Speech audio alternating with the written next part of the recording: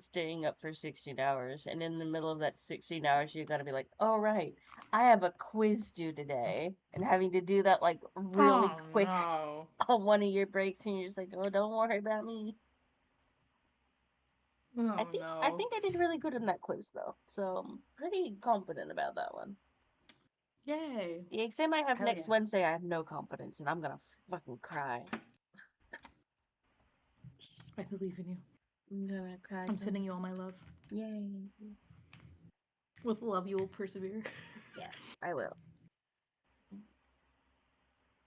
OBS, don't you start going into the orange zone. I'll kill you myself. I will murder you. I need to start recording this because OBS might go into the orange and I do not you stop that. Oh.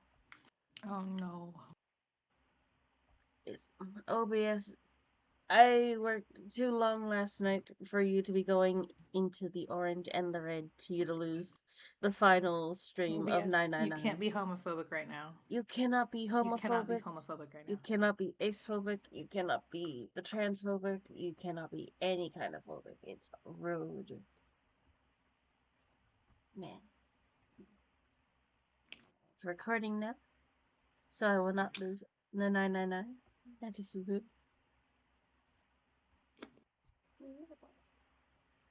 Hey yo, welcome to the show stream. I'm Nectars of Sky. I am here with my good friend TheZodiacLord. And we are going to be That's finished. me. That's you. Yeah. And we are going to be finishing 9 hours, 9 persons, 9 doors today. We're gonna do it. We're gonna get that final ending, and Morgan's gonna know We're all gonna the do it. secrets.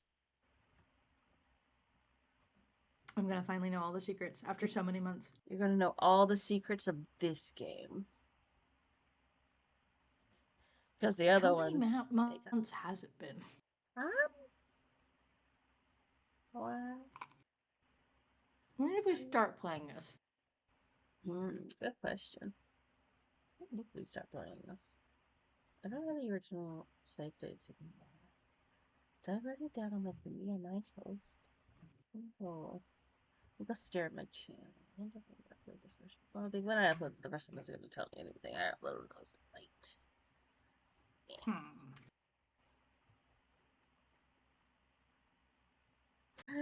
It was. Oh, it was in the middle of one of the BG free updates, like one of the big ones, and my computer was not downloading it. When was that? But when?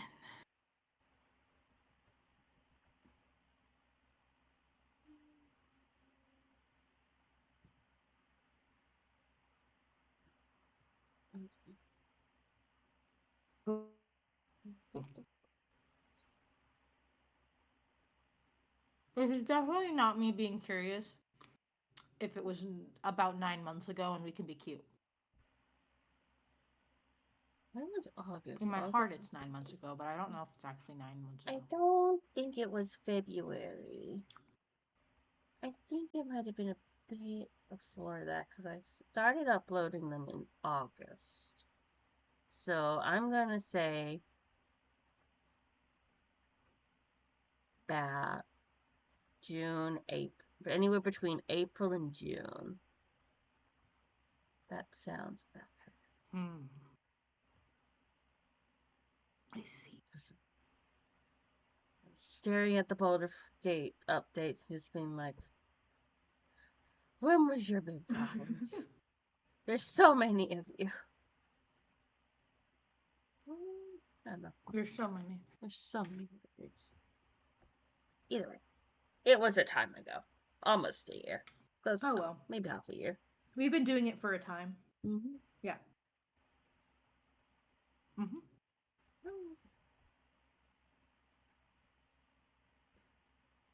How many streams is this actually? Where's my VODs folder? There it is.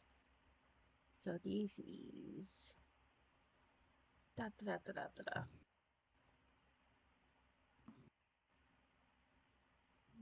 Okay, so there's another stream between that, so about 13, 14 streams this is gonna be. No. Actually 0. Yay! Oh no, this would be 12. It's actually 0. It's not. It's not really actually 0. I named these so silly. That's okay. At least 12 strings. Get confused. Don't worry. Don't worry, chat. I have had coming out of a sleep after a 16-hour double shift in the dementia wing. I'm allowed to be confused.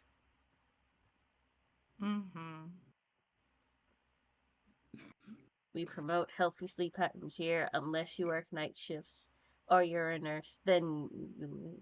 Or you do theater. Then just do what you can. Live your best life. Did I stream this to you? I did stream it to you. Good. Oh, good. Continue. Load my data. We're at the bottom deck library. Yay! Wee! Oh, it's all this is 1. That's 2. That's That's where. Alright, let's see what I can touch. Books. This one says transition of extinct species. We need to hurry it up, or we're going to end up in the pages of a book like that. Paleontology. This one's about fossils, right? Anemones are pretty nasty looking. That's what I'm Introduction to geology, huh? Thinking about the Earth, even when you're on the ocean, kind of romantic in a way, I suppose.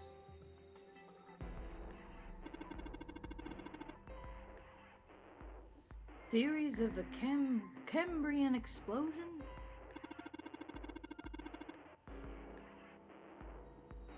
Did a bomb go off somewhere called Cambria? Wrong kind of explosion.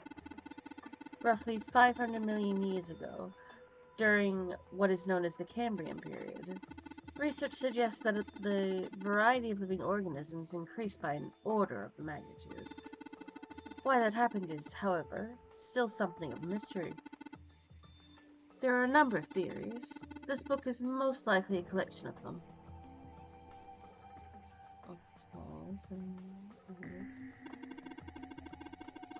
The theory of evolution. Heck, even I know this one.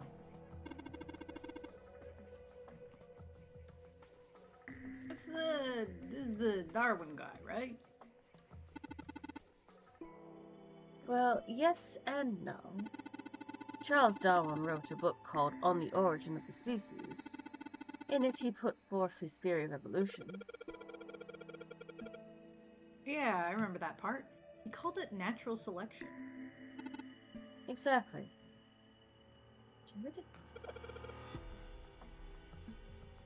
Mother Nature.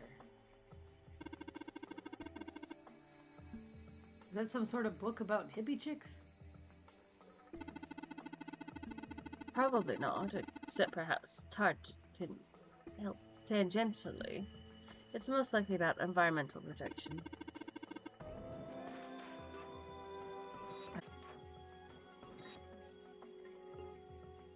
Dude, hippie chicks?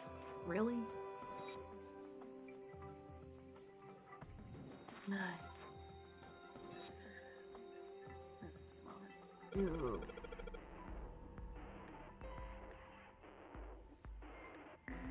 There's a note on that table. Lights to the books. Huh? What does that mean?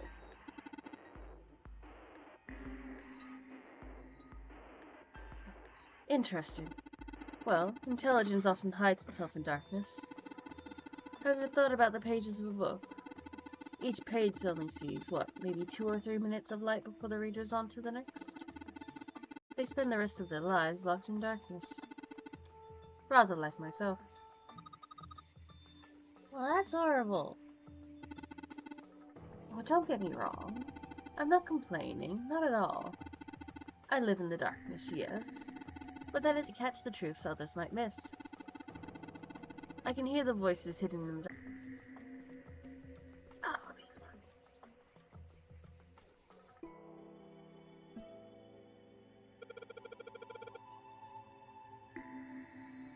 Dad kind. What the hell is this? Wasn't that a German mathematician? Maybe it's a compilation of his work.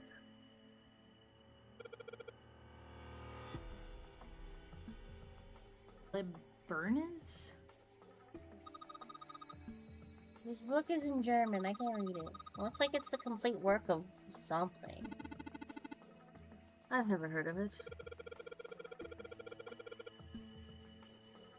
Well, if Snake doesn't know what it is, I don't think we ever will know. Snake's got all the brain cells in the room.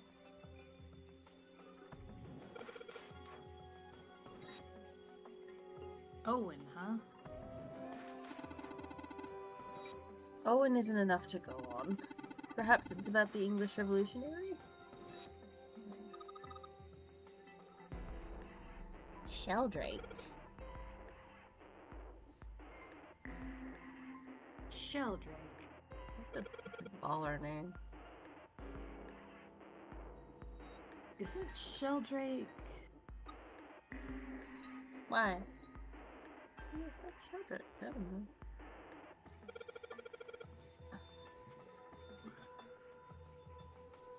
The Pythagorean theorem. Stop having so much to say about everything. I'm trying to find things. This is a famous one. Sounds like there are a number of math books in this section. That's a weird book to pay. Indie mathematics. That's funny. Why is that funny? Good question. There's a weird book here called Indie Mathematics. Oh god, it says Riemann hypothesis. What is there to hypothesize about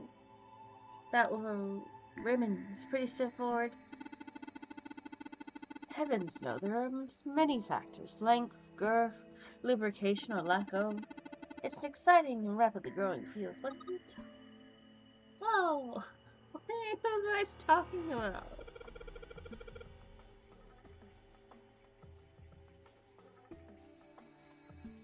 There's one's... This one's Gold Box Conjecture. So this is taking different artists to a library and be like, go find your special interest books.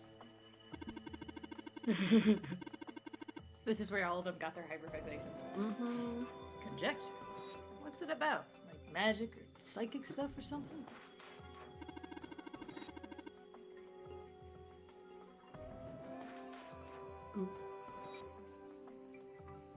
Right. I bet it's about jewelry, isn't it? It may have an odd title, but it's actually a very respectable mathematics book. It deals with one of the unsolved problems of the additive number theory.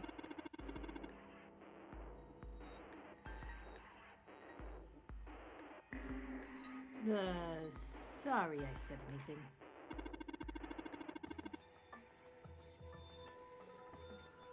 Look, let's not get into this right now, okay? Just leaves to ramble about the books on his own. Oh, it's a small enclosure of 9 sides. There are 3 of these things that look kind of like music stands. Am I supposed to put something on these stands? Are you? It's a small enclosure on that side. Yep.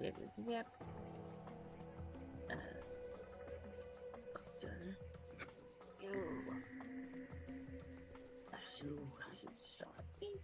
Oh god, number lock. Number lock to get to the books.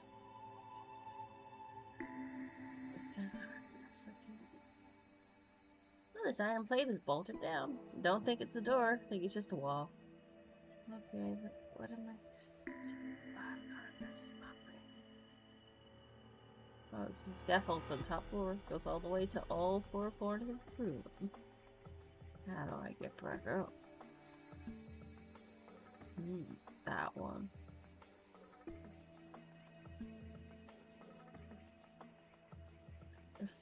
am I supposed to be doing? Obviously, something about the books. Oh, that's an empty shelf. You guys? What's the deal with these titles? Oh, I see it. They're all just gibberish. No, they ain't. I see it with my eyes. With my special eyes. Your special Open. Open here. Find something that's covered up by his shoulder. Hey, what if we like switch them around? Thank you.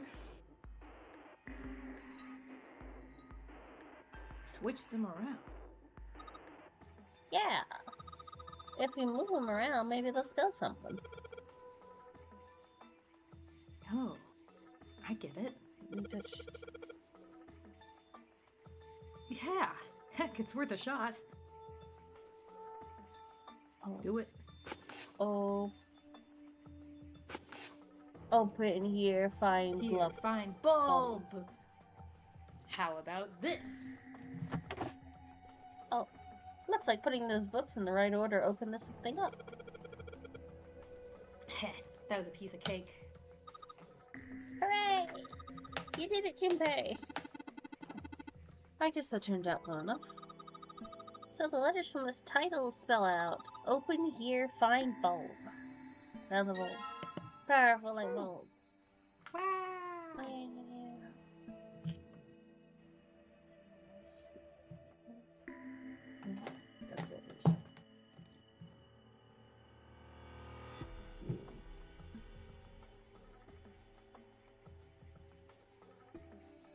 The lights in the thing, they're not very bright though. Hey, didn't we find some kind of really powerful light bulb earlier? Why don't you put it into one of those lights? Yeah, well, it'll get a lot brighter, but... Oh, but if there are 3 lights, that means 3 light bulbs. Don't be much point unless we can replace all 3 bulbs.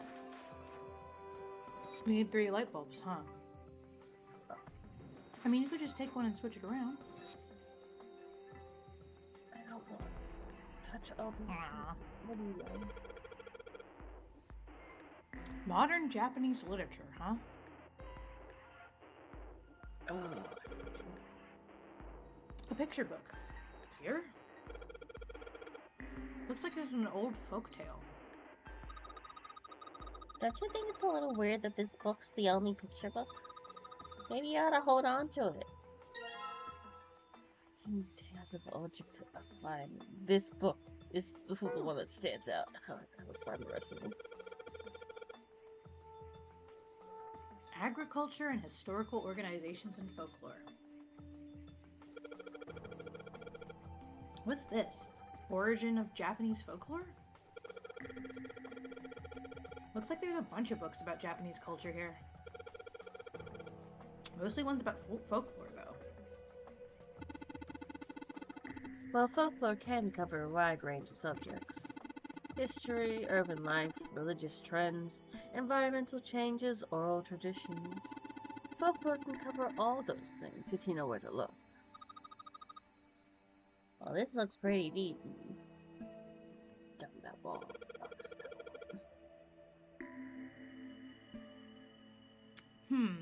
Let's see what we've got here. So many books here. I wonder what this one's. Whoa, what's that? Ooh, one. Oh. Ooh. Sorry. Oh, no, I'm sorry. Hey, what's the deal with this sappy stuff? Behave, we're about to blow up. There are books here in all sorts of languages. But there's something suspicious about the shelf on the left. I know it's this thing. This bookshelf has a sort of glass inlay. It's pretty big. There's only 6 books in it. That seems kind of weird. They're all about astronomy. Looks like there's something on the bottom. I can't really see it though. The glass is all fogged. I know, I can't touch it because there's a lock in the way. I don't There's know a the lock in the way. In the middle of the glass door is a cylindrical lock. You know, the kind of lock where you rotate the numbers until you got all the right ones to open it. What the hell is this? It's like they just gave us the answer. Guess I might as well give it a shot. What do you mean they gave us the answer? I don't know. I don't know the answer, If you rotate them... Well, wait, if you rotate them around, do any of them have, like, marks on them? Is that what he's talking about? No. No. Okay. Weird. Junpei's just being a liar. There Junpei goes, having omniscience. I already touched around there. Is the wood? I already touched all these. Alright, back upstairs. Oh. Where did I start? I started here. Did I start here? Oh. Oh, this one. It looks just like the picture book from earlier, the one with the pop-ups. You think they're part of a series or something?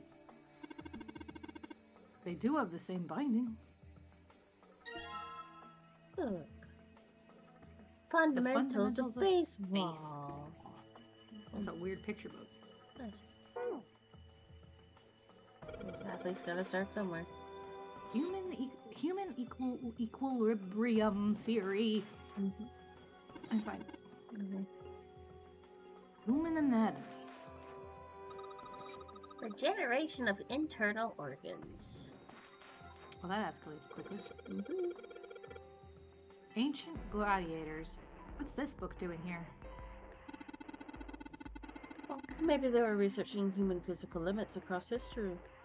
Probably. They have a book about baseball here. Mm-hmm. Look, this one's called Recreation of the Lost Human Functions.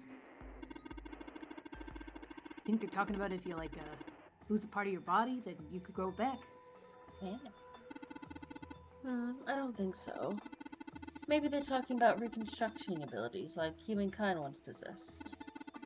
In other words, they may be talking about cultivating a sixth sense. I don't want a sixth sense. I'm fine with the ones I have. I think we have enough senses. Functions of the human brain. Huh. Okay. This is super random. So, the other day, Mooney and Shinema were watching an anime. Mm-hmm. They were watching a gay anime, and I came to hang out while they were watching it. And it's like the anime is specifically, like, without getting too deep into the weeds about it, it's just like basically an office romance drama, but it's like one of the guys can read people's minds when he touches them. So, like, you know, a lot of it is him, like, with the guy that his romantic interest, like, learning more about him and, like, hearing his inner thoughts, his private thoughts when he touches him and whatever. And so, the side note here, so very, very common OCD fear is that people can read your mind and that people can hear your thoughts and hear your very awful, terrible, disgusting, intrusive thoughts. Mm-hmm. You know, kind of goes into the whole thought policing yourself, where you think you're a horrible person because of uncontrollable thoughts. Yeah. So there's a part where the guy finally tells the other guy, the mind reader, tells him that, like, finally confesses that he can read his mind. And, like, they're talking about that, and he brings up the fact that, like, yeah, so, like, I heard, at first, like, I was super disgusted because you had a lot of, like, really weird, perverted thoughts, and they were, like, you know, they threw me off, but I realized that, like, oh, the more I got to hear about you, the more I got to learn about you, and the more I was, like, into you and all that kind of thing. And well, they, like, when this scene was done, I just kind of sat there and I sighed, and I'm just like, I'm not gonna lie. When you live with a brain that's like, oh no, everyone hates you when you can read your thoughts. The concept of, like, oh yeah, someone can hear all your horrible thoughts and they love you even more because of it. I'm just like, oh no, that would do it for me. Like, that would be over. I think I would be madly in love, unfortunately. I don't know, I didn't know I thought about that, but I just need to bring that up. Because I'm just like, man, I found a new romance concept that I didn't even fathom was possible. Anyway, Functions of the human brain, huh? Guess this is a book about the nervous system. I'd love to ask you to read it to me, but I don't think we have the time. No, you're about to blow up. I'm kind of curious about it too. There's gotta be a reason why people connect with each other, you know?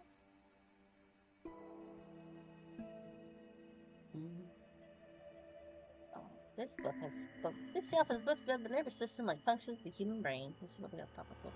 There aren't any other books that look suspicious. And oh no, I've ignored the top ones. Oh no. Oh, look, Seven. Here's a book that's perfect for you. It's called Correlations of Muscle, Bone Density, and Bone Strength. You're just saying that because it says muscle. Yeah.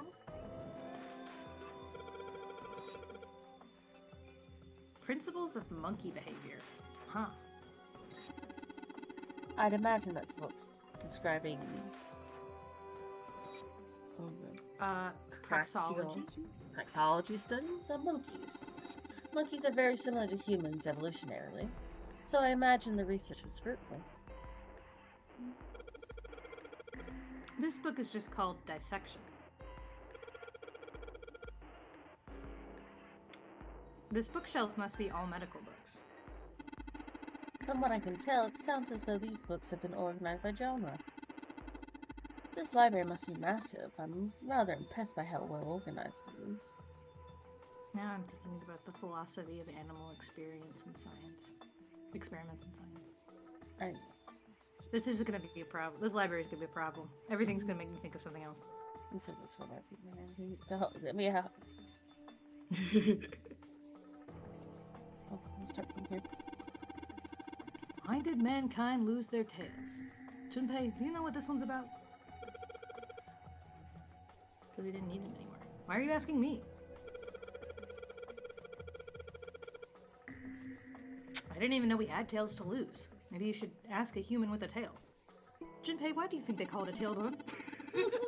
Don't worry about it. Mankind's ancestors most likely lost their tails as they were no longer useful, and the nutrients required to grow them were better put to use elsewhere. At least that's what I read. I was rather young. I may have remembered it incorrectly. Huh? Why the hell would a kid be reading a book like that? Have you seen Snake? Do you think Kid Snake was doing him. anything but being a little fucking overachieving weirdo? Not in any universe would he not be doing that.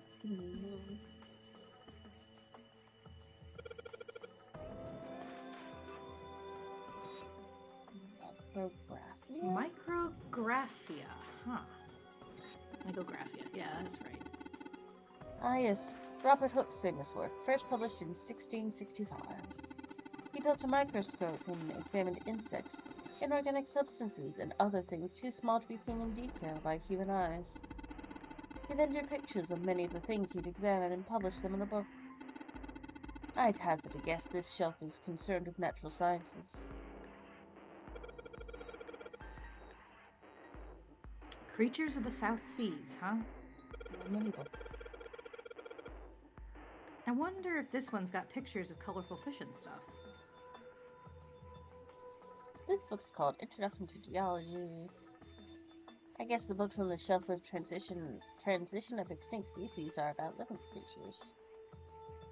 This book's called Paleontology. This book is called Mother Nature. The shelf has a bunch of books about evolutionary theory. This book looks pretty old. It's got theories of the Cambrian explosion written on the spine. Okay, next. Oh, there's the top part too! Oh no, you gotta go up the ladder! Go up the ladder. Okay, let's go up the ladder. Automated robotic assembly line techniques, huh? What's that? Some sort of comic book. Geez, I guess boys really like that stuff, huh? I like it. No, you're thinking of a different sort of robot.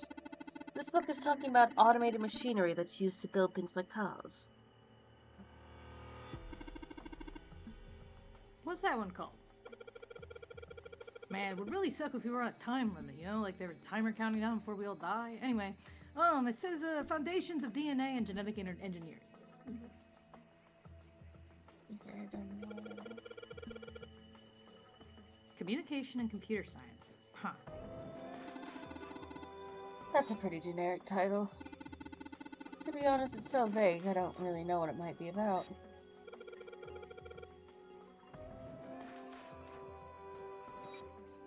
An overview of photochemistry. I think whoever set this up wanted us to see the cover, not the spine. Let's look at it, okay? Oh, level! Huh, looks like there's a whole lot of space behind these books. Oh, look, Junpei! I think there's something hidden behind the books. Carrot! Powerful light bulb 2! Wow! Hang on for the last one. And the last pop-up book. This book's called Mind Swap. You mean you could, like, change bodies with someone? Well, I guess I wouldn't mind switching bodies with my brother or Junpei too much. But I'd rather die than let Seven switch with me. He's a Tootsie's enjoyer. I don't want that. What the hell? You know what you are. Like I'd even want to swap baddies with a little brat like... No. Hey, were you just imagining it? You were! You fucking weirdo! Shut up! Weirdo. Ah. Yeah, well, he wasn't the only one. Oh. Teletransportation and telepathy. What the hell is this one about? Well, I know what telepathy is, but I've never heard of teleportation. It refers to having the ability to travel through time. Okay.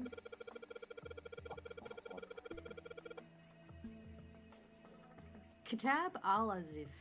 Man, I got some weird stuff here. I can't even pronounce this one. Who the fuck's that? Some famous guy? It's not a person's name. It's the name of a fictional book created by Abdul al-Assad. It's said to be one of the sources used in the creation of the legendary Book of the Dead, the Necronomicon. Okay. So these are all occult books and stuff. This one says the Golden Rabbit and the Moon on it. That means it's about a rabbit that lives on the moon? Rabbits are pretty cute, but what's the moon stuff about? Rabbit on the moon. Talking about the Judas tree that is said to grow on the moon, according to Chinese legend. No, bless. Next shelf. Oh, start on that. There. No. Start on the bottom. This book's called. Oh god, I was already here. Oh no. This is continuing from the last one. Okay. Are property values going up in the out in spaces too these days? Oh god. Man, guess times are tough for aliens too. Who's going to the moon? Is it Elon Musk? Is he gonna fucking jack up space rental prices? Probably would, the asshole. Yeah. This one says cosmic inflation. Nice. Quantum gravity. Seven, do you have any idea what this is? How about you start by using real words? No. And maybe we'll get somewhere.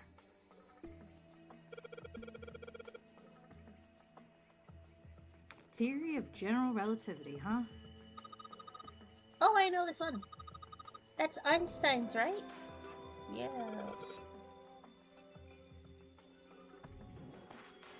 What's this?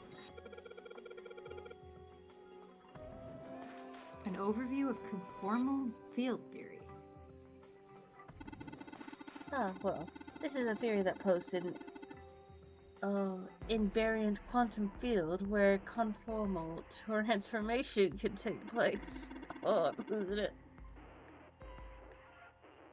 Knock it off with this science voodoo stuff.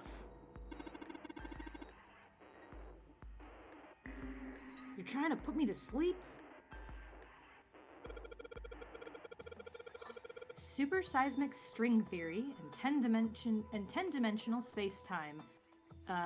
Need to jump in. They're just talking about superstring theory. It's a theory of reality where... How to explain? It says that all elements of the universe are governed by the vibrations and harmonics of tiny supersymmetric strings. Oh, like that one film. That one space film where the guy goes into space because the world is dying and they're looking for like a new place. And he... I know what I'm talking about. I just can't really... What's that movie called? It's really good. Interdimensional? Is that it? Oh, Interstellar? Interstellar, that's the one! I saw a good Yeah. movie. I like that one. Yeah. No. All that's here is Faraday's laws of electrolysis. I believe that's going to be a lot about electrolysis in an electrolyte solution. Oh god. These particular laws were set down by Michael Faraday. 999. Why you do this to me? Energy theory, huh? I don't even understand the damn title. Looks like the shelf sells science and technology. Neutrality pairing. Oh, but Energy theory. Development of nanotechnology materials. Interactions between shortwave energy and matter. What else have we got? Just listening to you read those titles is giving me a headache. Can't say fancy technology stuff and I get along real well. So fair, Seven. Keep on talking about that stuff and you're gonna put me to sleep. That's so valid, Seven.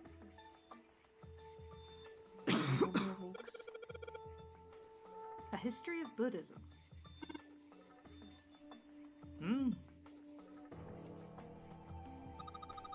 Look, this one says Cultural Heritage of Rome.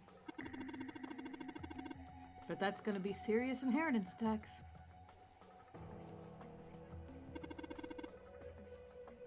Permian creatures. Seems a little fancy for some kind of prehistoric critter. Those are the cool guys. I love prehistoric creatures. Not to mention most of them were likely reptiles and amphibians without hair. Can't imagine they had much need of perms. That's got nothing to do with this. What's Hellenism? I think it's something like a fusion of Greek and Oriental culture. Okay. Hey, it's another one of these kids' picture books. Yes. Finally. Looks like a lot of the other. Looks like a. It looks a lot like the other one we found. That's the sentence. I did it. I bet you did a good job. That was Cowboys and Indians. Oh nah. I gotta find the last light bulb. Where the fuck that is? History of the medieval period. Maybe it's about Sir Lancelot. Isn't he just a story?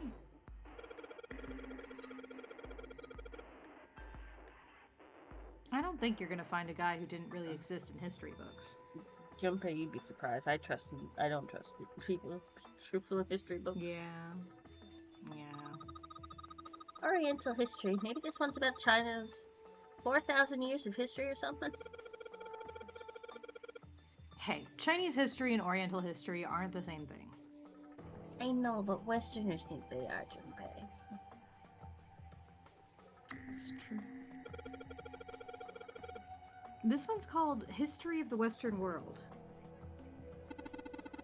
Well, I assume it's about European history. Yeah. Oh, raining outside? Okay, that's raining outside. Just gonna leave it at that, Snake. Doesn't seem like you. He's tired of the library. Junpei, we are going to blow up.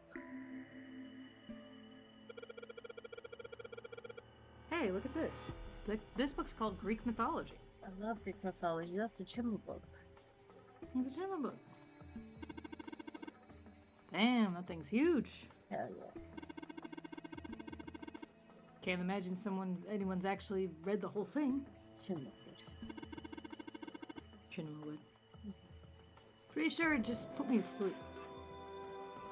There's a Chimma book, there's a Mooney book on the other shelf, there's probably something about trains in here. There's a whole shelf of astrology just for Morgan. Yeah. The black hole hypothesis. Gamma ray astrophysics. I guess this bookshelf has an astrology theme. There's more Morgan books up there.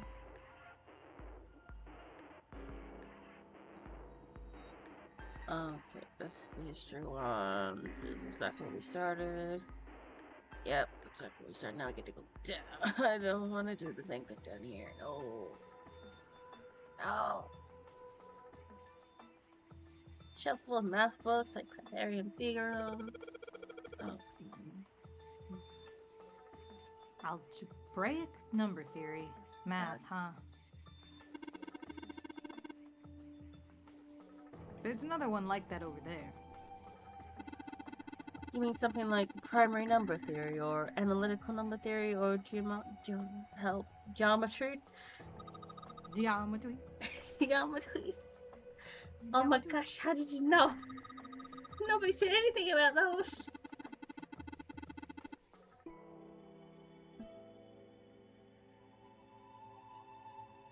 Well, number theory is usually split into 4 chief disciplines. If there was a book named Algebraic Number Theory, I took a wild guess that the other 3 would be there as well. Looks like I was right. Of course you were. There's a bunch of important sounding books here with titles like Bulbous Conjecture, weird book here called Indian Mathematics, a number of other theory books along with the Raymond Hypothesis.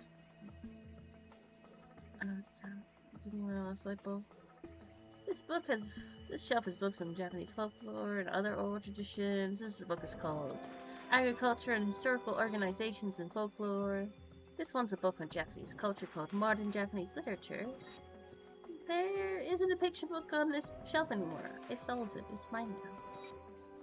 Bunch of book of folklore and myth here. Where's the last light bulb? Oh no. I don't know. I know there's something suspicious there. That's the thing. We looked at it. Oh no. Where's the last light bulb? Help me. Crying. Where's the last light bulb? No, it's creepy. Oh no.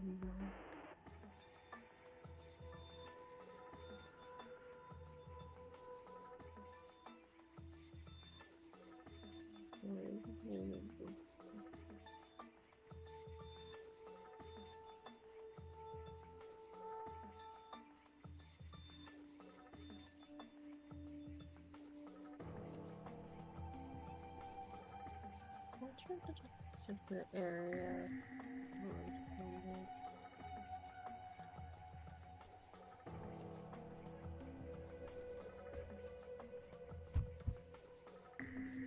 It's the stupidest puzzle ever.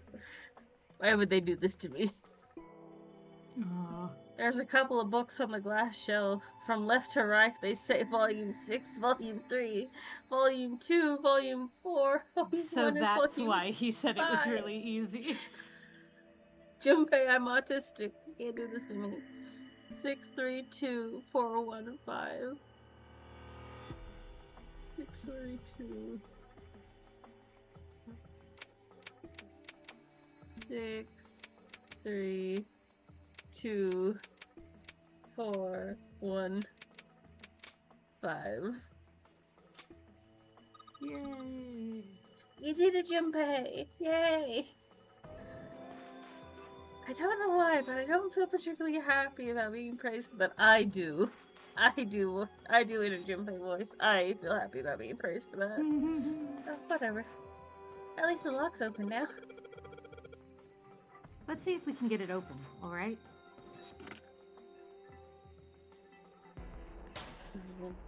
Ew. Powerful light bulb.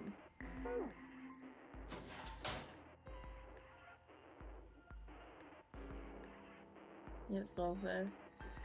Yes. No, light bulbs first. Alright, so there are 3 lights in here. I'm gonna change these bulbs. Now they should. Brightness. Whoa. Those light bulbs really did make a difference. What? It's pretty bright in there now. No, picture book time. Picture book time! Small enclosure of 9 sides. There are 3 of these things. Looks like kind of like one of these stands. Supposed to put something on these stands. Put the picture books on them. Why you do this to me? Hi, Chinma. Kiss you. Chinma. Wow, it's so bright now. It's almost blinding. Alright, that means we just have to do this. Oh, fuck's sake. You... What am I You doing have to put them wrong? specifically in the frames?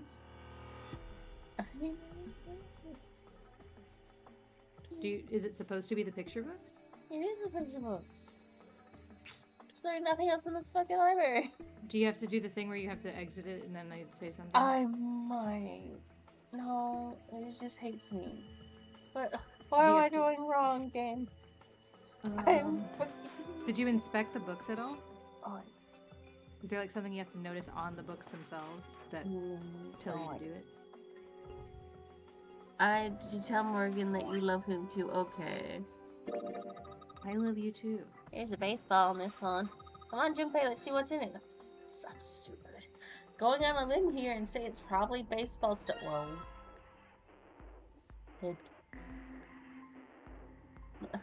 Why is Mooney planning to sabotage? Who's Mooney planning to sabotage? Why does Mooney always do this?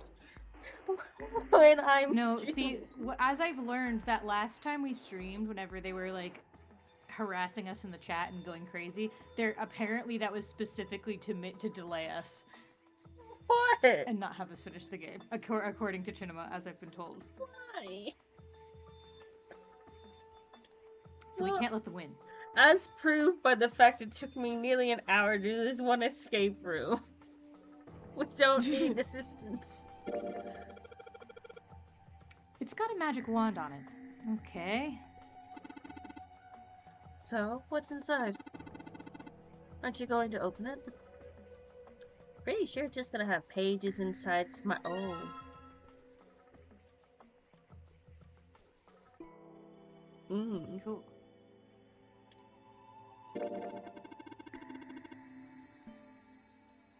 This one has some Native Americans on the cover. Hey Junpei, take a look at this one. You know your game, Chipmunk. Native Americans, huh? Maybe it's got some... Whoa!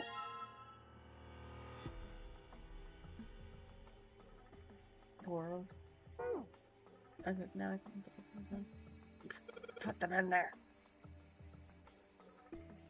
Okay, how about we try putting these picture books on the stands? Then... This one asking me to arrange them. Oh, bless. Awesome! Looks like it worked. Way to go, Junpei. Good job, buddy. Thank you. There's something projecting on the bottom. These letters, they seem familiar. I love you too, Jim. Sheldrake number 5. Sheldrake number 5. You. It says Sheldrake on the spine of this book. It's got the volume numbers written on the lower part of the spine. Do I need to... Ah! Game. Shieldrick number 5. Shieldrick number 5. Shieldrick number 5. I think I saw the rest of this collection somewhere. Yeah, I think it was somewhere around here. Let's go take a look. Okay. Sheldrake. Have you heard of him? Sheldrake, I mean. Yeah, Lotus told me about him.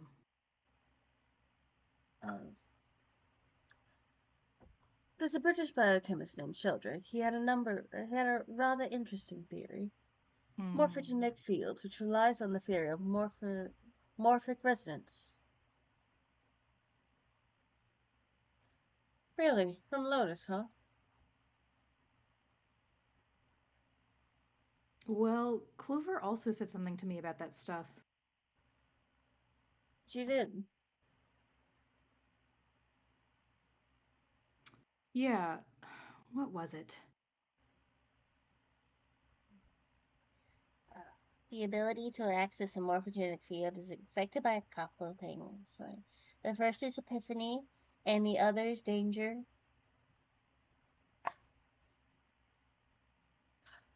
That girl. I told her not to tell anyone. You did?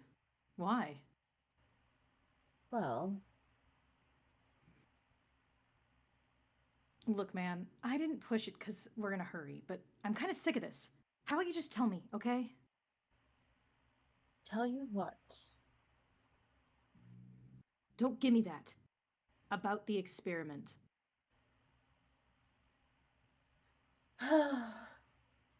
Very well, fine. I'll tell you everything. But not here. Let's move to the top floor. I don't want to be on the top floor.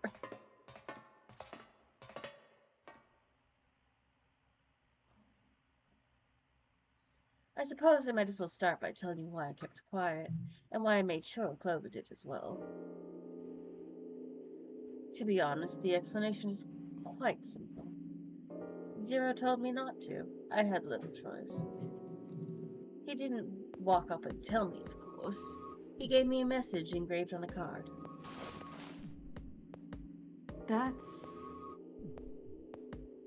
a braille card.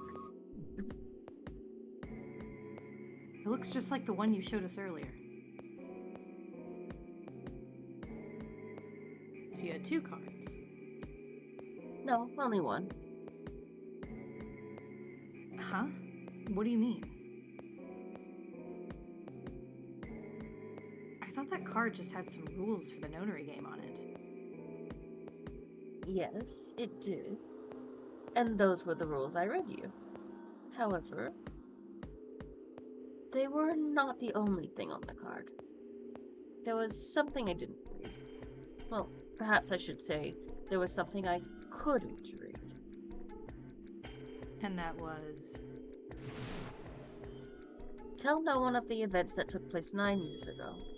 Tell and I activate your sister's detonator. It's a threat on our lives. Oh. Well, what about Clover? Did she get a message from Zero too? I don't believe she did. But doesn't it strike you as strange that Zero would shut my mouth but not hers? Yeah. To be on the safe side, however, I told her it was best not to tell anyone. Still, apparently she told you. That girl. What's wrong with her telling me? I figured some stuff out with these things, with the things she told me. Have a good sleep, Jim. I love you. Bye. Good night, your mom.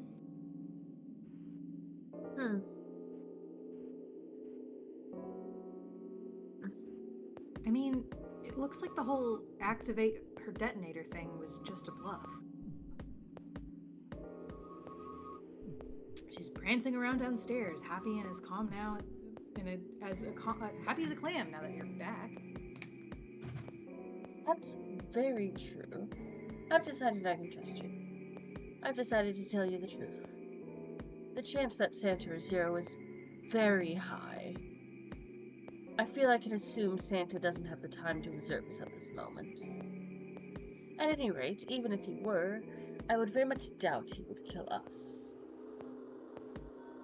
Why? That's not who this is for. Clover told me about the four-leaf clover, about the wards.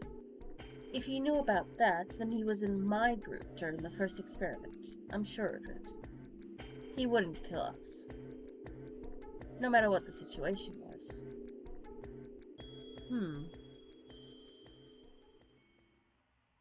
Hey, Snake? Yes, I know.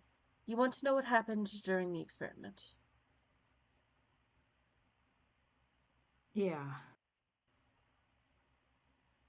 How much do you know? Clover told me about...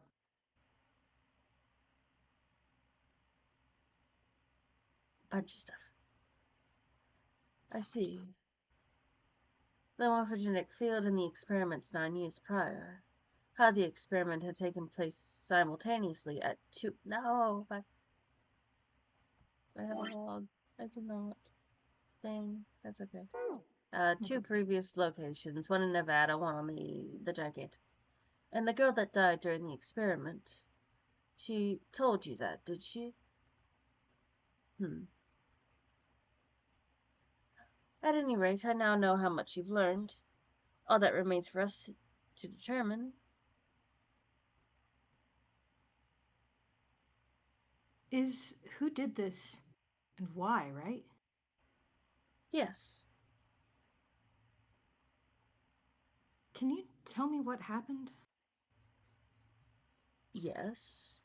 The people who organized the initial experiment were from a company called Cradle Pharmaceuticals, CBS, as you will. They sure were. There were 4 of them running the show. Jintaro Hongo, Nagisa Nijisaki, Teruaki Kabuto. No, you Kabuto, no. Kabuto. Keijichika Musashido. The bastards! The bastards! Who's that man? The bastard! Hongo was the CEO of Cradle Pharmaceuticals. Nijisaki was his right-hand man, and did the lion's share of planning. Who's that man? Who's that man? Kabuto led the company's research and development division. Pokemon? Who's that Pokemon? Who's that Kabuto? Pokemon? It's a scummy pharmaceutical company. Yeah. Masashito was their majority stockholder. It was these 4 people who planned the initial experiment. Let me simplify it for you. Hongo designed it, and Nijisaki put it together. Kabuto developed the technology required. Why? We're doing it. We're getting there. It's okay. And Musashito provided the cash. Ace, that hat looks dumb on you. I'm just gonna be honest. It does. It's terrible. Looks real dumb. So it's Hongo, Nijisaki, Kubota, and Musashito. Of course, more than 4 people were required to conduct an experiment of this scale. It reminded me this morning, I was struggling so much to say bacon and egg McMuffin, and I was just like, I could not put the words together. Words just stop. They just stopped. I got out of the units, I got into the car, and I'm just like, I don't know how to say the words for what I want for breakfast. Your brain has to do a reset. To that end, they organized a top-secret team to assist them with their research. All in all, they gathered 10 people or so. Those 10 completed their team, and they were able to begin the project. They named it the Nonary Project. The purpose of the experiment was to research the prospect of controlling a human mind through sheer will.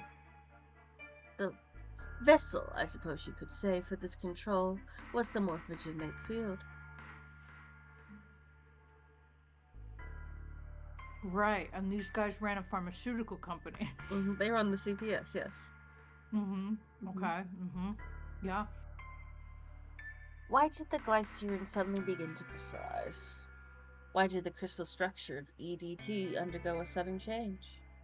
Why did the rats improve their puzzle-solving skills with each generation? Experiments with humans produced the same results. The more people who knew the answer to a question, the more there were who could answer correctly without having seen the problem before. Why is that? How could it happen? Right. Okay. The answer is that the shape of the answer has been stored in a field invisible to the naked eye. And through that field, the resonant event transmits information related to that answer. That's essentially the idea behind morphogenetic fields. But that's just a theory. Can't bring yourself to believe it? Yeah. Well, let's say someone killed another person because the devil told them to do it. Whether the devil exists or not has no relevance to the murmur. They believe the devil exists. Whether or not he does is immaterial. So what matters here is that Hangao believes in the morphogenic fields. That's right. I still don't get it. You said they wanted to figure out how to control people. Right? That's what you were saying? Yes. So, how are they going to do that with a morphogenic field? Oh, I'll keep it simple. Let's suppose 10,000 people have solved a certain problem. The chance of you knowing that answer, even if no one has told you, will go up. Let's have another example, shall we? Say, a million people were to do a handstand right now. Tomorrow, the chances of you doing a handstand would be higher, even if you heard nothing of this hypothetical mass handstanding. Mankind's thought process and actions are all part of a resonant event. All of the resonant events encoded in the fields are projected onto you. Of course, this assumes you believe in this theory. Do you follow so far? Yeah. Sure. Now, if there was a person who had the same effect as those millions of people, what would happen? If that one person were able to do a handstand, other people would find themselves wanting to do handstands as well. Can you imagine what a person with powers like that would be able to do?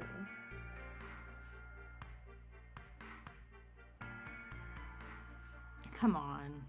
There's no way. I'm not done. Imagine another scenario. Imagine another person. This is an ordinary person. Let's say he does a handstand. What if there was someone who could grab the resonant events he created by doing that and use it to make other people do handstands? What would happen then?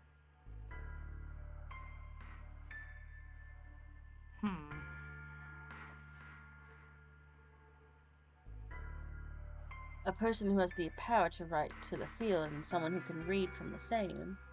You could think of them as the writer and the reader, or the transmitter and the receiver. What would the world be like if there were people with abilities like these? So the transmitter's resonant event can be transmitted through the field and sent to the receiver. and then the transmitter can control the receiver however they wish. This is a dumb experiment.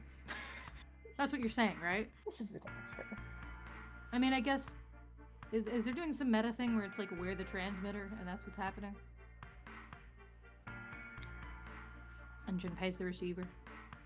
So technically, we've been mind controlling him the whole time, and he doesn't even know it. Not really.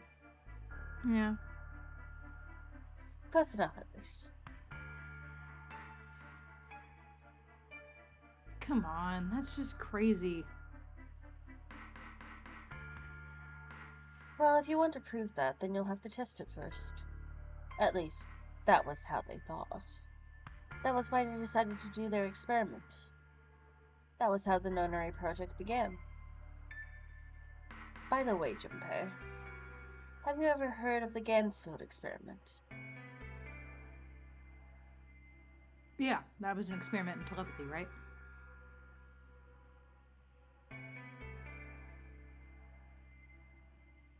You place a pair of subjects in separate rooms. Then you show one a picture and ask the other what they see. Interesting. I'm impressed. Yes, that is exactly correct. Good boy, Junpei. See, simply could not work on me because I have no visual brain. You're right. Say that. Though I guess if you did the experiment and it worked and I could see what the other person sees, like metaphorically speaking, then this totally would actually be a real thing. So why do you bring up the Gansfield experiment? It was used to screen subjects for the Nonary project. The hospital in a remote town was affiliated with Cradle Pharmaceuticals. Hongo used it to conduct experiments on visiting children in secret. Some of them, he found, had potential. He began to gather children that showed promise, children that seemed as though they might be able to access the field. Of course, none of them volunteered. They were kidnapped. There were 9 pairs of siblings taken, for 18 children total. Right. For reasons that were not fully understood at the time, each pair had 1 transmitter and 1 receiver. They were split perfectly. As such, the 18 children were split into 2 groups of 9. The children who were put in Group Q were the ones who excelled at transmitting. They were transferred to the mock experiment building, known as Building Q, in the Nevada desert. The children who excelled at receiving were put in Group A. Group A was then placed on the former hospital ship Gigantic. How did they know who was good at transmitting and who's good at receiving? They did the experiment on them in the hospital, the Ganfield one, where they put them in the separate rooms and asked, one to look at a picture and the other one to what they were seeing from the other one. And the ones that were really good at, seeing... Oh, that's... okay, I see what you mean, yeah. I remember now. Yeah. You're right. Exactly. From the experiments he had conducted so far, Hongo had learned the following. There were 2 things that can increase one's resonance with the fields. The first is epiphany, the other is danger. Have you ever been faced with an especially difficult problem and thought about it very long and very hard, until finally an answer suddenly appeared in your mind? It may seem obvious to say so, but that is what is meant by epiphany. The information obtained through that epiphany can be easily transmitted through the fields, where it can be easily interpreted. Adding danger to that equation allows for easier field access. That's where Hongo came in. They set up a number of puzzles across the Gigantic. The participants had to solve each one before they could move to the next room. Of course, he hadn't forgotten to include danger. He had detonated a bomb in the hull of the Gigantic. The children in Group A were forced to play the Nonary game as the ship sunk. By forcing the children into a life or death situation, Hongo hoped to increase the likelihood of their tapping into the fields. If you weren't so evil, you could just not actually sink the ship and just give them the illusion that it's sinking. But no, because you're cartoonishly evil and stupid. Yeah. The children from Group Q, on the other hand, were confined to the mock experiment building, Building Q. Building Q duplicated the interior and puzzles of the Gigantic exactly. Every detail was exactly the same.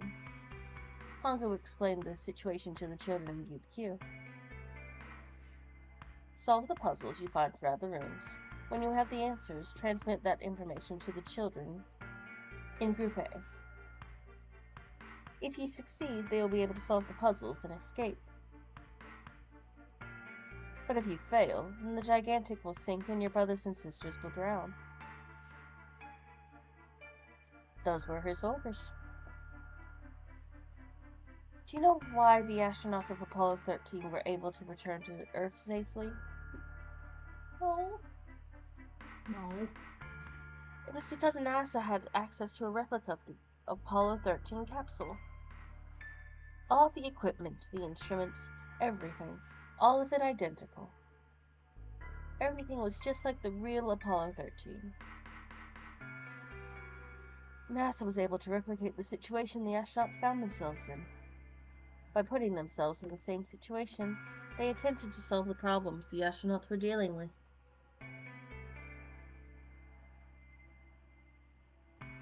Once they found the solutions, they reported their findings to the men aboard the actual capsule.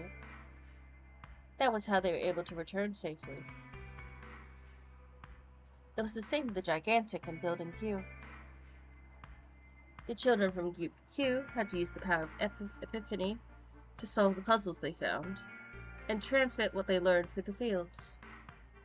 The children in Group A, however, they had to access the fields to learn how they might advance to the next stage. That is the simplest explanation I can manage. Yeah, simple is definitely the word I would use to describe that. That is the simplest way I can explain the trauma that happened to me 9 years ago, Junpei. I love how Junpei keeps interjecting with nothing. It's just like I'm listening. The amount of times there's just ellipses, it makes me think that Snake is pausing for him to respond, and then he doesn't, and he's just like, anyway. Yeah, that's probably right, yeah. Hey, Junpei, Snake, what the fuck are you talking about? How much longer are you two gonna sit around those bony asses?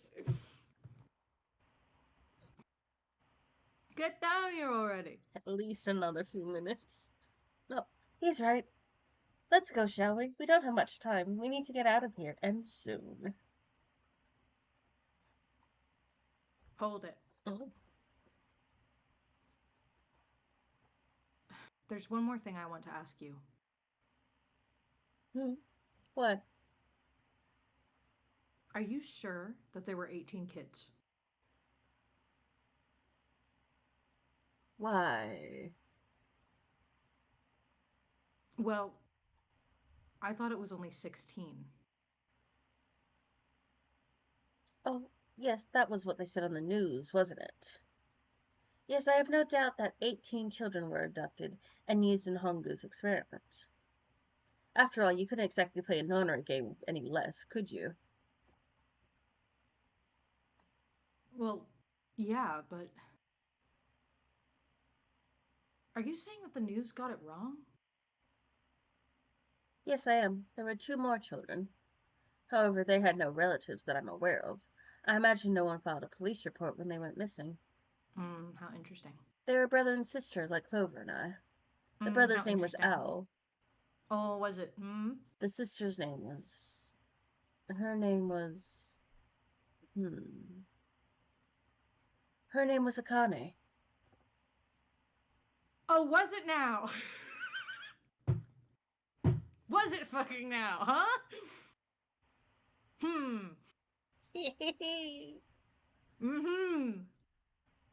Was it now?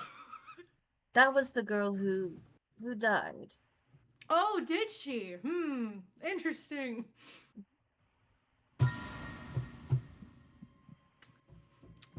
Interesting.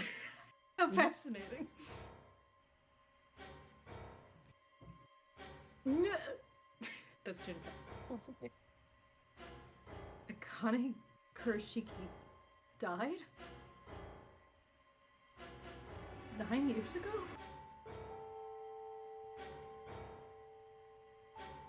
Then who is June? No. No, that's impossible. It can't be true. Akane isn't that uncommon of a name. Snake had known her last name. Well, that's a different matter entirely. So it's her name. A lot of people do too. It doesn't mean anything. Yes, it does. Come on. It means nothing. Kicks him in the shins. Mm-hmm.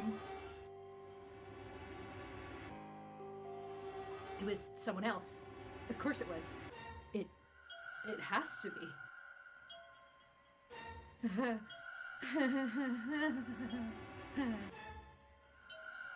Is that my wrong, Junpei? Your breathing sounds strange. Oh no, it's nothing. I'm fine. No, I'm good. I'm fine.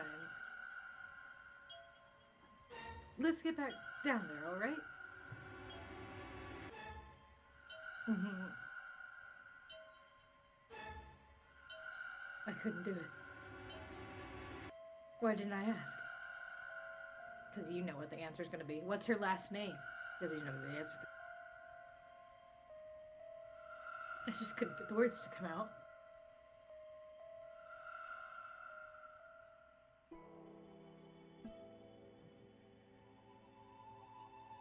So. Mm-hmm. So, remember, you probably don't remember, but like 1 or 2 streams ago, we found a news article saying that 16 kids had been kidnapped. Mm-hmm. And you looked at that and said, and how many kids do you need to play a nonary game? And I looked at you and I was thinking, Morgan, 6 divided by 2 is 8, and 8 is not 9. But you'll figure that out eventually. Because that means that there's 8 sets of kids that had parents to report that they were missing. Mm-hmm. And 1 set of kids didn't have parents to report they were missing. Yeah. Which is fun, because, like, before that, we had the Santa scenes where he was talking about how his parents died in a car crash or something. Yeah. And he was raising his sister on his own. Yeah. So they had really poor Christmases. And I'm just like, don't worry. It's all very tragic. These poor orphan kids that are just doing their best on their own. These poor orphan babies. These poor orphan babies get fucking kidnapped by a major pharmaceutical thing. Where no one knows or cares that they've been kidnapped. And what's worse is that one of those sets of kids doesn't make it home. Like, at all. It's just so good. It's very good. And, you know, maybe Alice, maybe Zero's sister, Santa's sister, is named Akane, but, like, that doesn't have connection to June. No. Yeah, oh no, definitely not. June hasn't been dead the entire time for 9 years, no. Listen. I know I maybe am not good at math. However, I did know she was fucking weird. I've known! I've picked up on the vibe! I swear to God. Yeah, of course, they definitely would just name 2 characters Akane with no relation to one another. That's totally, yeah. Yeah. There's no way. Yeah. It's just really, they're just really funny like that. Yeah, and, like, you know, just maybe June's bracelet is on back to front when, like, upside down, where no one else's is. Yeah. You know, just a funny coincidence that they just did a funny for no little reason. ha-ha. Yeah. And maybe, you know, Santa's always in the same room as June. As we established, yeah. Always and forever, but that's just a coincidence. That's just a funny ha-ha. Yeah, it's clearly this is all only one guy's plan, and nobody else is in on it. Don't worry about it. Totally not. Definitely not. It's all good. Oh, She'll no, be fine. It's all great. It's so good. Sheldrake, that's it. This is what the shadow picture was pointing to. But didn't it say 5 at the end of the shadow picture? Yes, I think we need to find the 5th volume. Button! Well, would you look at that? There's a big red button behind this book. I guess we should press this button. Button. Button. Oh. Hmm. Damn, I wish my library could do that. I don't know, it'd be so sexy. Mm-hmm. What was that sound? It sounded like something really big was moving. Are you kidding me? Did you guys notice not turn around? It's on the top floor, they're on the bottom floor. Came from the top floor. Alright, let's go check it out. There's scaffolding in the way, Morgan. Uh-huh. See? Wrong door. Yeah. Please hold on.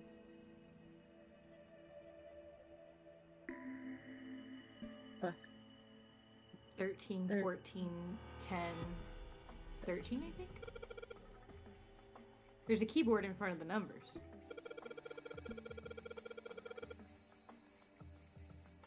And there are 4 Roman numerals on the wall. It's gotta be a hint of some sort.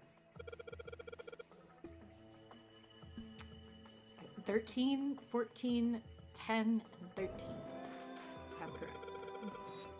Those are all Roman numerals. Do you think you just need to put in the numbers from the wall on the keyboard? No, you can't. What do you mean? Oh, The keyboard doesn't have any number keys. I'm not smart enough. You can't type in stuff like 3 or 4.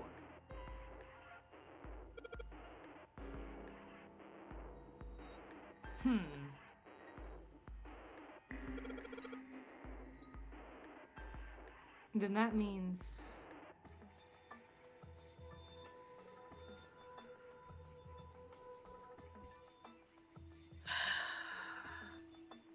Okay. 10 equals A. Where's the fucking hexadecimal? No. B is 11, C is 12, D is 13, and Z is 14. D is 13, A, B, C, D, E.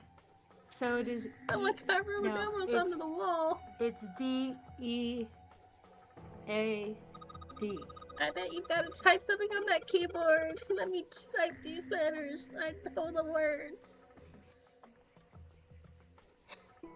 Yeah, but you can only enter letters.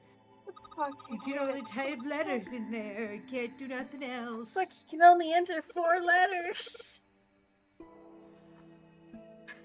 Let's see how it works. Just let me have the puzzle game. I guess you need to hit enter once you type in the letters. Fucking They're trying to do this so that we forget the answer. They're trying to do it so we get confused. And you can erase what you typed with control. Control? CLR? Oh. Clear. Oh, clear. Okay, I get the basic operations. Just let me at it, please. Let's give it a shot. It's the dead. It's the D-E-A-D. Enter. Fash. Yay! Yay! Hooray! Yippee! You did it, Junpei. Your Thank point's God. unlocked now. Yay! I'm so tired of base 10. I hate it. Fuck you, hexadecimal. Good job, Junpei. Thanks. Whoa there. Don't get too excited. No, we're getting so excited right now, so I'll get as excited as I want. The password was dead, remember? Oh, was it? I wasn't even paying attention. Just makes me think whatever's waiting for us isn't good. So what? Jeez, you're such an old lady. You can't be worrying about stuff like that. I mean, come on. We got to unlock it, didn't we? Let's go. Hurry up.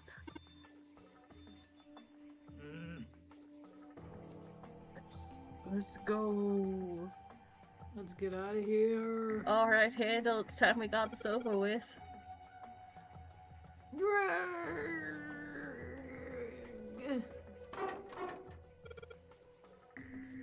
Damn it. Can't get it open. This thing won't even budge. What? Why not? We put in the password. What else do we have to do? Isn't the one on the other side? And that means... It's the other door. Fine. We get to open them both at the same time? All right. Let's get this thing open. It's not gonna open. Oh. Yay. Okay, well, what was the point? I don't know. What was the point? I Where are the lied two down. doors? I'm on the floor. Where are the two doors? All right, this is the next.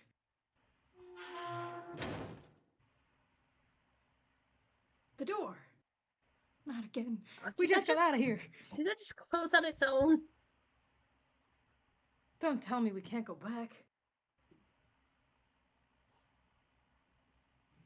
I don't know. Let's see. I don't want to go back. I want to go forward.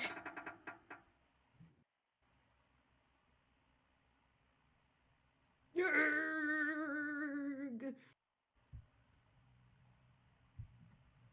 Damn it. It looks like it locks automatically. Fine.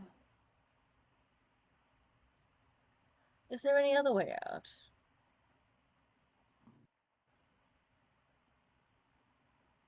Well, there's another door over there to the right. There's a card reader next to it. It's got a red light on it, though, so I'm pretty sure it's locked, too.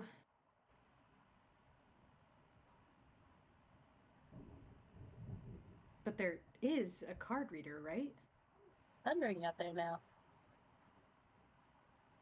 Don't fuck up my internet, alright? I'm finishing 999 today. No! No internet! It's okay. It should be alright. It's staring at the sky. Yeah. Oh, I'm cleaning this if I need to read something. I don't care. And perhaps if we find a key card, we could open the door and leave. Yeah, it just must have been a card reader. Well, yeah, that might work, but... Hey, wait a minute. Are you saying we're gonna have to search through this room for one little card? Oh, man. Oh, God. Oh. No. Oh, Oh, God. God. Looks that way. No way. For real? Well, we can sit down and wait to die if that's what you prefer. I rather doubt that, however, so it would be wise to start looking. We haven't much time. Let's find that key card. Oh, and the Neptune key as well. We won't be able to get through the hallway without it. Okay, sir. Fine.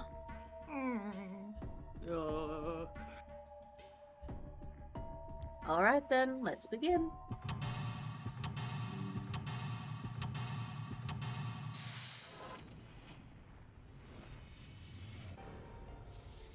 Oh, seek a way out. Oh, God. Choosing not to look at him.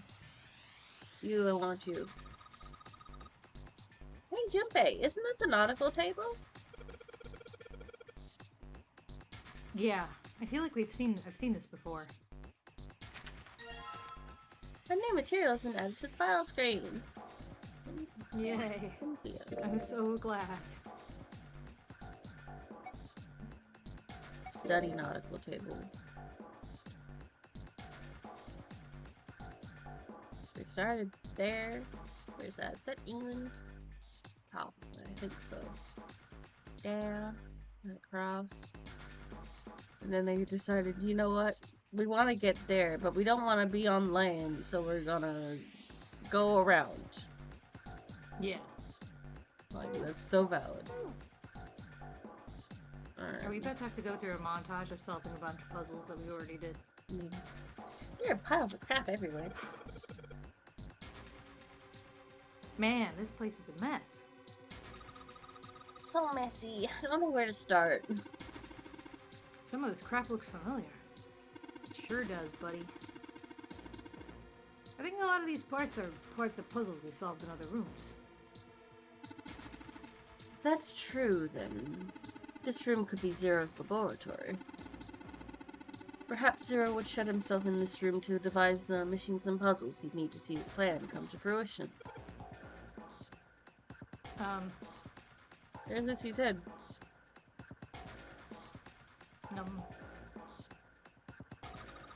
Gosh, this desk is really big and it feels really sturdy. Yeah, it does seem pretty heavy duty. I suppose it belongs to whoever uses this room, wouldn't you say? Stop giving me useless impression. Oh, right now. Look, Junpei, the rust on here looks like Elvis's face. Ah, yeah. How exciting. Junpei's still processing the fact that his friend's been dead this whole time. My ears. It's a chair. Thanks, Jim. Thanks, Clover. You're so insightful. There's a big disc in the back of the room. Fans. I think these fans are ventilation.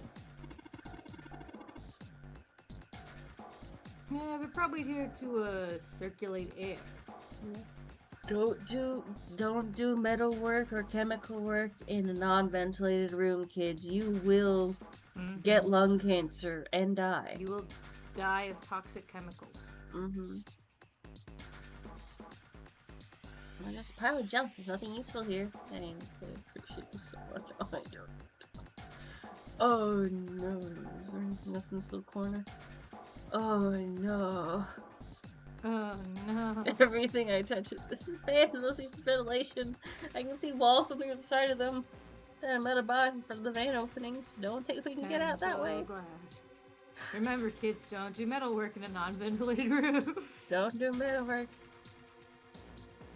The screen is huge. Wonder why it's blue. Maybe if I touch it. Oh no! Oh, not again. There's something on the screen now. Oh no. What's this? There are 15 cells here with numbers and letters in them. Let me see that. Ah, I see. So whenever you touch a cell, the one next to it turns on or off. You just gotta use that to make all the cells on the right and bottom green.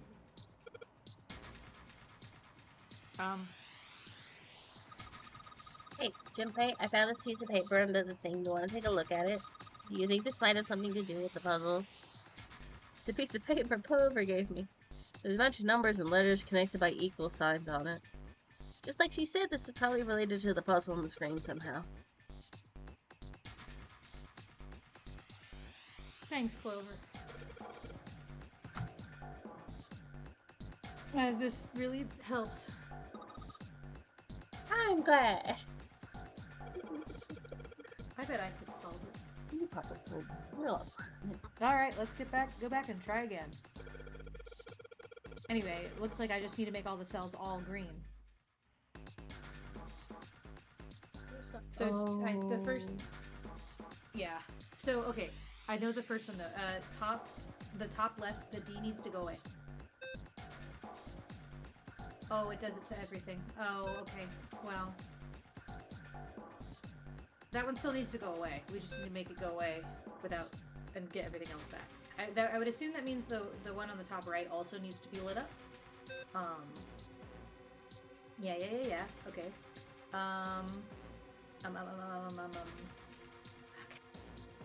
Yeah, the middle row and the more middle row horizontal needs to be all lit up. Try turning off.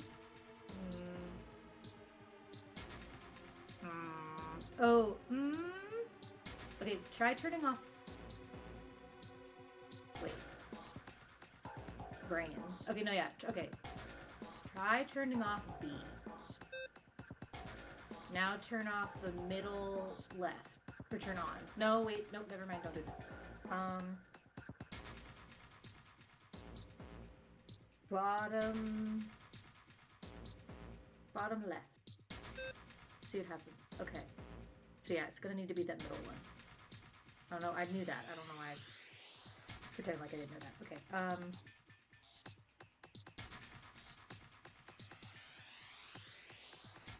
feel it's on the tip of my tongue. I feel like I can do it. Believe myself.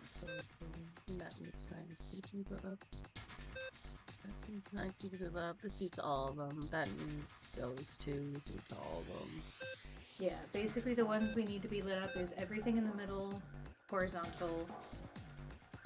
Basically the only two we need off are the B and the D, as far as I can tell.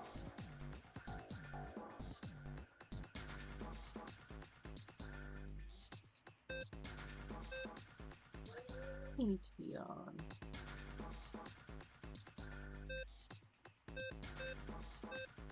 You just need D and F on. You two need to be off. Yeah, well, the only thing off I think is D and B. It's just a matter of actually getting it to work that way.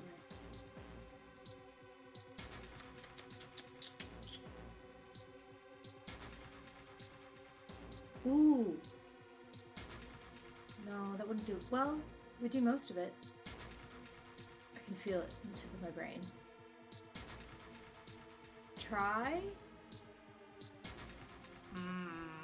Okay.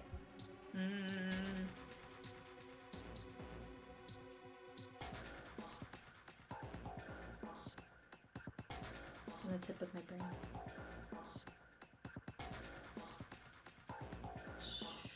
Try middle right, and then oh, come on, my brain. And then top right.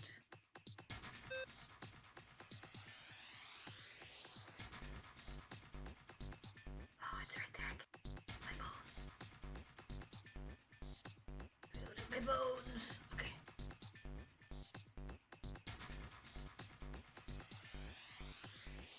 No. No. My brain. My beautiful brain. It's just one of those things where it's like you gotta invert everything 50 times. You magically get it. I can feel it. I feel like I can do it. You might have easier time just clicking around and do. I wish I could click around and just fuck with it, because then I would definitely be able to get it, but I just can't. So I'm trying to do it mentally, and it's not working.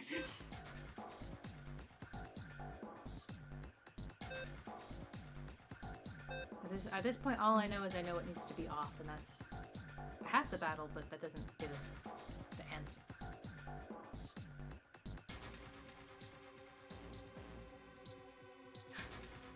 No.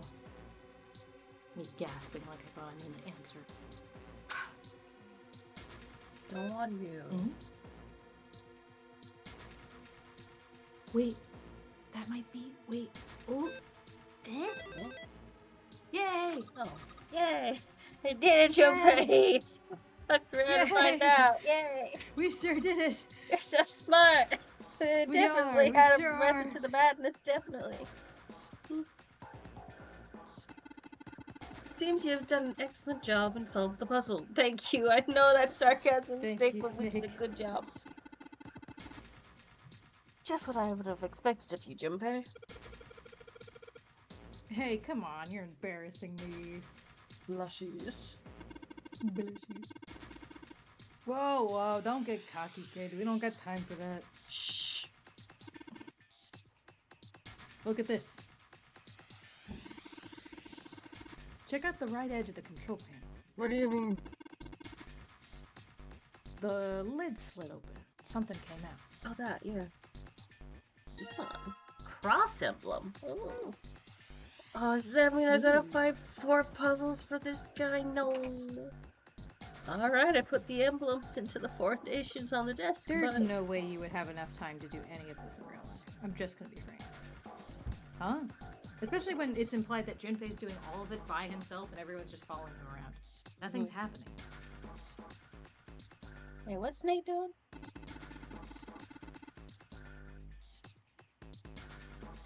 I feel symbols engraved just above each indentation. On the upper left is the steering wheel symbol. On the upper right is the cross symbol. The bottom left, the mysterious circle symbol. And lastly, the waffle pattern is engraved near the bottom right indentation. Oh, yeah. Additionally, each symbol seems to have been given a number. 1 steering wheel, 2 cross, 3 mysterious circle, and 4 waffle patterns. Perhaps we need to insert emblems in this order. That order, huh? I'm gonna forget all this by the time I have them all, Snake. It's fine. We'll find more emblems. Oh god, more screens. So many screens. Oh, you probably want the not you. Listen, this is what I meant by, like, I'm in it for the long haul. I got nowhere to be. I'm ready. I'm committed. It's good. For however long this takes. We go England, south, west, east, south, east, north, east, north, east. Yep. Okay. I forget that I'll take pictures. This monitor is part of this machine. It's really dim, though. It's got the map of the world on it, but I can just barely see it. We're gonna navigate off 5s alone. It's a sliding panel. Just like the last one. I wonder if there's a plate with an emblem engraved on it in here.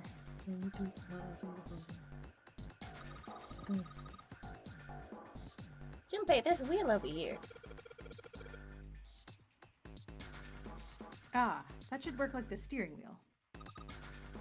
Sterling. But no, I'm too poor for that. Bad joke. Stealing? That might have solved my money problems, but I'd rather not. What are you two doing? You're being rude. What are you talking about? They're in a mental break right now. Aren't we all? Oh, right. I have audio processing issues, Junpei. I don't know what you said. You were in the chart room, weren't you? There was a puzzle like this in the wheelhouse. Alright, where you and Ace were hanging out. I can figure out how this one works just by looking at the compass. I figure this thing will work just like the other one. The other one? The important part is the nautical table we just found. Just let me do the puzzle. I just have to match up the directions of the compass with the lines on the nautical table. I used the steering wheel in the wheelhouse, but this time I think I'm gonna have to use the wheel attached to the side here. Okay then, show me now. Right now. Of course. Right now. Right this second. Maybe I ought to run for— No! No! I don't need the instructions! I'm gonna go, what was it? South, west, east, south, east, north, east, north, east.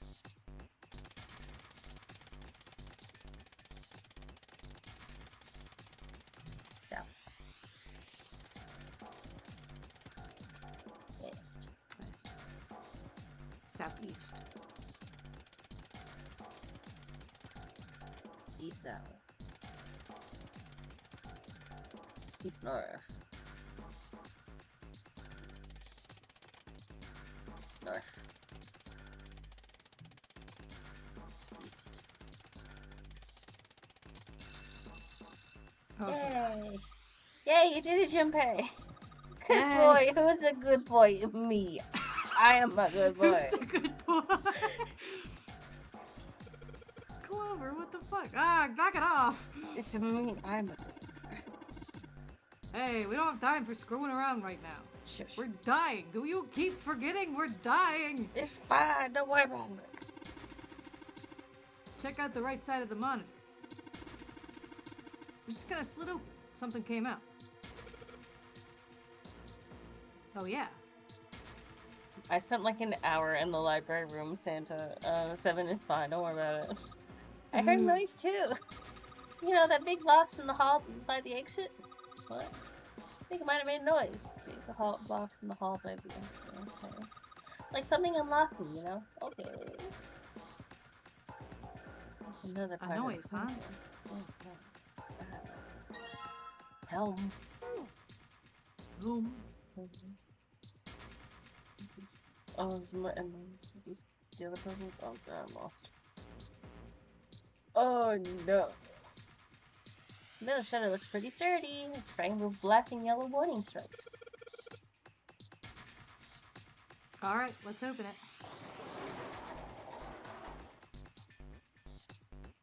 Oh, holy shit. Oh, holy shit. It's pretty damn creepy. There's a coffin in there. Coffin. A coffin. Oh, made the 7 think. Yeah, he's all pale. He's thinking the same thing I am. No way. Could this be? I'm sorry, but what's going on? What's a coffin? I wonder if there's a vampire in it. Right, I guess Clover and Snake don't know the story. I can't bring myself to tell them. I can't do it. Well, at any rate, let's have a look around. Mm-hmm. That's a metal plaque on the coffin. Snake's touching it. All ice. Oh, the 2 machines. Oh, holy shit. Man, this is serious. Ah, well, let's open it, shall we? Clover, if you could give me a hand. Okay, I got it. Ready? 3, 2, 1. Ha! Ow! Strained. Oh. No luck. Doesn't seem to be ready to open. Yeah, but it's not like it's screwed shut or something. Yes, I believe it's locked in some other way. Hey, 7, you think you could open it with your superhuman strength? No, What's wrong? I think I'll just pass on this one, okay? What the heck? Are you scared of vampires? Very well, we'll just have to give up on the coffin for now. Let's look around the room a little more, shall we? Alice sleeps in a small chamber past the forest of knowledge beneath the navel of the gigantic. Is that actually true?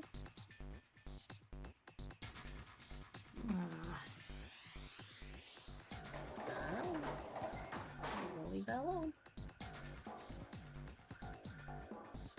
Let's touch.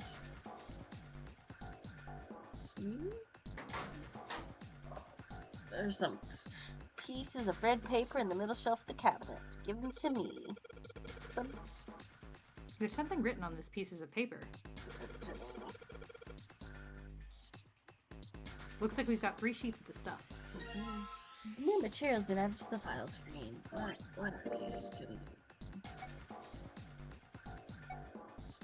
This is Morse code charts? Morse code chart found on the steel shelf in the small hot room. Letters I to A to I. Oh, okay, I got 3 Morse codes. That's gonna mean later. Morse code. Okay, Morse code for something. And back to the emblems. What else is there? More color. Piles of crap everywhere.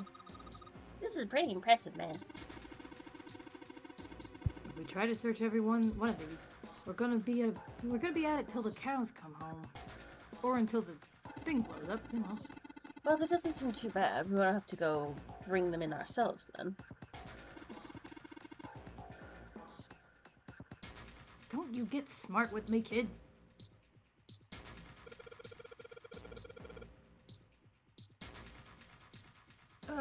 How about we deal with this area later, okay, guys? Maybe we should try something more promising.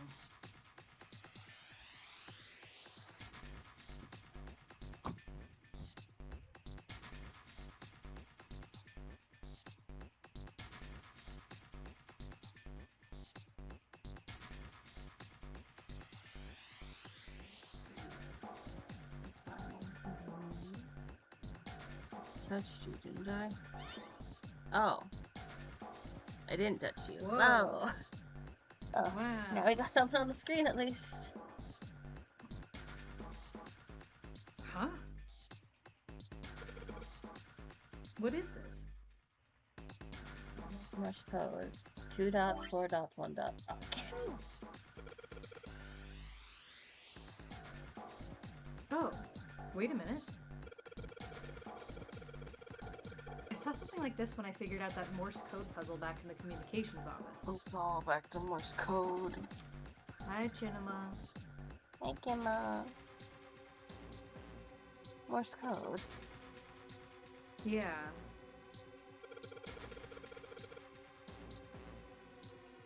The dots on here look like dits for Morse code.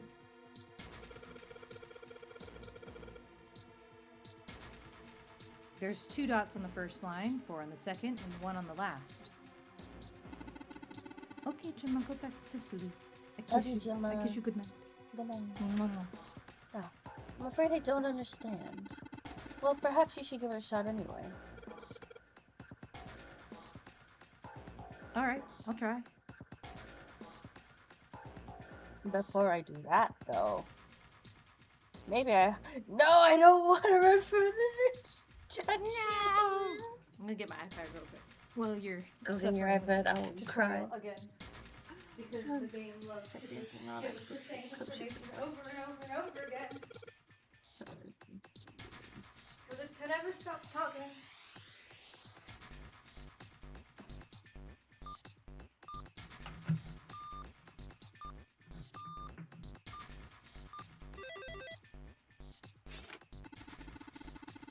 See, it's yourself a puzzle, Jumper. Excellent work. The answer was ice. How did you know? All I had to do was listen to the sound the machine made. After that, it was a trivial matter to decode them. Ah, yes. I believe I heard a noise from somewhere on the right of the device after you solved the puzzle. It sounded about like something sliding open. Oh no. Do you see anything that could have made that noise? It's the coffin. Yeah, that's true.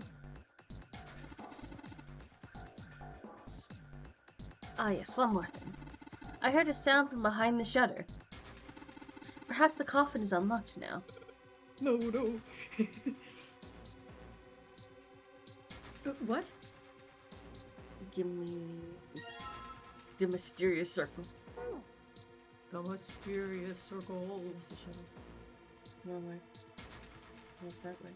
Where the fuck is the shutter? You go to the shutter. Alright, fine. I'll open it. Okay, Junpei, you can do this. It's just a box. It's just a box. Oh, holy shit, this is a coffin. There's gonna be something horrible in there. I just know it. Okay. Okay. Deep breaths. Here we go.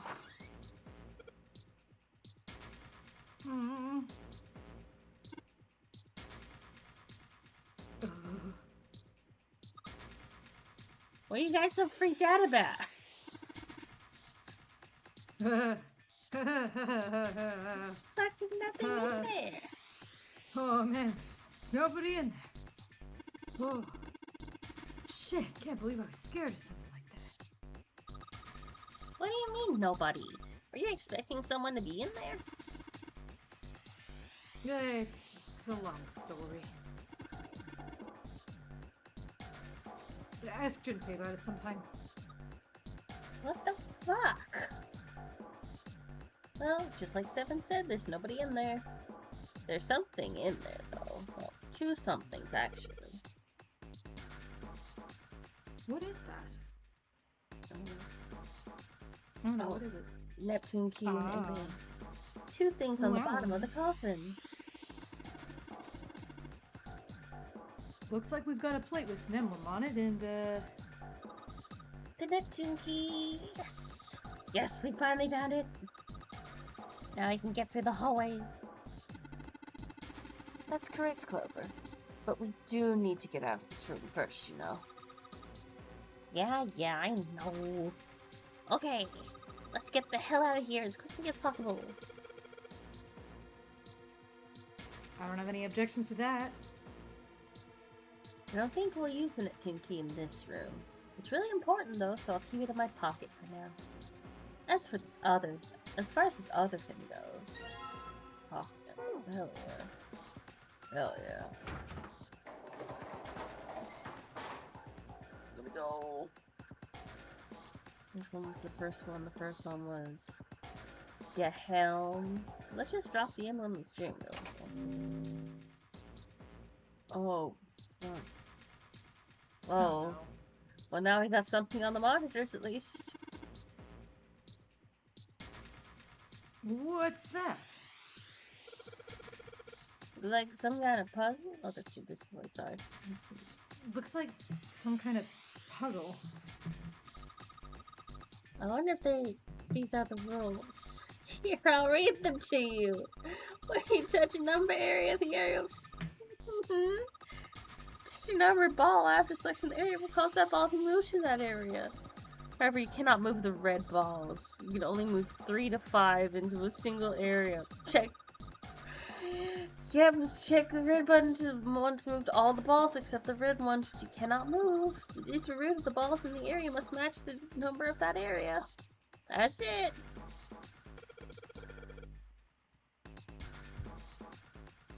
I still don't really get it. That's a lie, Junpei. Whatever. Like they say, practice makes perfect. Perfect. Let's give it a shot. Don't you mean practice makes perfect? Hey. Let's see you solve the next one. Then you can make fun of me. Actually, yeah. I wouldn't Yeah. fuck off. Oh.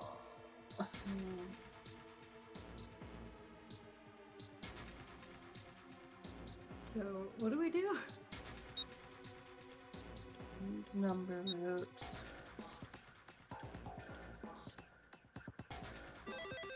Yay. Hey. Okay. This is it, right? But nothing was happening.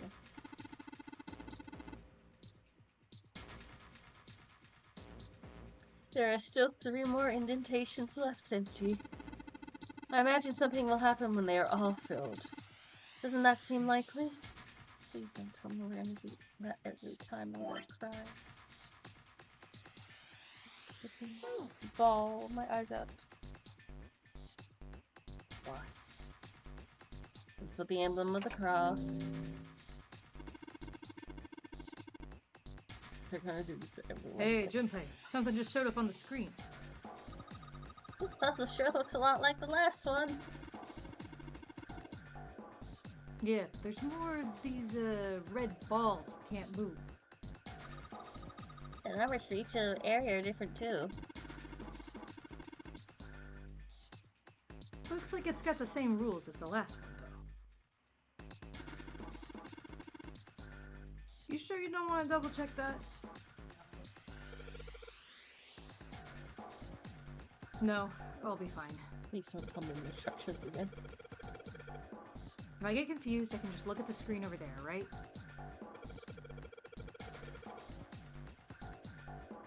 Anyway, like they say, picture is worth 1,000 words.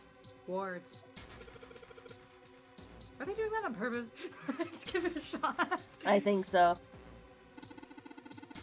Yeah, they're doing it on purpose. Oh, thank God. I was gonna say, if they misspelled fucking words, I was gonna lose my mind. Isn't that a picture is worth 1,000 words? Hey, shut it. At least I'm trying, alright? Oh god.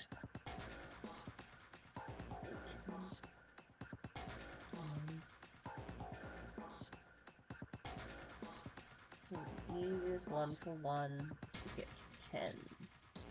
So start with that. Does that work for you? 7, 10. That's 8 plus another 8, so that's what? That's 17. 17 plus 8, that's 25. 2 and 5 is 7, yep. Hey. That's awesome, Junpei. No. There's only 2 left now. You can do it. You. Let's put the emblem of the secret code. Damn, this puzzle looks like a lot like the last one. Looks like the rules are the same though. Don't you think you should double check it? No, Clover. Come on, this is the 3rd time I've done this. I'll kill you, Clover. It'll be fine.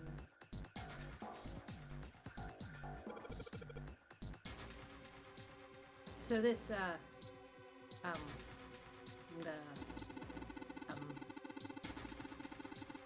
If you can't think of anything clever, please don't strain yourself. You might hurt something. No, shut up. Okay, Junpei, usually I'm all support for you, but this time the bullying is necessary and should be happening. This time. Mm-hmm. Just give me a break, alright? I'll think of something. Please don't.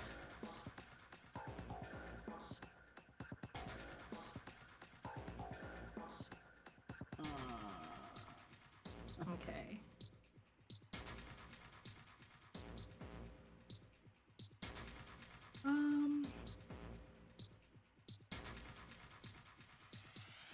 So 4 and 5 is 9. 9, 7 would get me to 7. 2 and 6 is 8, and then 8 is 16. Yeah. Yeah. We're so good at math, and we don't have to carry the tens too far. Smart. We're so smart.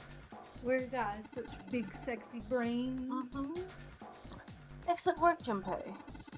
You've only got 1 left. I can see the light at the end of the tunnel. The biggest brains. Let's see what happens when I put the emblem of the coffin into this indentation.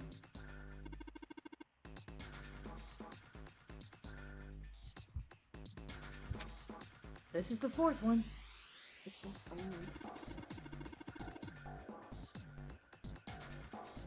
This puzzle looks a lot like that last couple. Why do we need an interlude every single time?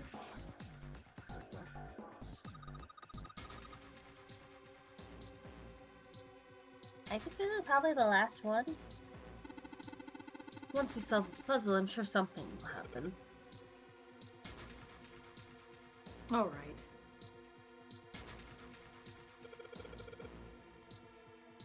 I'll solve it in no time.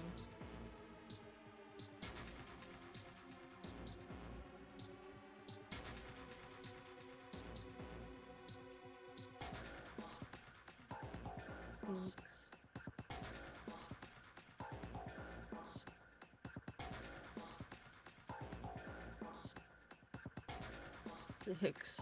That's 9. That's 9. 8.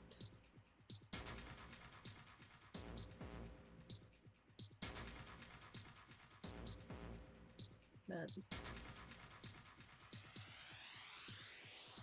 I won't be able to put anything into 9.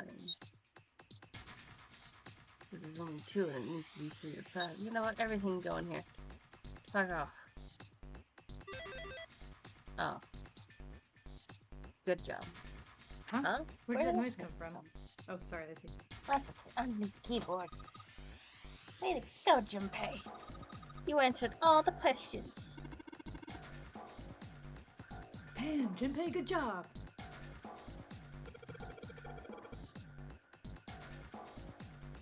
Hey, did you hear something just now? Yes, I heard that as well. From the bottom left of corner of the desk, I believe. Wait. Oh, it's a photograph! Look at his photograph! Yes! Look at this photograph! A picture! Picture. Look at the bastards! Gasps! Yes. What the hell is this? Damn, Ace, you were hot when you Information were we young. already knew! Look at this gun. This Look looks at like this an evil bitch. mastermind. Look at his dumb little hat. Look at his fucking hat. His fucking nice guy fedora.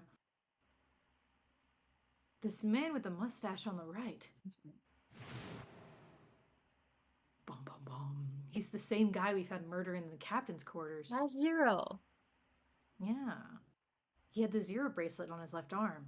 He did. And the second man with the glasses and a doctor's coat. That's Kabuto. That's the guy. That's the smoothie man. He's the ninth man. Smoothie. The one with the bracelet number 9. Mm-hmm. He died after he went into door 5.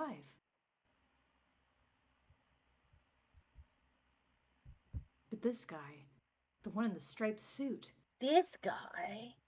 This fucking guy. This fucking guy. Oh man, that's it. This guy. Close up enhance. It's giving that energy of that picture of the painting of just like, man, I'm so sick of this dude. Yeah. Yeah, I guess it is. Oh, there's no doubt about it. This guy. But what does it mean? What is Ace doing in this picture? Not only Ace, the ninth man, and Cap too. They all look happy, like they knew each other well. Look at how fucking Ace is holding his glass. What a cunt. I know. What a fucking bitch. Look at the fucking death grip Kabuto has on his. Jesus. I know. And then he's just like casual cunt. This is the cunniest man I've ever seen. I love him. Why? How? How in the world are these 4 men connected? We already know. I know. You say Ace is in that picture? Yeah, it doesn't look like it was taken recently though.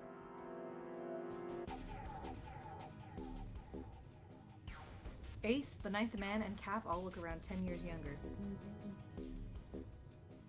Oh, so the ninth man and the man you found murdered in the captain's quarters are also in the picture. Yeah. Is there anyone else? Or are there only 3 people in the picture? I'm afraid I can't see it. No, there's one more guy. This guy. He's got a kind of long hair. Looks smart, but a little cold. Yeah. He's the only one I don't recognize.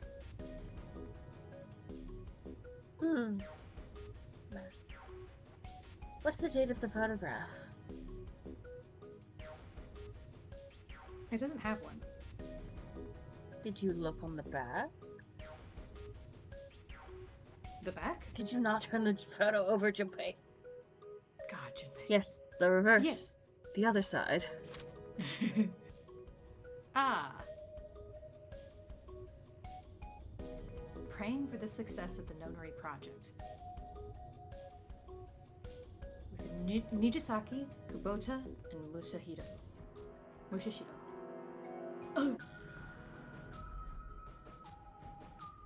And the 4 men in this picture were the organizers of the Nonori game 9 years ago.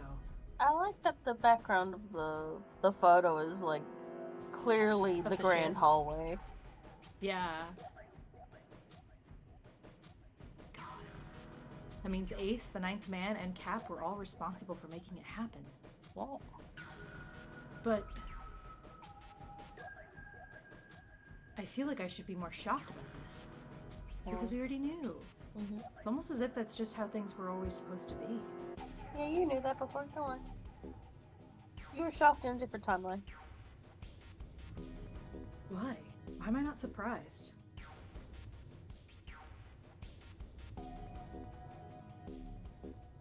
Ace was the one in charge of the Nonary project, but... Then why am I so calm? What do you mean? It's like I already knew.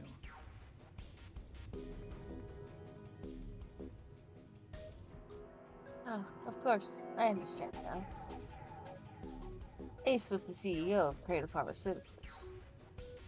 He was the one who invented the game 9 years ago.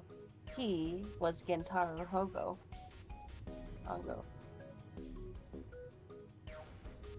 Ace is Hongo? I had my suspicions from the beginning. Their voices were similar. Too similar to be coincidence. I could never forget his voice.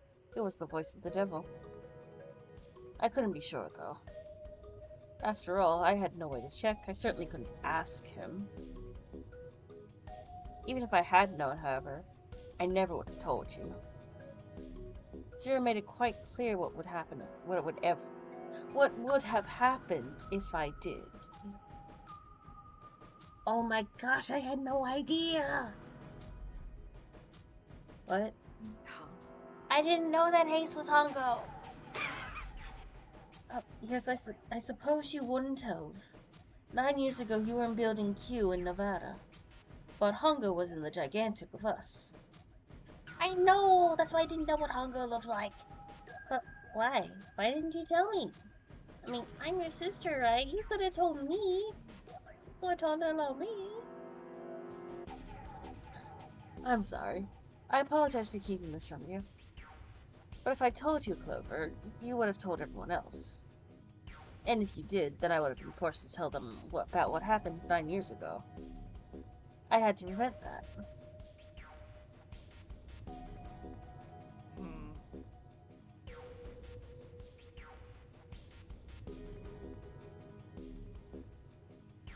Hey, Junpei, you think I could borrow that picture for a sec? Is Junpei alive? How's Snake alive? Toshi, listen, you probably have missed a lot. This is a whole different run than whatever you're supposedly talking about. Don't worry about it. Sure.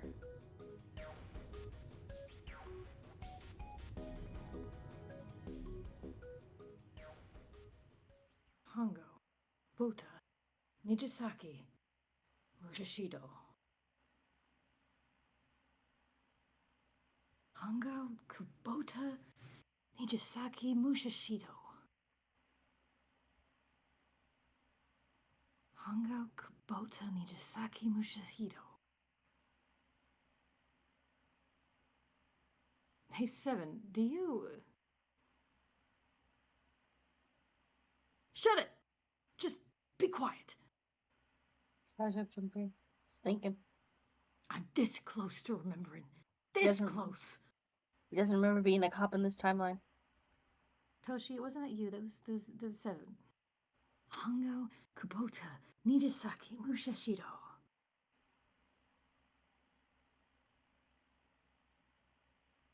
Cradle Pharmaceuticals Nonary Project.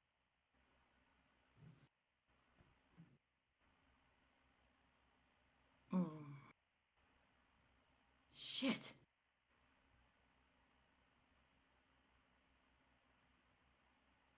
What? What's wrong? Holy shit, this is nuts. What's nuts? I remember. Remember what? Everything. Oh, God. Everything? Yeah, I remember all of it.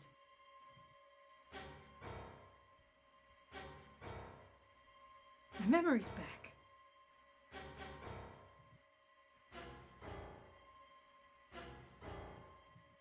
I remember what happened before I got snatched. What? Oh.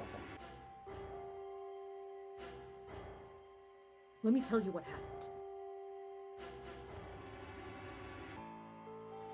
Like Snake said, Ace is Hango.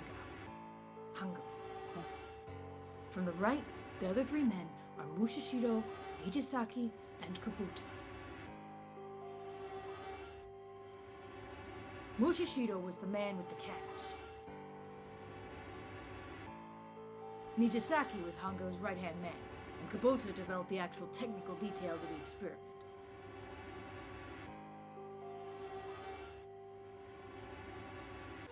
How do you know all this?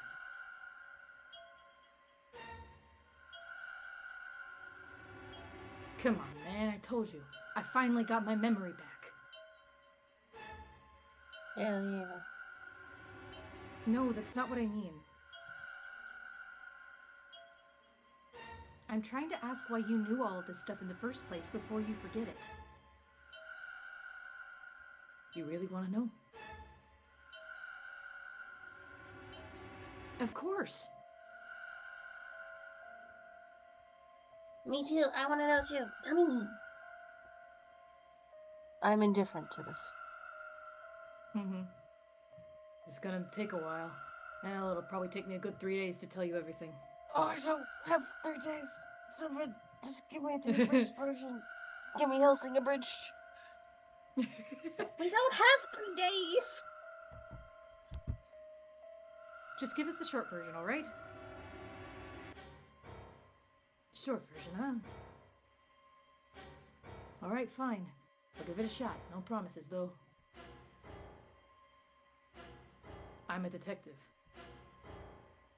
It's a little awkward to say this about myself, but you could probably consider me a lone wolf type. I hold to my own code, as I think doing what's right is more important than doing what you're told.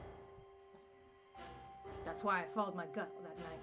The slim lead brought me to the wharf. It was 9 years ago.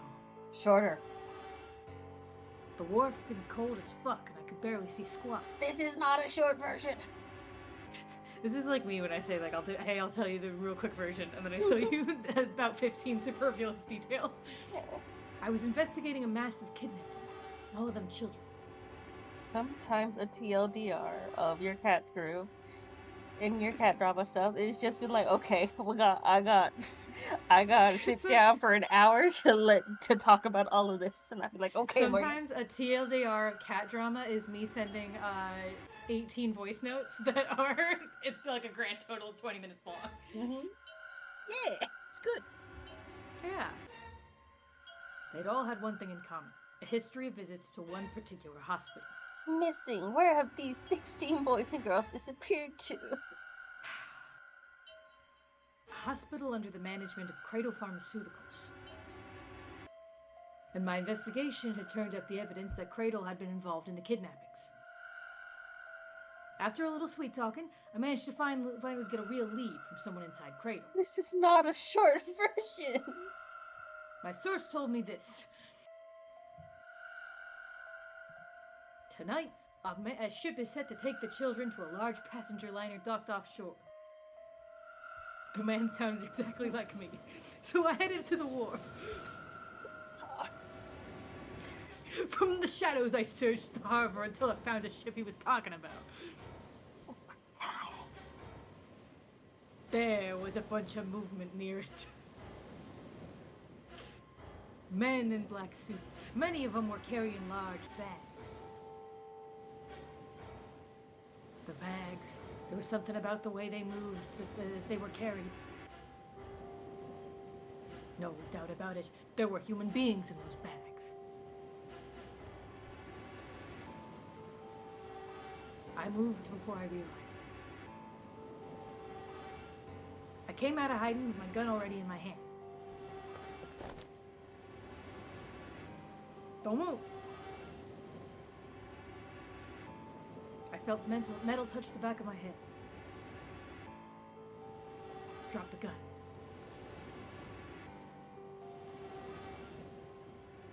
I could kill you right now. It'd be easy to get away with it, too. Just tie an anchor to your feet and no one would find you for a week.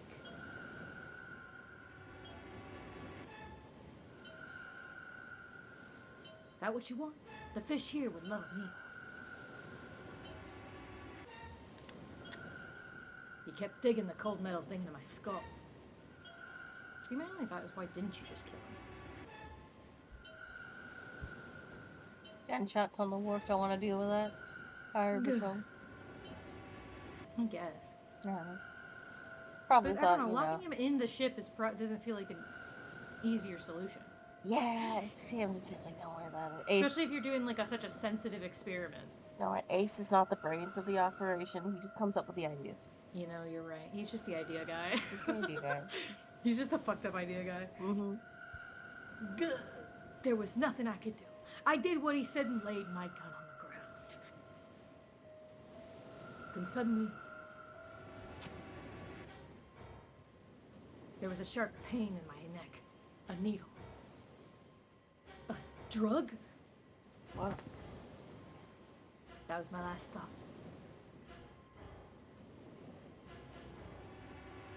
My face hit the cold concrete. I was out like a light after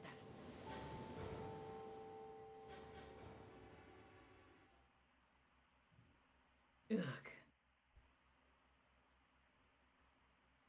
I woke up on a hard floor. Damn it. Shit, my head hurts. Seven, this is the longest short version in the world. Listen, it's okay. He's doing his best. I did a quick once-over of the room. Where am I? A small, shabby bed, a dirty sink. A toilet with no privacy.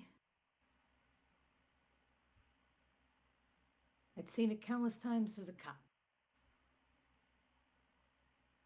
I'm in a cell, huh? Facing the toilet was a closed set. There was a door set into the wall. It was still pretty woozy, but I made my way over to it.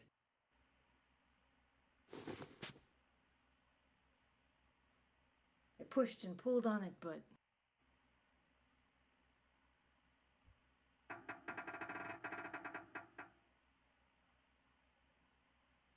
it won't open.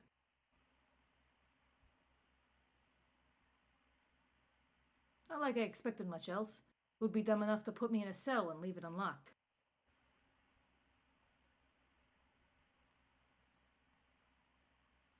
Threw myself against the door a few times, but it wouldn't budge. I knew it. I gave up and made my way back to the bed and sat down.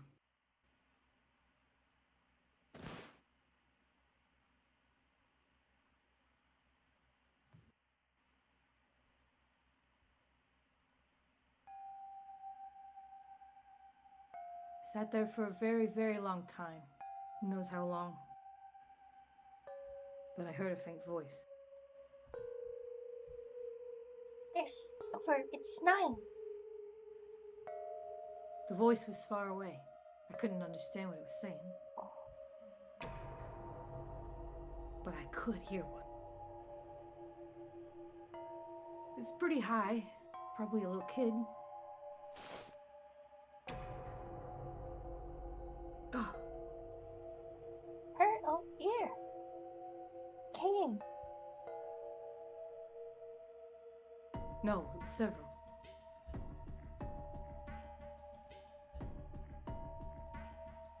I hear 7, 5, or 6, maybe more. Where are they coming from? We already heard this story. Yes, we have. We can't skip this one, can we? No. But this is the same thing we learned before? No. Oh. I pressed my ear to the wall and I tried to listen through it. No, that's not it. What the hell? Left? It's coming from under the bed? I hauled the metal frame and flipped the thing over.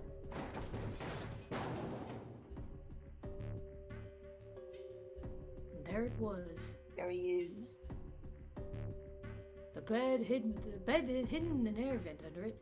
The hole in the wall was covered by a metal grate. I dropped flat on the floor and peered through the grate. I couldn't see shit. But I knew in my gut this was where those voices were coming from. Hold up, why are there kids here? But then what my inside man told me popped into my head. Tonight, the ship is set to take the children to a large passenger liner docked offshore. Whoa, am I on that ship?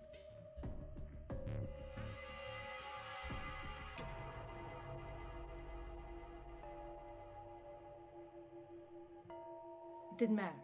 All I knew was I had to get those kids. I checked out the metal grate. Could I fit? I stuck my fingers in and grabbed it. And then...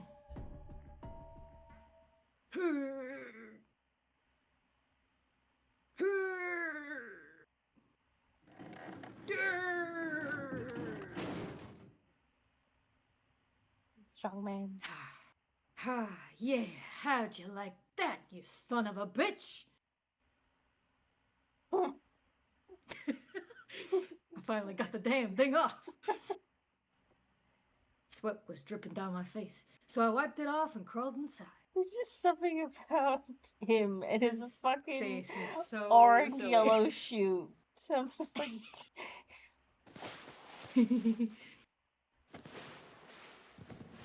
The first bit or so was tight. I had to wiggle on my belly.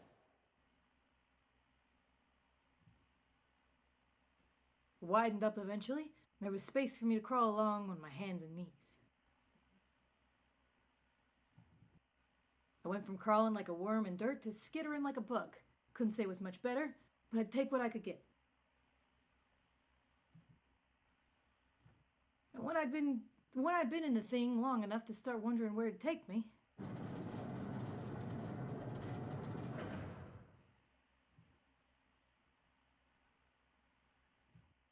a massive sound nearly scared the piss out of me. It was like a heavy metal door just been slammed shut.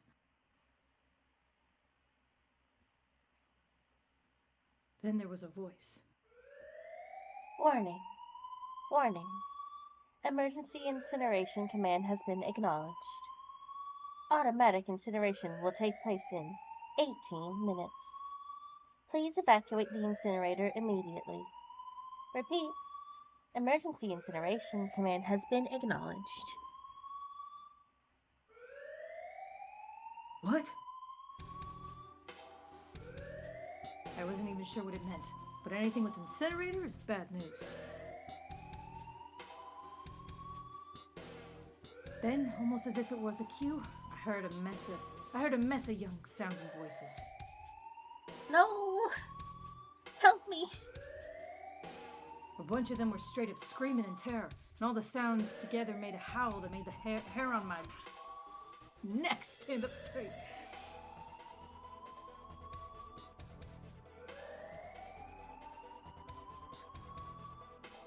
Damn it, what the hell's going on here? Incineration. Emergency protocol. I scrambled through the duct as fast as I could. I made a giant racket, but I didn't care at that point. I soon found a metal door on the left side of the duct. The kids were screaming on the other side. I'd found it. I yanked the handle and threw open the door. I almost ripped the metal off its hinges. So strong. What the hell is this place? So strong, so powerful. So powerful. I couldn't believe what I saw. The room had a dome up top, and there had to be about 9 walls, all the same size. Up in the ceiling was an upside-down funnel. Almost like a chimney. Mm-hmm. I looked down. Oh, we never got to see this part. Look at the babies! Yeah, this is new info. Oh, what do you know? There they were. The kids I've been searching for. There's my son. There's the emo boy, and that's campy June Akane. That's just the other Akane. No, crazy. And then there's just I think Definitely. that's Lotus's one of Lotus's daughters. I'm there. pretty sure it's one of Lotus's. But wouldn't have. But wait, if they were siblings, that wouldn't have. Twins. Wait, because the implication, if I'm not crazy, right? The implication is that The implication is that Santa- one sibling went to one group and the other sibling Yeah. went to the other group. Yes, that is how it was But- so- supposed to be. but Yes, is the implication that Santa and Akane would be on opposite sides then because they're siblings? they're or the Akane supposed that to be. died? Yes, Okay. they're supposed to be Right. on opposite groups, and but Akane ends up in this group, and Akane dies. So Interesting. Okay. Don't worry about it. It'll make sense. Yeah. Yeah. They all gawked up at me. Scared of the room or me, I couldn't tell. Probably both, actually. Not that I can blame. I'm running into a smug like this when they're already scared shitless. I snorted at my own dig at myself and then turned to the kids. Not the time. Don't worry, kids. I'm not your enemy. I'm one of the good guys. All of them stood there frozen. Well, except one. Well. He was a boy, slightly older than the others, in a private school uniform. Who the hell are you? He stepped forward and glared at me suspiciously. I'm a detective. I'm here to rescue you. Looked like they'd all relaxed some the second I got the words out. How are you gonna help us? Where's the exit? There isn't one. The doors we came in won't open. And the door over there... He kind of cut himself off. That he was considering something before he changed his mind. Anyway, there's no point. We can't all get out of here. If we don't get out of here, we're gonna be burned to death. Burned to death?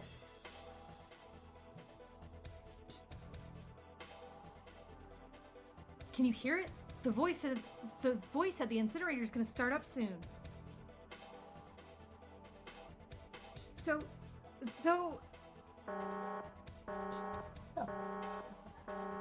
wee woo. Wee woo, wee woo.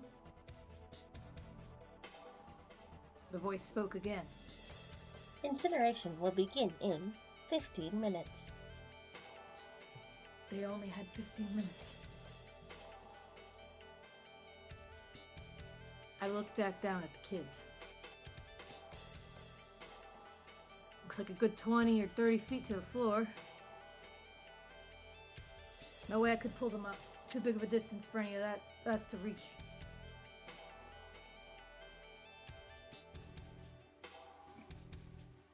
What the hell was I gonna do?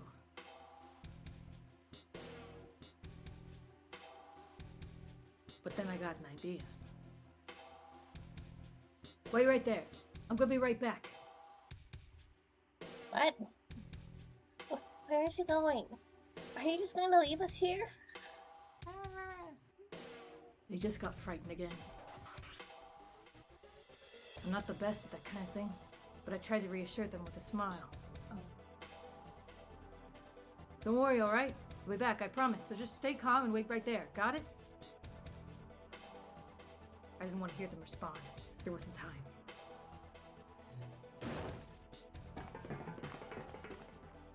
I had to hurry.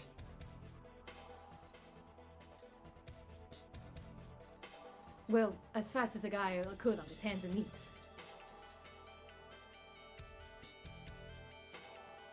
Didn't take me long to get back to my cell.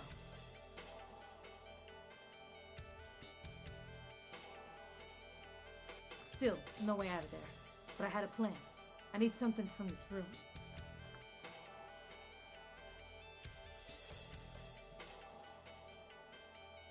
When I got it, I drove back into the hole. I dove back in the hole and took off toward the incinerator. Then... Sorry to keep you waiting, guys. I tipped the doorway and dropped down the rope I brought with me.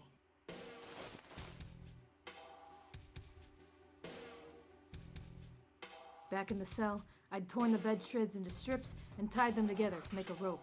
It was sloppy, but it got the job done. Alright, just tie that around yourselves, okay? I'll pull you up, one at a time.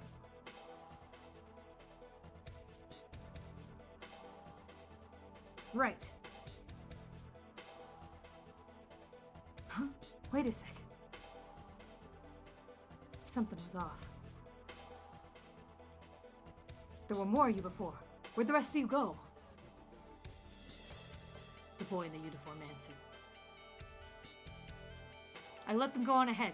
We opened the number 9 door and they left. What? You tell me you opened that door?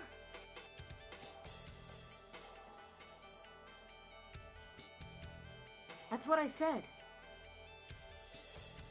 Then what the hell are you doing here?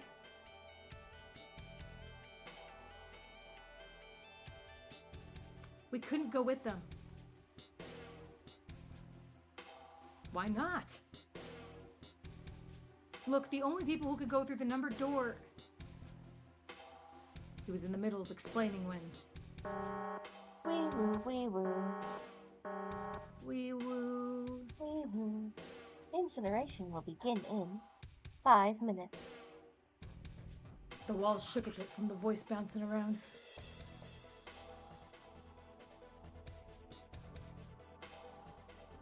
Look, that can wait, alright? Just get us out of here.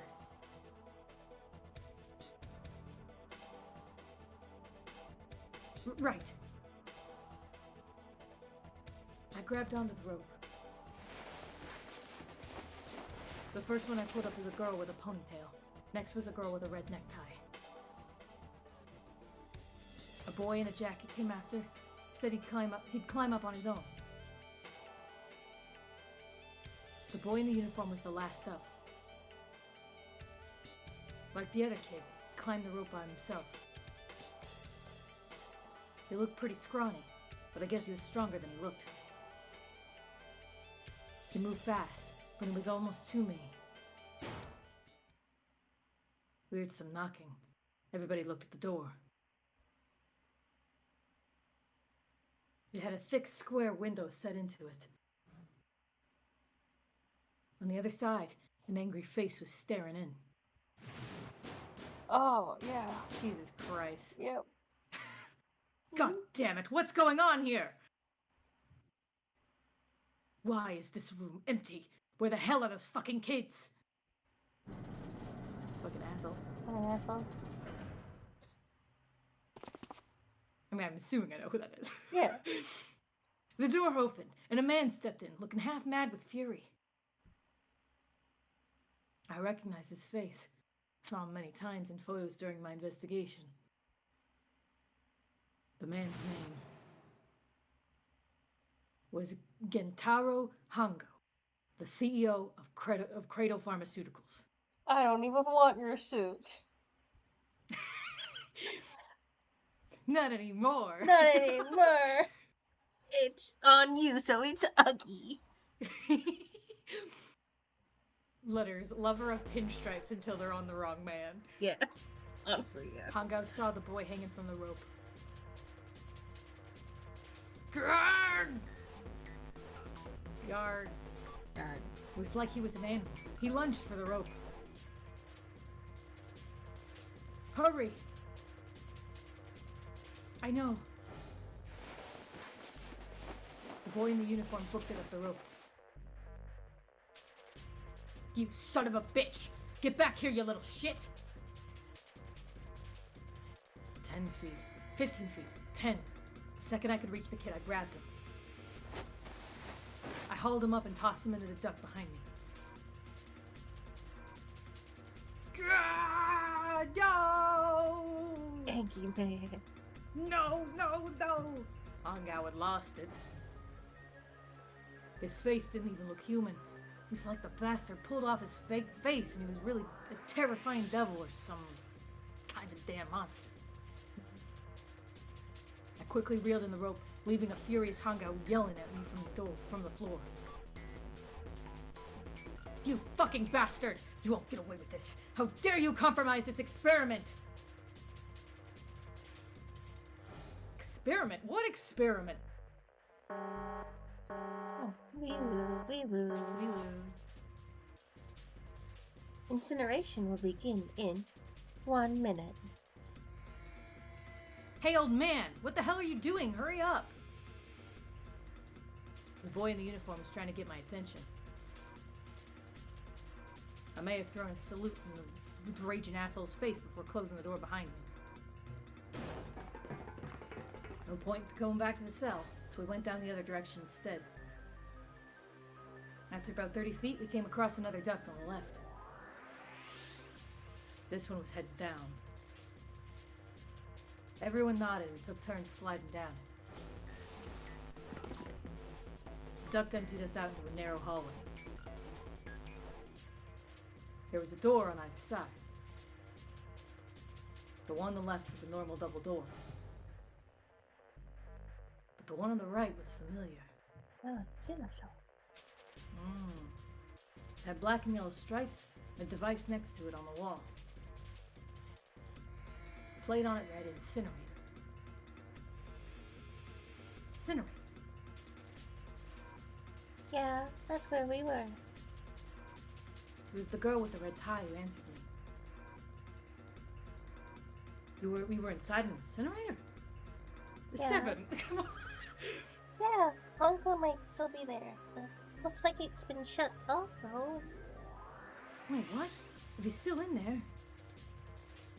Yeah, that's not good. Ugh. We need to go. Edna, we better. We gotta get out of here. Go to the other door. Hurry. The kids started running, and I was close on their heels. On the other side of the door was a large spiral staircase. Run! Didn't need to tell them twice. We went up and up and up. Our feet pounded the steps, our arms pumping fast. Hello again, Gemma. I miss you. We went round and round and round like the devil was on our tail. You are bad at sleeping, Gemma, but that's okay. That's okay, we love you. The stairway kept going. Oh, look at the babies. Aw. We passed a couple of landings when the boy in the uniform suddenly spoke. Something's up. Akane's not catching up to us. Akane? My kid's sister. The girl with the red necktie. Akane? Akane, that's strange. I don't remember seeing that name on the list of missing kids.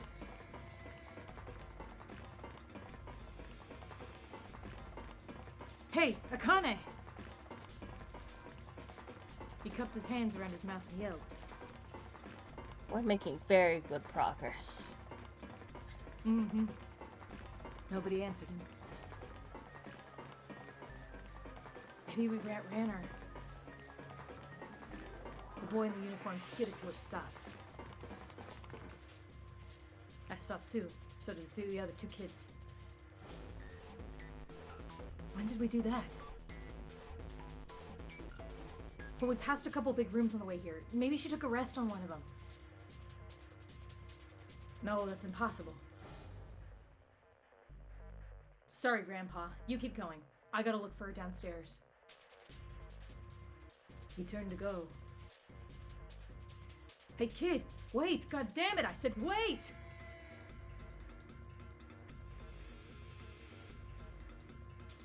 How do you think that kid even heard me? Fuck. spun around to the boy in the jacket and the girl with the ponytail.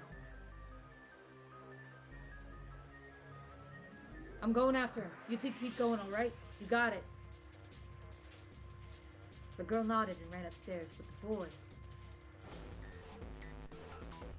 I'm going with you.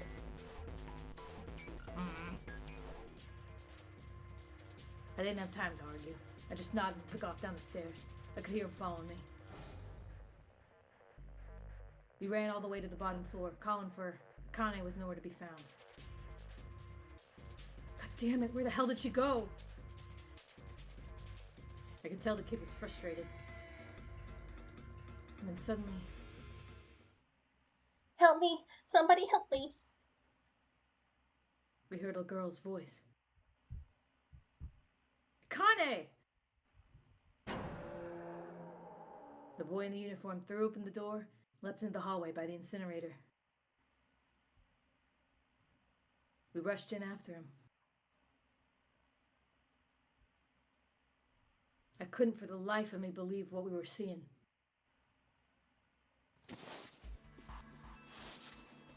That bastard hung out at Akane by the arm and was forcing her into the incinerator. Evil. Evil. Pure evil. Pure evil. Come on, goddammit, move!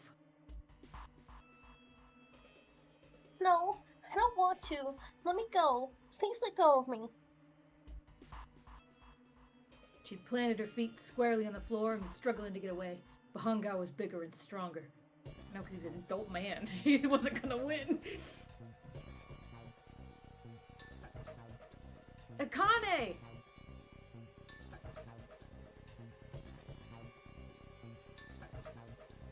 Her brother roared with anger and charged towards Hangao. Help me. Ha! You're too late, idiot. Hangao lifted Akane bodily into the air and threw her, still fighting him, into the incinerator.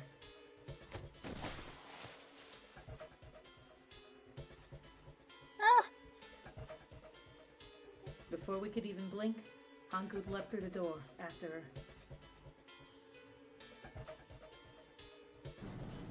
We saw him land inside. And the door slammed shut. We ran to the door.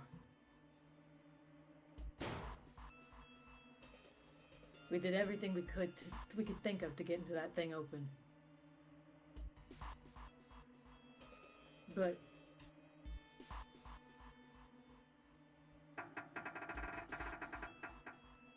Ugh, fuck! It's no use. The goddamn thing won't move an inch.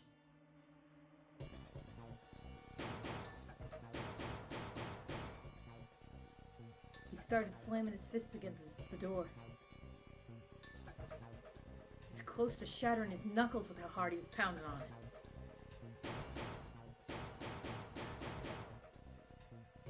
Akane! Akane, are you okay?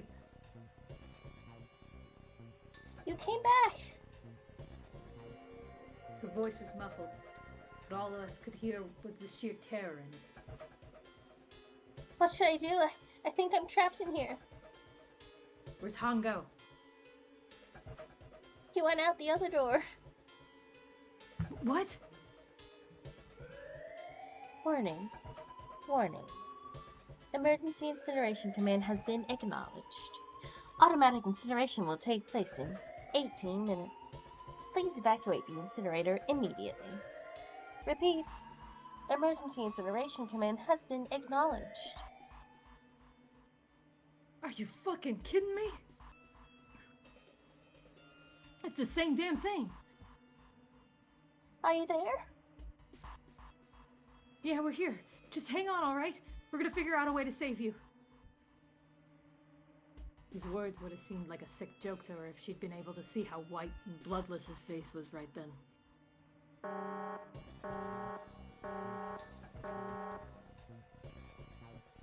Incineration will begin in 17 minutes.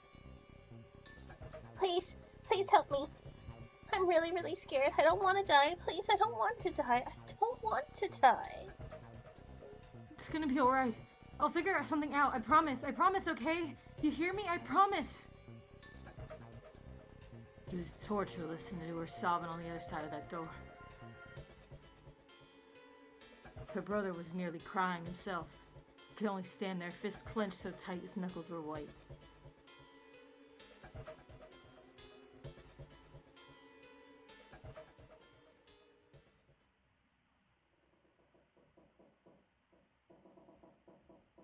Cool.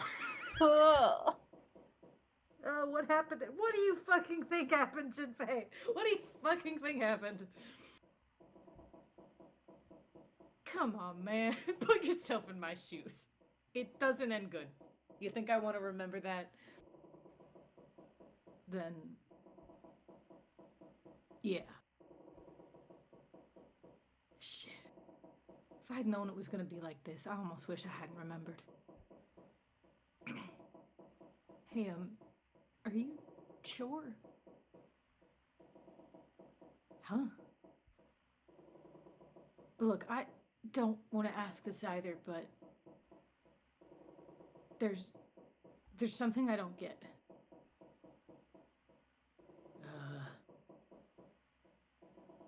So if you could just tell me, did that girl Akane really... yeah, I'm sure. There wasn't anything we could do. After a while, the countdown ended.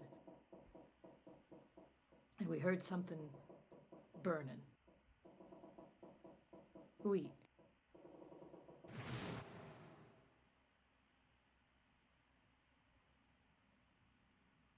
The fire stopped, but we still didn't move. Me and the jacket kid were frozen. The boy in the uniform collapsed, as if he couldn't hold himself up anymore. Yeah, I wouldn't be able to either. A few minutes passed. The door opened.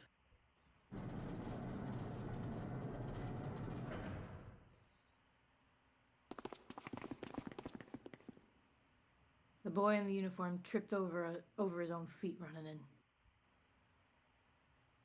We followed, too numb to even speak.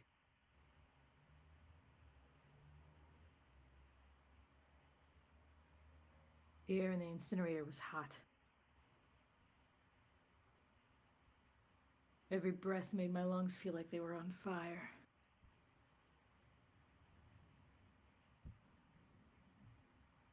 It was like standing on hot asphalt. The air was wavering. And in the middle of the room, there it lay.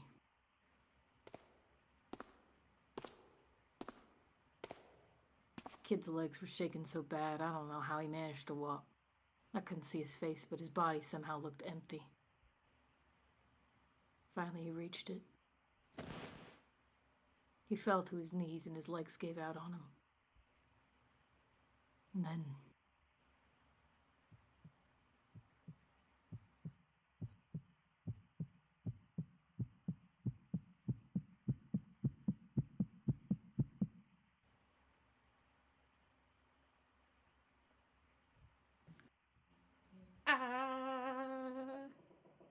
it's too late for me to do that, genuinely. I know. Don't worry. Got you. I would normally match the energy, but you know. Can I ask you one more thing? What's that? The girl, Akane, what was her last name? What does it matter to you? Just tell me, okay? Please. Kurashiki. Yep. Dun dun dun. Dun, dun. Her name was Akane Kurashiki. I'm gonna get up real quick to go to the toilet and do a stretch. You do the same thing? Oh, it's break time, everybody. It's a break time. We just had a major revelation. We We're gonna just a bunch of major revelations. Woo! It's break time. break time. Gives me a chance to change too, because I want to put on jammies. Go put on your pajamas. Everyone go get up, get a stretch, get some water, go to the bathroom. We'll meet you back here when we're ready.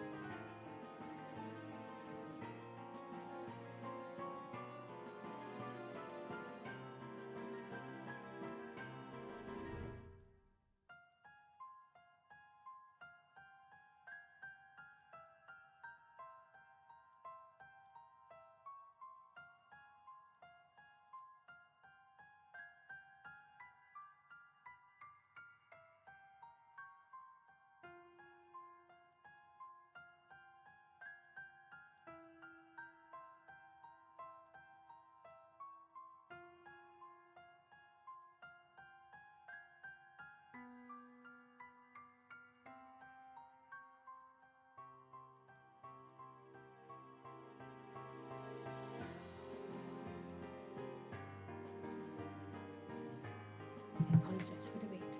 You're okay. No need to apologize. Dixie.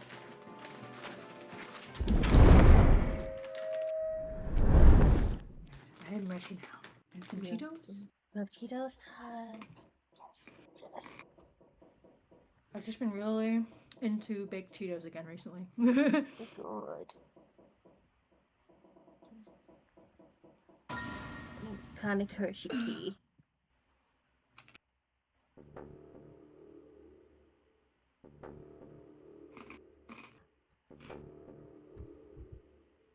You were there that day, weren't you?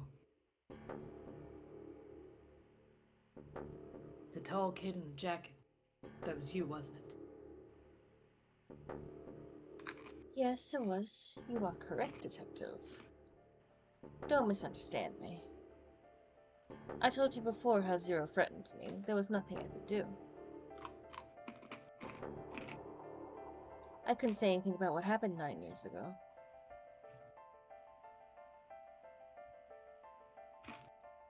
So you're saying you're not working for Zero, right? Of course not.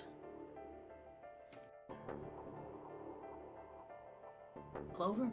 What about you? Hey, come on. You really think I'm working with Zero? I told you before, you idiot. I was in Nevada, in Building Q. I did hear that a detective rescued the kids on the boat, but I didn't know it was you.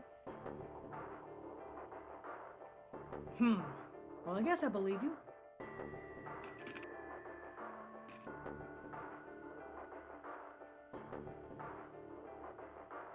All right. Let me ask you another question.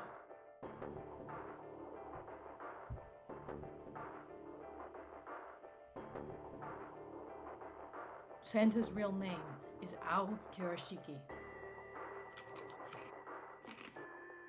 He's Akane's brother.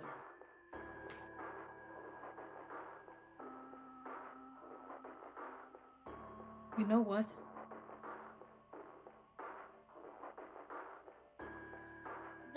No, I didn't. Did you? Well, yes. I know Aokushiki was her brother, but I didn't know he was Santa, at least not from the beginning. 9 years ago, he was in the middle of puberty. His voice is entirely different now. I'm ashamed to say that even my exceptional hearing wasn't able to make that connection. As such, I had no reason to think Santa was Al. When did you figure it out? Clover told me that Santa might have been one of the subjects of the initial experiment. It was only a short while ago, while we were leaving the library. When she told me that, I had a feeling. Santa is Aoi? Akane Kurashiki, June's brother? There's still a lot we don't know. I mean, like, a lot. But there is one thing I think we can say we know. What's that? The body we found in the shower room. It had to be Nijisaki, dressed up to look like Snake. What? Come on, man. What kind of detective are you? You didn't figure that out already?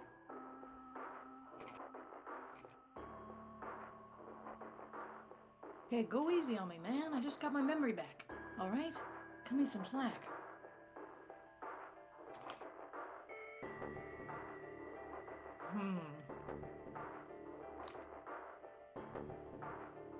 Well, if he is, the 3 murderers make sense then, don't they?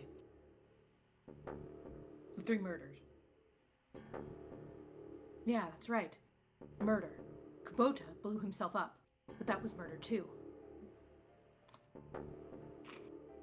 So why did these murders take place?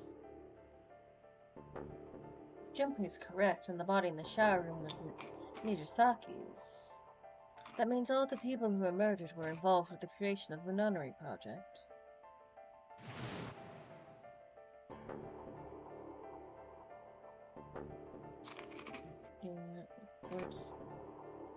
Kabuto was the person who conducted the actual experiments. Nijisaki, Hongu's assistant. Musashito, the man who financed the project. You mean this was all just revenge? Santa Zero, he's getting revenge for the death of his sister. That's why he killed them. No, I don't think Santa actually murdered anyone.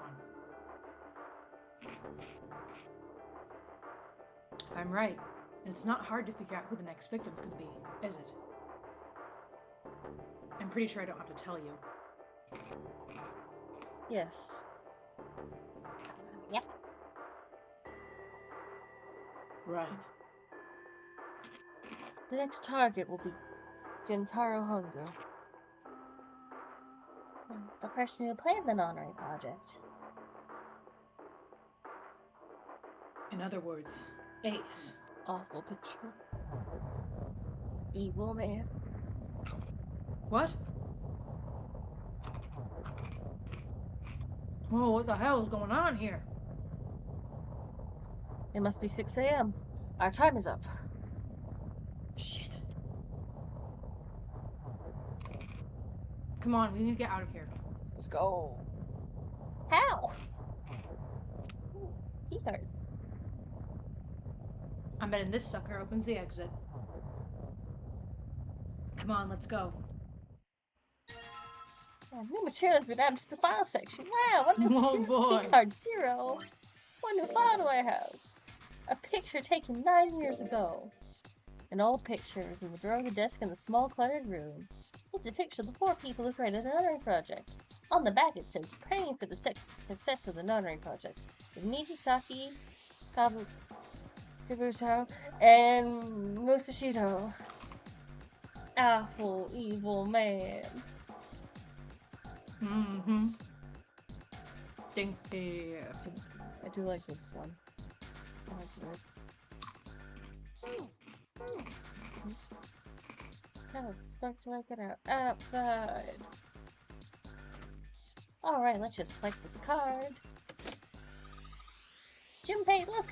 It's unlocked! Let's go. Yeah.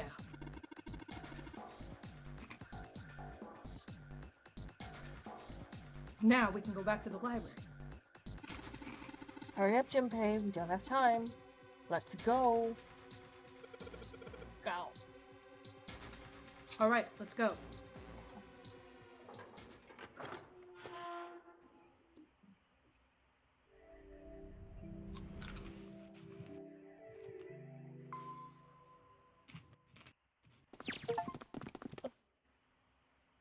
Gain all memories of escape in 999 loss. Oh boy. Huh. I think the shaking stopped. It would seem so, but we are yet to be out of danger. You're right. Let's hurry. This exit leads to the Uranus card, too. Hey, Junpei. Yeah, I know.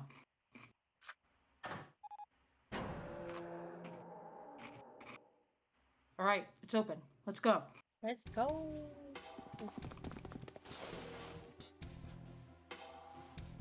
Okay, Neptune key. Let's see if you work. Yes, I think it unlocked. Oh look, an incinerator door. It says incinerator. So this is the incinerator. This is the first time I've seen it from this side, but yeah, I think so.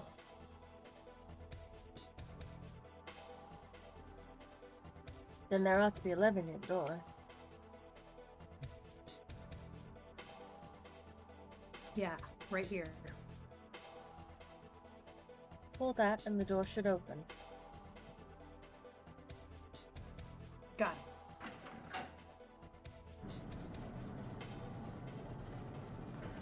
Hello?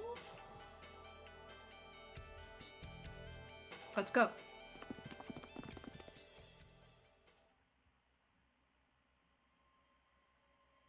My boy.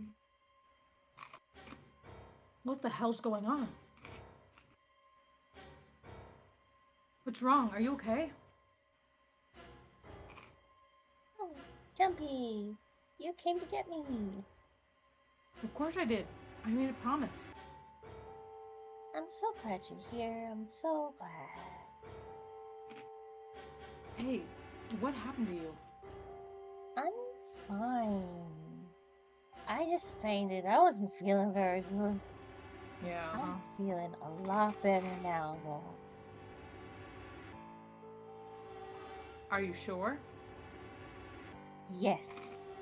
I just need to rest a little longer. I'm sure I'll be fine. You shouldn't worry about me. Santa. You okay, my guy? No. Hey, where is it? Where's the gun? You hid it somewhere. He's got an upset tummy. He's tummy hurty. You gotta know he's got a stomach He's bug. got his stomach ache.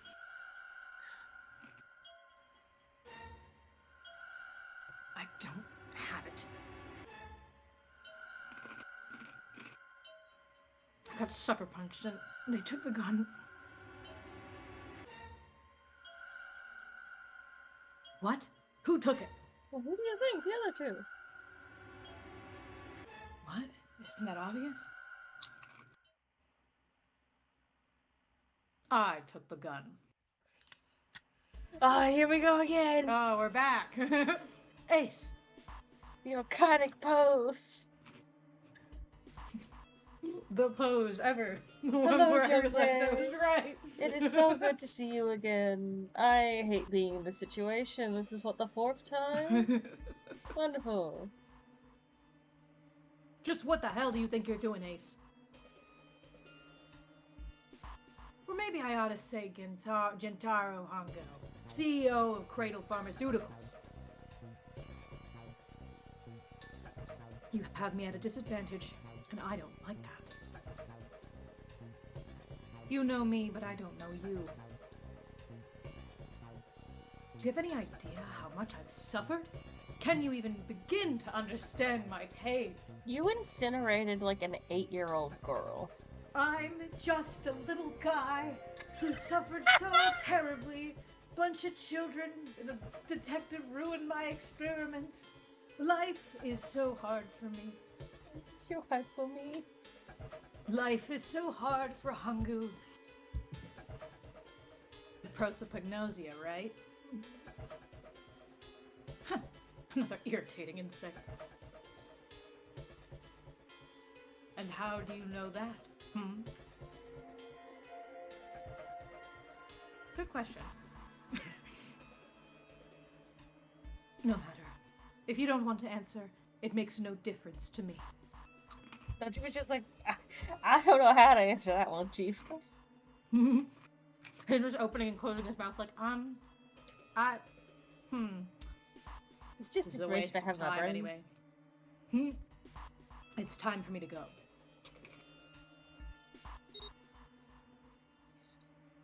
First is 1.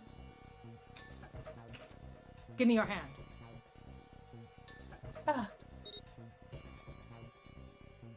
8. And with this, 9.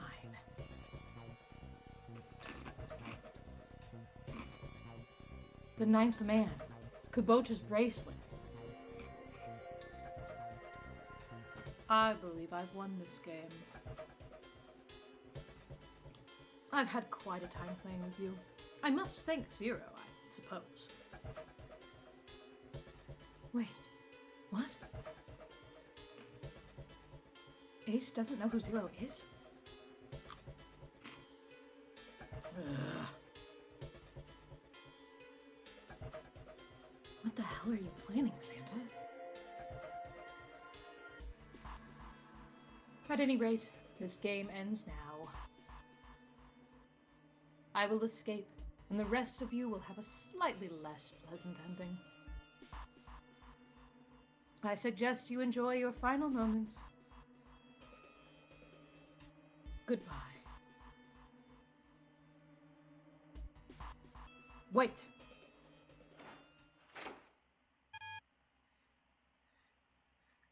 Uh-oh. Uh-oh. What? Why isn't it opening?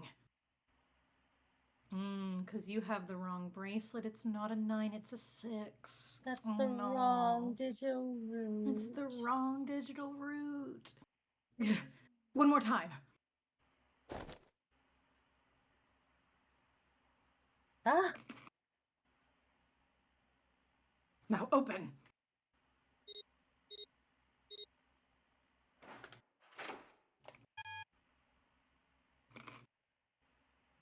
Silly man. Can't do math. he can't do math. Not like No. us. We're great at math. Not like us. We're so good at math. We know all about the digital route. We know all about base terms. No. What is this? Why? We know our 9s from our 6s. The digital route should be 9. It has to be 9. Then why isn't it opening?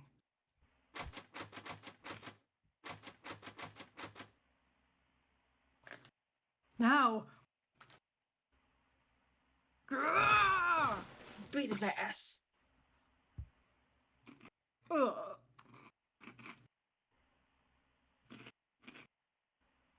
That's what you get, asshole. Oh, Lord. Oh, that was close. Too close. Thank you, 7. Don't mention it. I never Yeah, will. Toshi, that's right. We're math wizards. We are so good at the math. Just one punch ain't enough for this piece of shit. After what he did 9 years ago, I had to rip him to pieces. Yeah. But if a suspect can't talk, that ain't much good. Once he's locked up in a cell, we're gonna have a little chat. Mm-hmm. 9 years ago? Ah, then you must be... Yeah, you finally figured it out, dumbass. Ugh.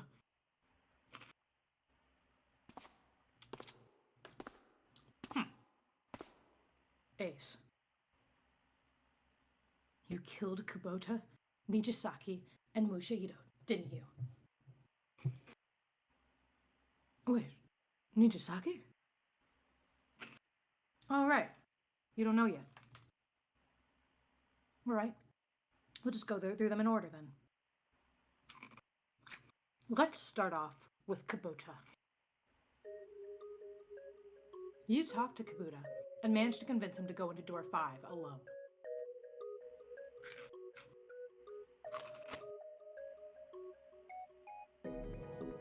You killed him without making it look like you killed him. The way I figured it out, you had 4 motives. 1. In the nonary game, the number 9 is dangerous. Except when it's a 6. Whoever had the 9 bracelet could join whatever team they wanted. Adding 9 to any number doesn't change the digital root. Which means that number 9 could do whatever they wanted. You wanted to remove that threat as soon as possible. 2. You wanted the number 9 bracelet for yourself, so that you could make use of its power. In fact, you did use it to murder Nijisaki. Mm-hmm.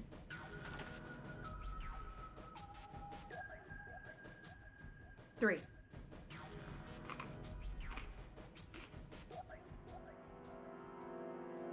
Even if his number hadn't been 9, Kabuto was a problem.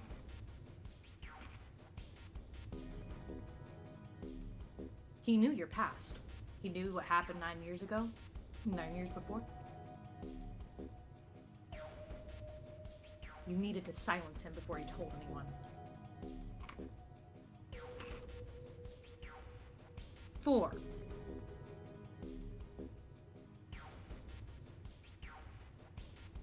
But last, and perhaps the most disturbing,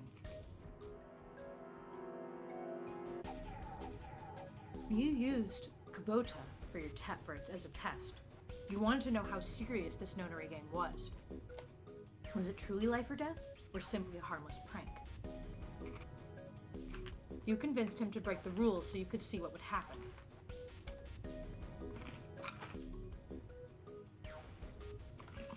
That was why you killed Kubota. But he was only the first.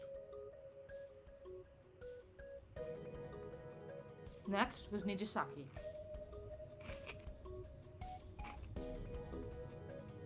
While everyone was off looking for the missing parts of the Reds, you ran into Nijisaki near the big hospital room. God. However, because of your prosopagnosia, you didn't realize it was Nijisaki. Chiefly because, when you met him, he was dressed like a snake.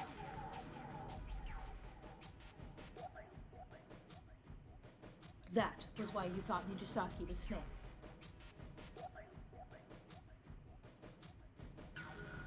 No, that's not... That was Nijisaki? Why? How did...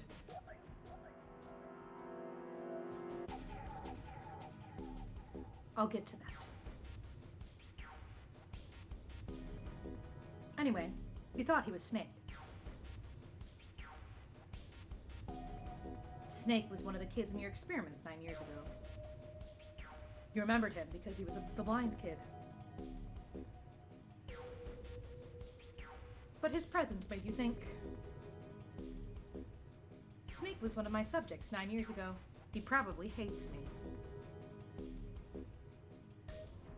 But if that's true, why isn't he saying anything? Is he keeping quiet because he can't see? Or perhaps he's working with Zero to get revenge on me. Whatever the reason, anyone who knows my past is a threat. Before he tries anything, I need to get rid of him.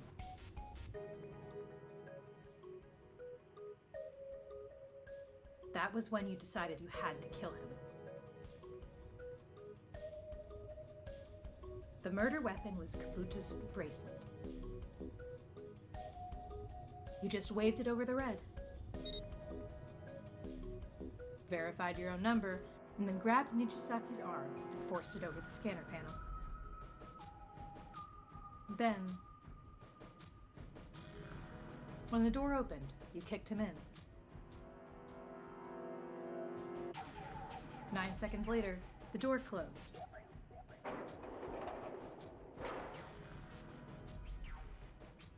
And then, 81 seconds later, poor Nijisaki was dead. Forbidden smoothie! Forbidden smoothie! Then you mean to say Snake is still alive? Sorry to disappoint you, but I'm as good as new. Thank you for killing the wrong man, but I can't say I like knowing that you wanted me dead. Although, to be honest, even if you hadn't tried to kill me, I would still hate you very much. Well, I wouldn't blame you. Last but not least, let's talk about Mushashido's death. When Clover and I were investigating the chart room, you came over to talk to me. Do you remember what you said? Oh, a pocket watch. Might I take a look at it? I hand it to you, and you left the room. You had been in charge of the notary project. Of course, you would have known the solution to every puzzle. Which would mean that you also knew how to get out the wheelhouse. I can't believe, all the way back when we did this the first time, that I knew he was acting weird. Yeah. You were spot on. I really, whatever the writers had, I picked up on it so good. So props to them. You picked on it real good. I remember him just showing up randomly, and we made jokes about it because we were just like, God, get out! What are you doing? Like, why are you being weird? The fact that it's intentional just makes me like, I love that. It's good writing. Very shifties. All you had to do was place the watch in the indentation on the door to unlock it. With the door open, you could enter the captain's quarters. Muchishido was there. Conveniently placed next to him was an axe that practically begged you to kill him with it. You picked up that axe and buried the blade deep in the other man's chest.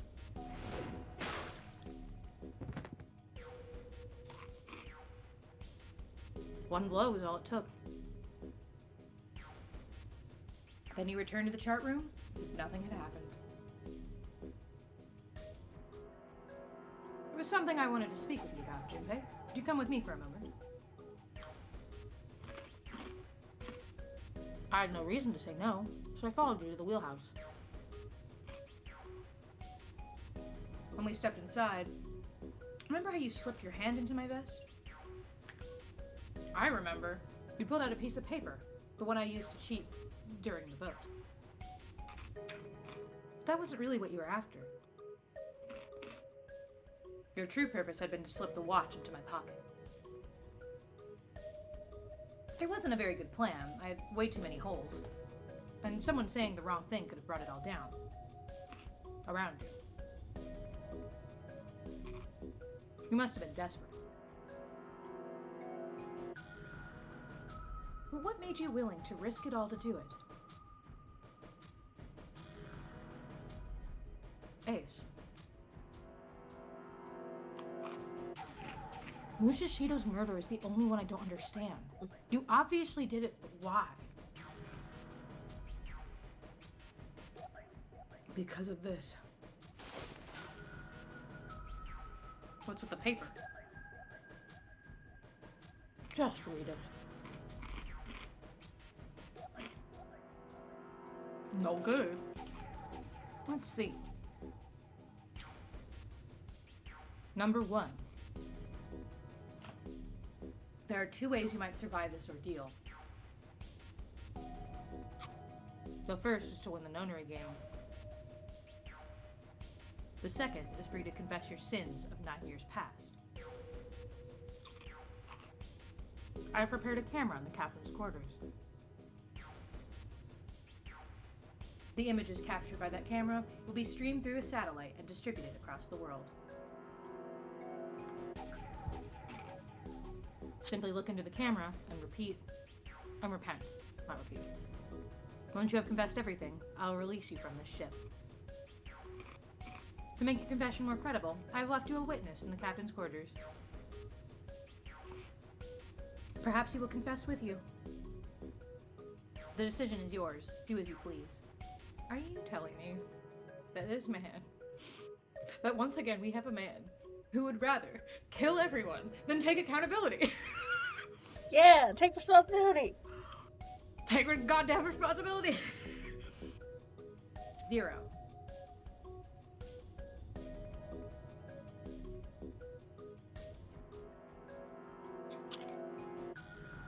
When I awoke in that room on D-Deck, I found that in my pocket.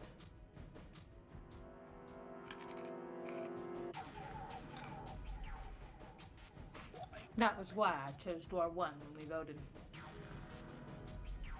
If I went through that door, I knew I could get to the captain's quarters. As you said, I knew how to enter the wheelhouse. My plan was to find the pocket watch before anyone else.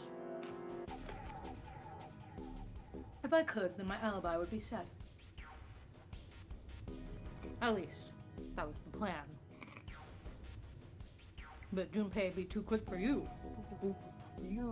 Unfortunately for me, you got it first. Yeah, dude. That sleight of hand was the best I could manage on short notice. Right back.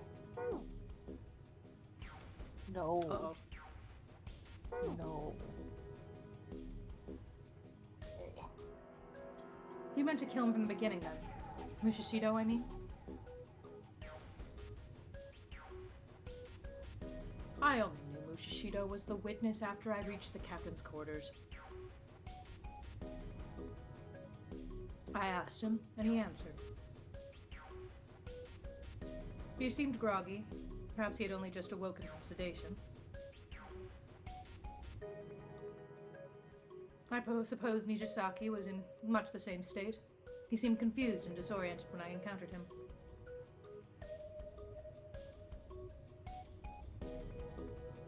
But yes, you are correct. I intended to kill him from the beginning, even though I didn't know who he was. I proceeded to the captain's quarters in order to remove this so-called witness.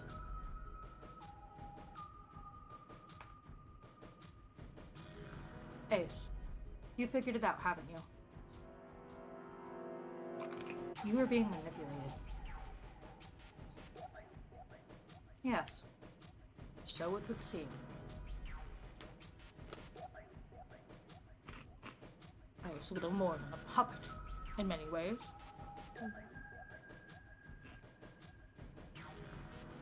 Everywhere I went, everything was already prepared.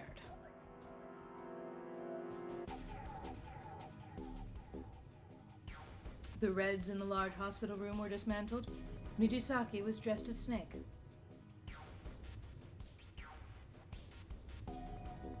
There was an axe in the captain's quarters. Mushishido was delirious from the anesthetic, so he couldn't fight back. Nijisaki as well. In retrospect, I can't understand how I could have fallen into such a simple trap. Because you're dumb. Unemotional. But yes, this was a trap. It was Zero's trap, and I fell for it. Hook, line, and sinker. I did everything he wanted me to. Oh yeah, you did. Including killing the other guy, because he didn't have, you thought he had the 9 bracelet, but he didn't. He did have the 9 bracelet, otherwise she wouldn't have been able to get into the 3 door. Oh, I guess so. No, Yeah, the it trick worked is on that this one, this number 9 door is not a number 9. Oh. Okay. Okay. It'll come Alright. smash a base 10. Okay. Not fucking base 10 again. What is it? Is it fucking like G? Is that what it is? I think so, yeah, I think it is a G. Oh my god. I fucking hate base 10. I mean, the most painful part is I'm never gonna forget it now because of this game. It's gonna be burned into me forever. It's gonna come up at some random point in my life and someone's gonna mention it. I'm gonna be like, oh yeah, I know what that is. That's base 10. And I'm gonna be so mad. Yeah. I'm gonna have a horrible flashback. By manipulating Zero was able to kill 3 people and keep the blood off his own hands. All of this was revenge for what happened 9 years ago. That's why this notary game happened. Am I right? Santa? Huh? What the hell are you talking about? I don't know any... Ain't no point trying to play dumb anymore, Santa. Actually, I guess I should call you Aoi Kurashiki, huh? My memory came back to me, kid. You're Aoi Kurashiki. Oh my god. You're Aoi Kurashiki. No doubt about it. AOA. AOA. Never thought I'd be back in this room, talking to you.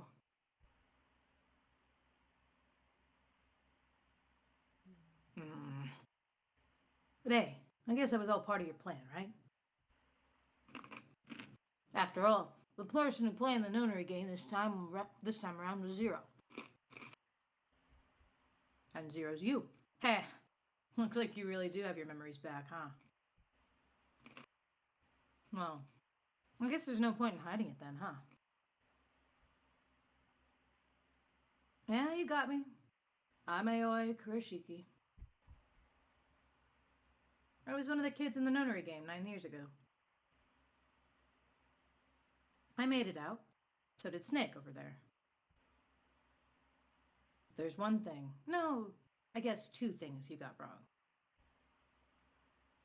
Number 1, I ain't Zero. What? Wait, what? It's gonna be fucking June over there. Sure, I was helping Zero out, but I'm really more of a assistant, like a secretary. But an assistant's only an assistant. I didn't come up with all this. It's gonna be June. It's literally gonna be June. I swear to fucking God. All I did was follow Zero's orders.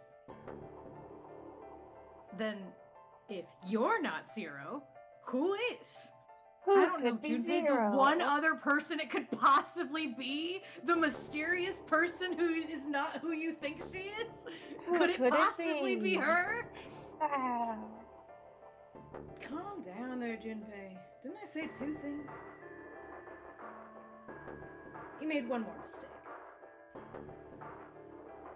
Junpei, you just said all of this was revenge for what happened 9 years ago. That's why this notary game happened. But that's not it. Revenge isn't the only purpose. There's another reason you guys were playing the notary game. Huh? To save someone. To save June, who's dying. I gotta physically get up. You gotta get up. Hang on, I'm gonna unwrap. I'm unwrapping my headphones so they can be longer, so I can pace around frantically. He's got a pace for Oh me. God, they're all looped around. Hang on. We're committing to this. It's all tangled up, but I'm untangling it right now. Mm-hmm. Because I need, again, I have to say it now because I have to point it out now because it's probably very crazy, but at this point this game is super fucking crazy, so I'm gonna say it because if I unfortunately when I make the mistake of not saying it, then blah blah blah blah. Okay, so hang on, we're almost untangled. I can't hear anything because my headphones are out because I'm untangling them. Don't worry, I'm just basking in your manic energy right now. Come on, get untangled. I'm gonna lose my mind. You gotta let me go on my fucking. It's my turn to monologue, damn it! It's Morgan's turn to monologue. It's my turn! God. This is my monologue. God damn it! One more. Hang on. There we. No, get off my fucking headphones. There we go. My monologue. Okay. Headphones back in. Pushing my chair in so I can start pacing frantically back and forth in front of my desk. Okay. Mm-hmm. So, we went on and on. Okay, I wish you could fucking see me. I'm literally like, you can't see this fucking close to just turning on my webcam right now. I'm so fucking close. I might just do it because I feel like you just need to. Everyone's just gonna have to forgive me for being in pajamas and being just super. I'm just gonna fucking do it because I need you to see the absolute fucking. The vibe here the fucking derangement that's happening here, and I'm probably gonna be wrong, so it's gonna probably be for nothing. Load. You bitch, come on. Load. I have it there. No, don't do this to me. This is gonna be really funny. You have to do this for me. I have 5 minutes left to monologue. God damn it, come on, camera. Why are you being dumb? Yes, you're attached to my webcam. Why are you not doing it?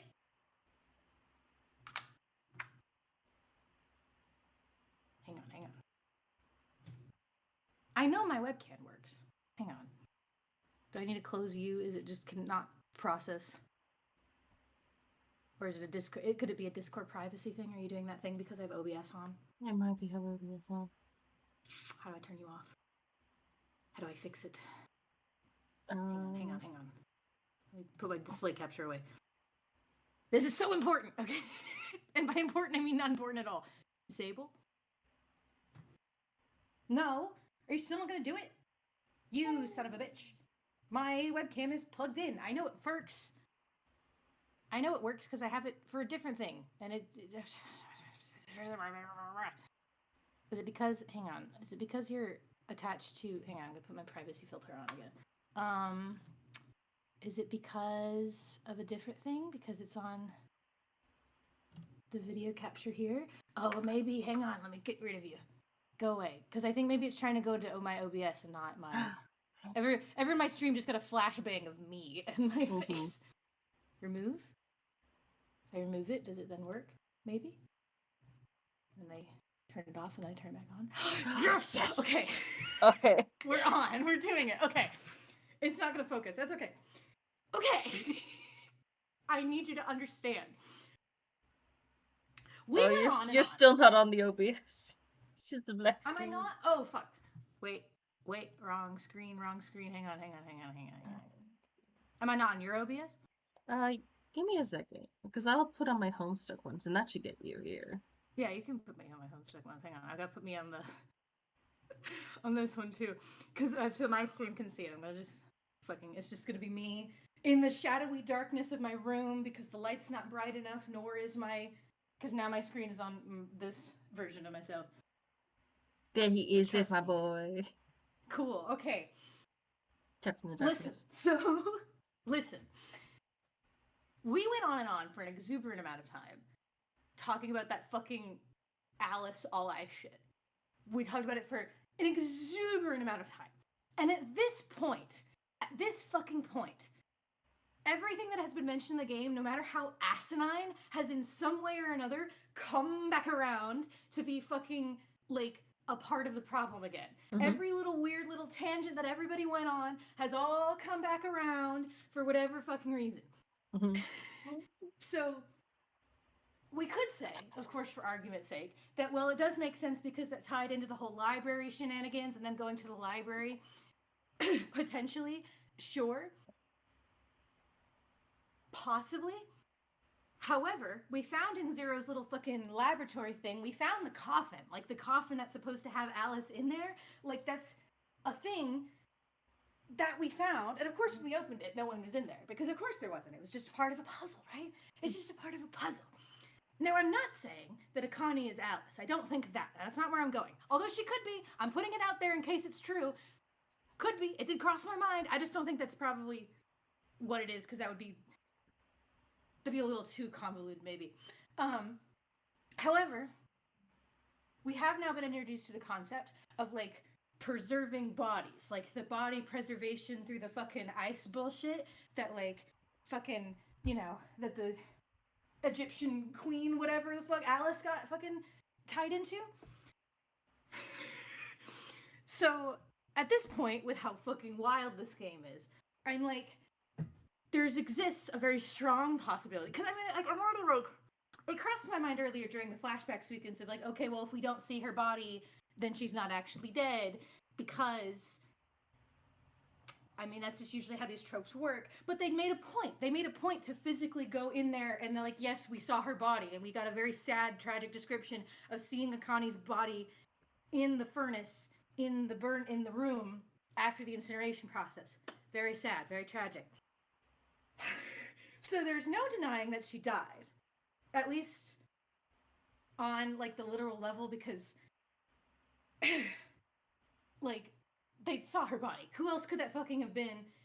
It doesn't seem like the dude just fucking got another kid and blah blah blah blah. Point is, that definitely was her body. She definitely died, hypothetically. Mm-hmm. With how this game has been, however, there exists reasonable doubt or reasonable belief on my part that fucking, like, I don't know, some resurrection bullshit was happening. That, like, for whatever fucking reason, she was able to heal, or, like, something crazy happened, or, like, I don't fucking know. Like, just, like, because, okay, rewind. Obviously, it's pretty obvious at this point. I mean, they're literally about to say it out loud. June, Akane's been dying. Literally throughout every single arc of this, at a certain point, we get to a point where she starts, like, physically collapsing from whatever the fuck she has. She's just getting, like, really fucking sick out of nowhere. She gets a fever. She gets a fever out of nowhere. So, like, clearly she's got something going on. So, like, obviously this is leading to, like, yes, Akane is dying. But who is Akane? Who is Akane, and why do we care that she's dying? And that's where I'm like, I don't think I'm going to be able to bust open, like, the whole motive as to why.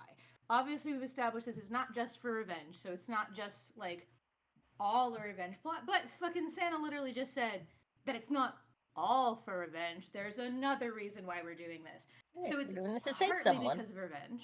Yeah, to save someone. To save Akane, who's dying from what? We don't know yet. But it could have something to do with that all ice, the whatever fucking it was called, the ice thing, the ice bullshit. The Ice 9? Yeah, the Ice 9, that's what it's called, yeah. I mean, it has a 9 in it, so of course it relates to this. God. I hope you take this as a compliment. You do look like a he-him too. Thank you. I mean, I'm in the dark shadows, so I'm pretty sure anyone could look like a he-him in this sort of lighting. You are I think my deranged favorite guy he-him. pacing around his room is pretty masculine energy right now. Yeah.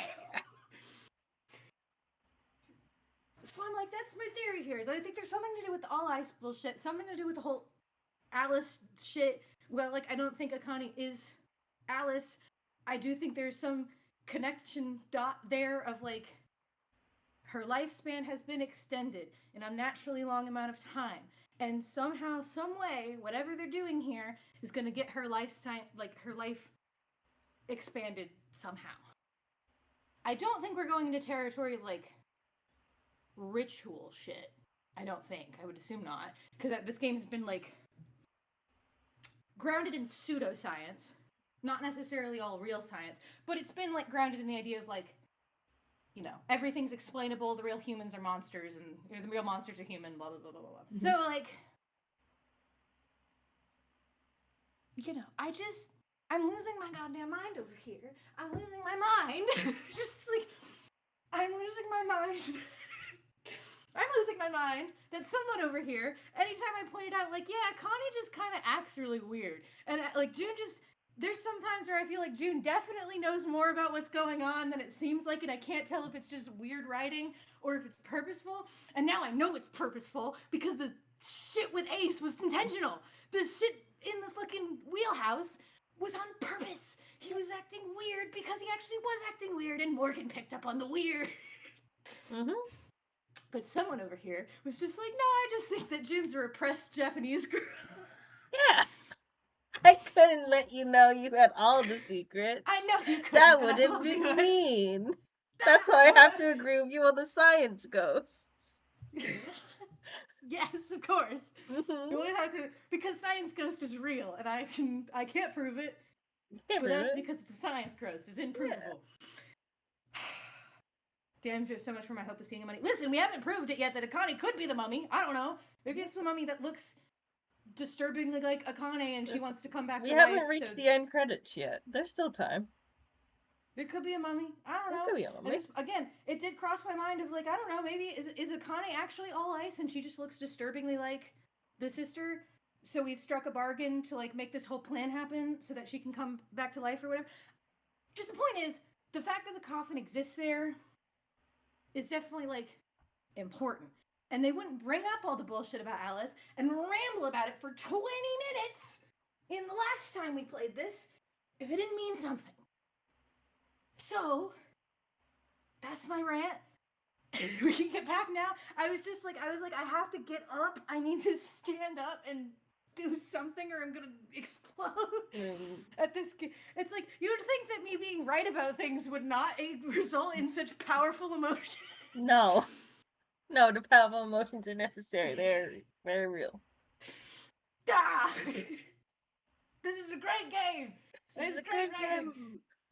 And that's part of why I'm like, I know that this bullshit has to be on purpose, and I know they would not. At this point, I accept that there's no way they put in this stuff unintentionally, because, especially now that we've had it confirmed that the shit with Ace acting weird in the wheelhouse was on purpose. Yeah. Because he was acting weird. Yeah. We just didn't know why.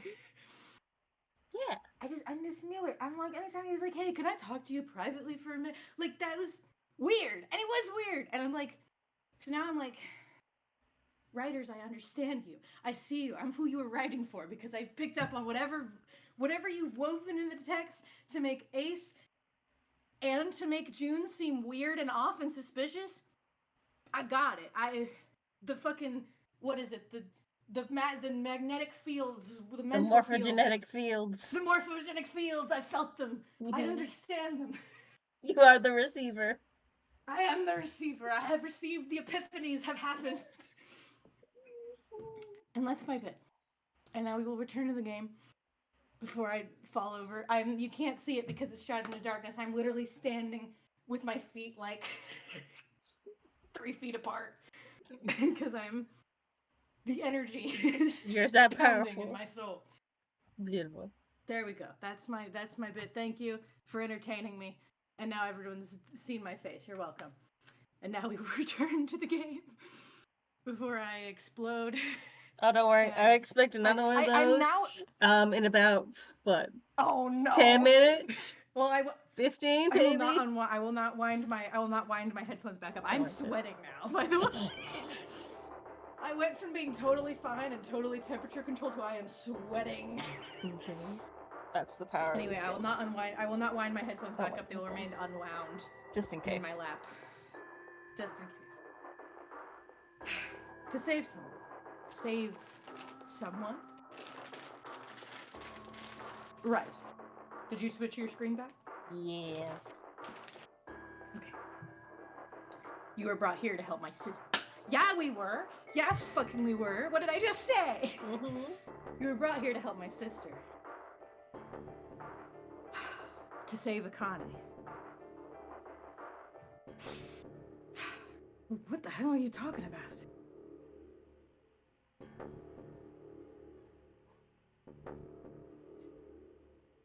Connie Kurashiki died 9 years ago in this room. I was there. I saw.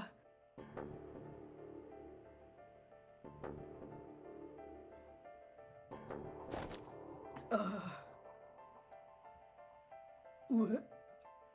Is she a fucking ghost? What the hell? Where is she? Where's the Connie? Is she a fucking ghost?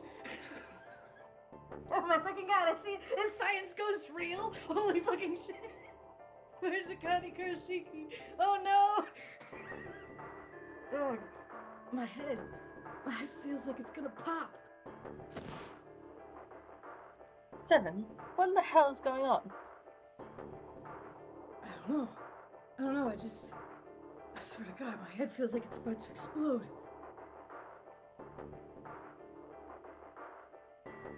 What was the Nonary Project? Or she? I can feel it coming, I swear to god. I'm sure you already know, but I'll tell you one more time. It was a project designed to test a particular phenomenon. Don't you fucking dare. What was that phenomenon? I don't know, what was it, Santa? For 2 organisms to communicate with one another in the absence of physical contact. The morphogenetic field theory.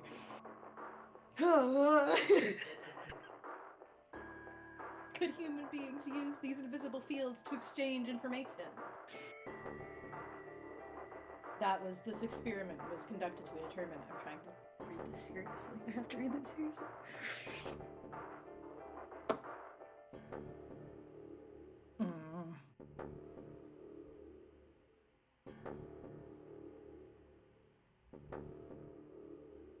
There were 2 separate locations. One was the Gigantic, and the other was a building in Nevada, called Building Q.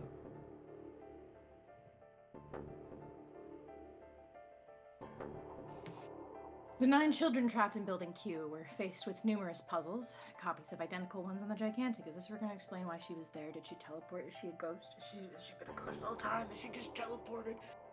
We talked about the teleportation. The teleportation. They mentioned it in the library. The teleportation. Yeah, the teleportation thing. Yeah.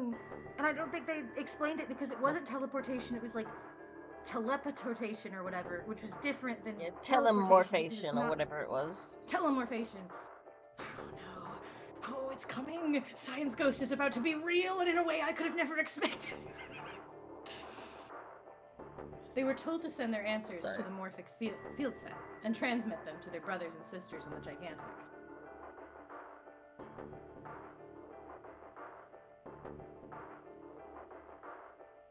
The transmitters were put in Building Q. And the receivers were put in the Gigantic. Each sibling pair was supposed to be split up, but there was a mistake. Akane was a transmitter. She should have been in Building Q, however. For some reason, she was placed in the Gigantic, with receivers like me.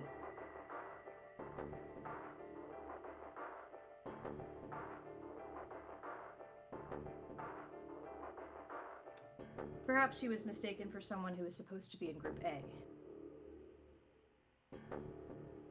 Whatever the case, Connie ended up on the Gigantic.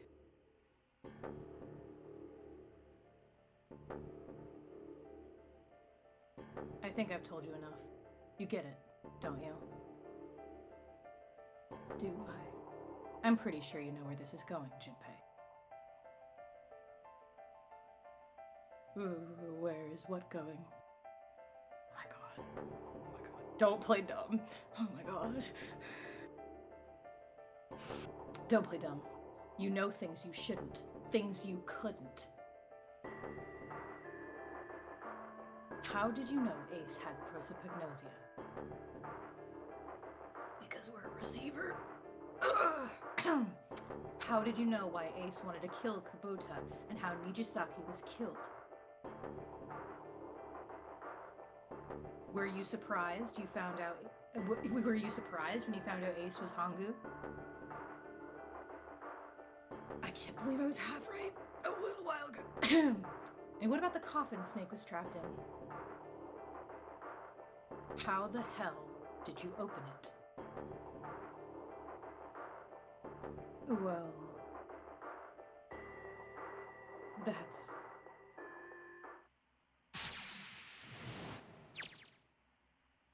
He knew because I knew. Junpei was receiving information that I sent to him through the morphic field set. It's simple, really. How do I know the alternate futures, then? 'Cause you're a ghost! Imagine a river that's split in two, like an upside-down Y. The river flows from the top to the bottom from a single stream into two branches. It only flows in one direction. It can never flow backwards. Information's the same way. It moves from the past to the future, but never flows backwards. That's why people at the river's source in the past will never know about those downstream in the future. But the people downstream will never know about one another either. Information only flows along the path of the river. But I am different. I can manipulate the morphic field set to pluck knowledge from the future. I know what happens on either fork of the river, even though the people on either fork know nothing about one another. Now, who am I? I am I, the Nightblood of the Applefield. But I am also Zero. No, that's not true. I'm not really Zero. Not yet. Perhaps you could say that I am less than Zero. Zero is my future. In 9 years, I will be Zero.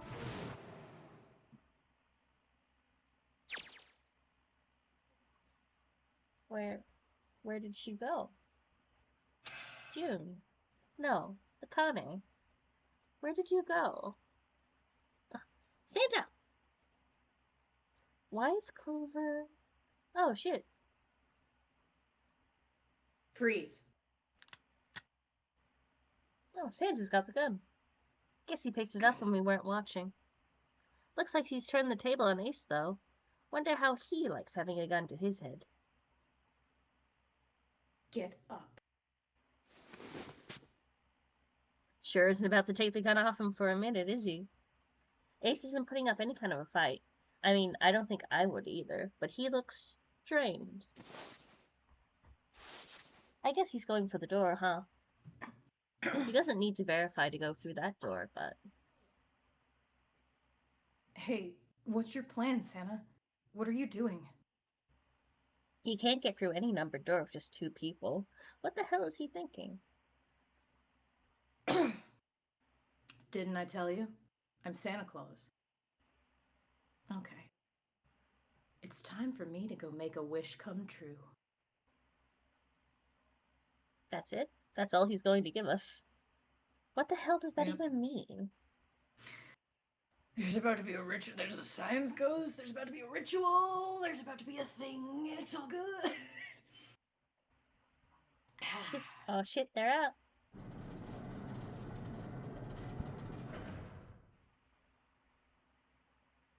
And now the gate's shut.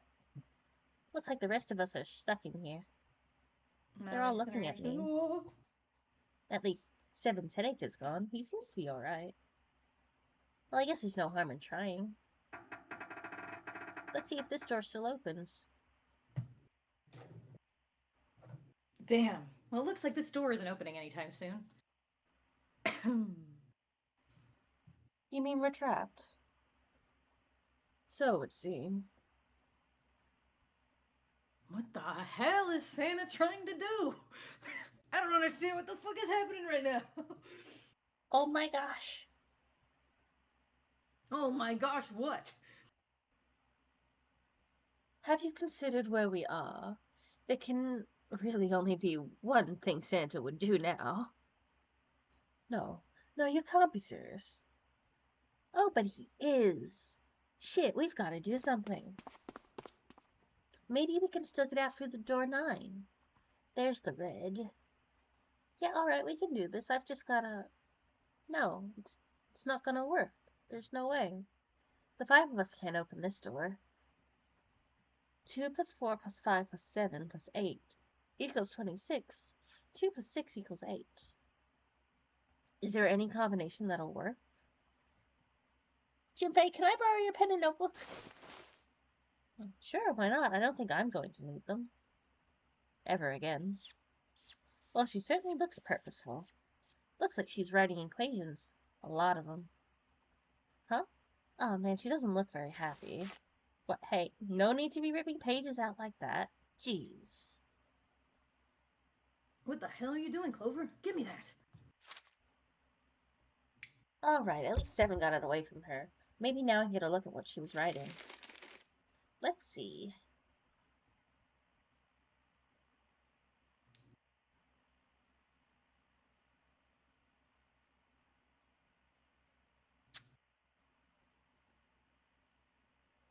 What?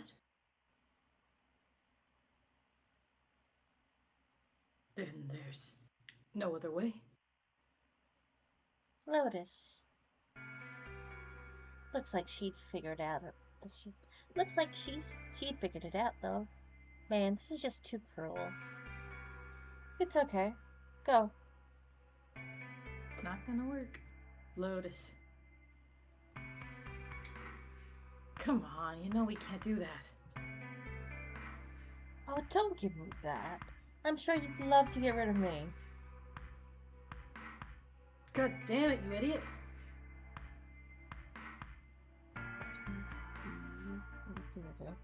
10 is A, B is 11, C 12, D 13, E is 14, so G is 16, so 7.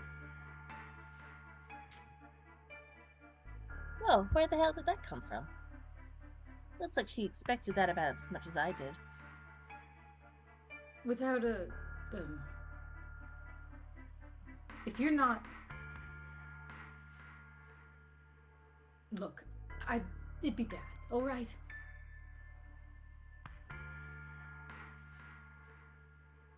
For a cop, she sure doesn't have much confidence. Bad.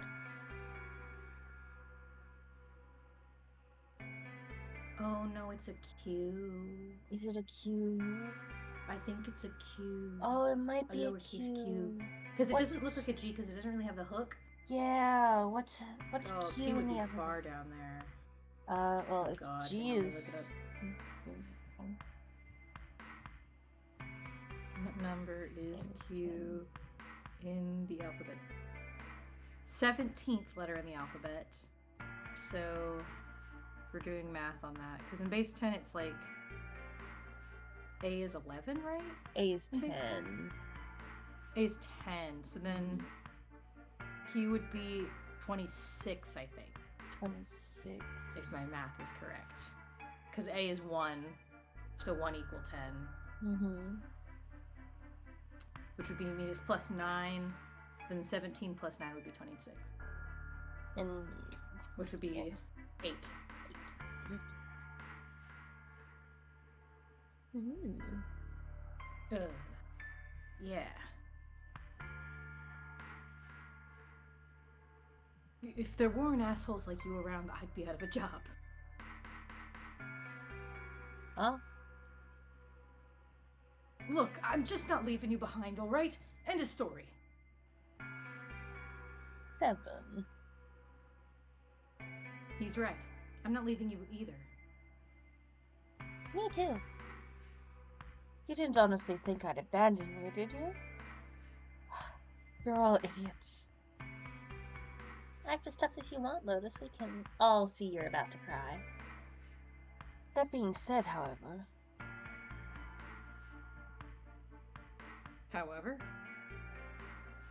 I doubt we would be able to open the door anyway, even if we were to leave Lotus behind. Huh? Why?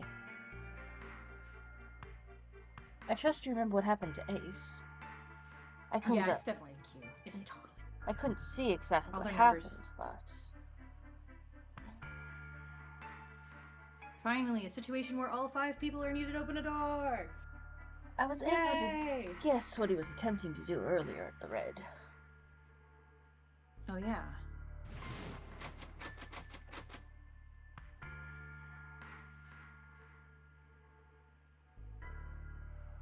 No! What is this? Why?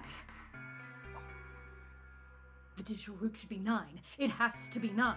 Yeah, that's cute. 'Cause it's a Q!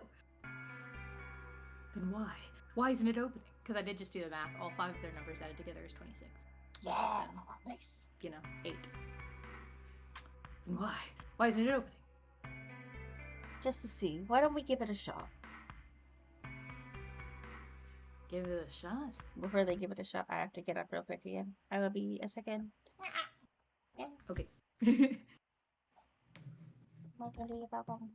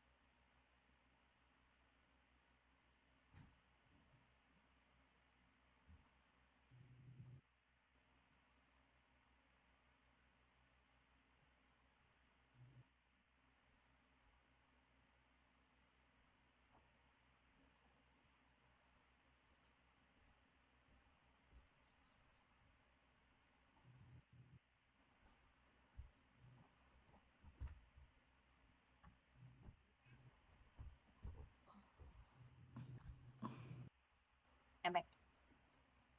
Look at me. Good shot. So that is what I said.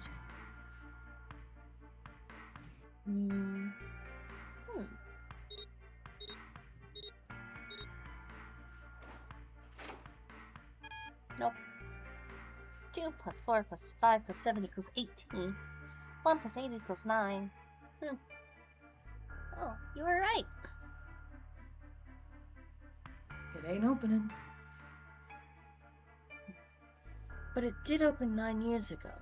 The digital root was 9 then, I'm sure of it. You think maybe they changed the settings? Perhaps. Shit. If we can't get through the door, we can't get out. The walls are way too high. There's no way in hell we could get to the hole 7 propped open 9 years ago. All we can do is stand here and stare at this door with a 9 on it. I guess this is it. This is the end.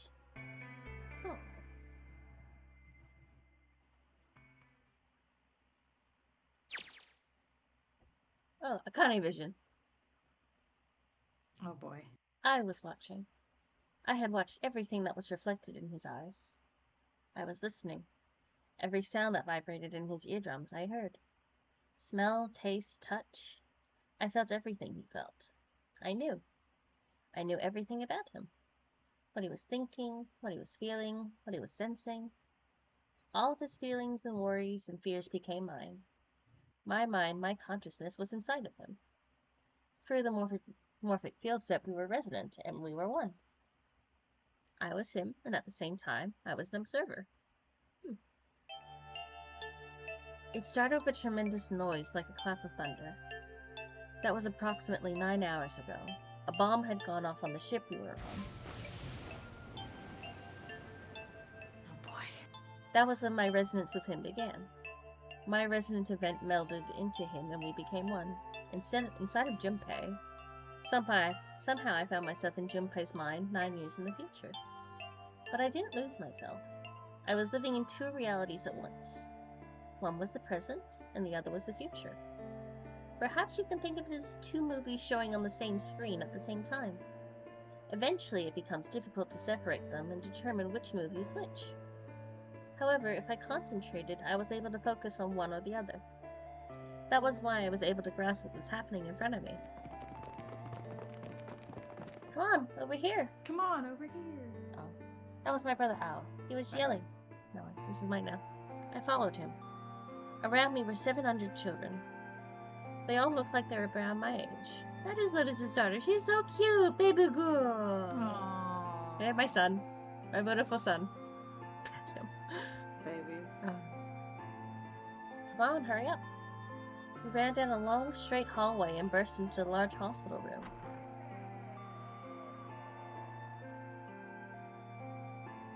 Everyone was arguing. Two of the boys got into a fist fight. A girl watching them began to cry. I want to go home, she cried. I want to go home. Another girl slapped the crying girl and glared down at her. It had been 2 hours since the nonary game began. We were starting to fall apart. But just when all hope seemed lost, Light started talking. He was blind. 9 years later, we would call him Snake. Hello, everyone. Could you come over here for a moment? He was older than most of us, and his voice had authority and dignity. The fights died down, and we gathered around him. I have a little sister. She's very important to me. Right now, she's over in Building Q and is desperately trying to send information over to me. Her name is Clover, and today is her 9th birthday. As he spoke, he pulled something from his pocket. In his hand were 9 four-leaf clovers. I was going to give these to her as a birthday present. I was outside picking them when I was abducted. I'm sure I've already told you, but I am blind. For a man who can't see, collecting 9 of a very specific plant is, well, it is difficult. But my sister means a great deal to me, and I hope that these would show her how much I cared for her. Since it's her 9th birthday, I thought 9 four-leaf clovers would be appropriate. Every one of you has a brother or sister in Building Q of Clover. For their sake, we have to survive. We have to get off this ship. Do you understand? If we're going to do that, there are 3 things you have to remember.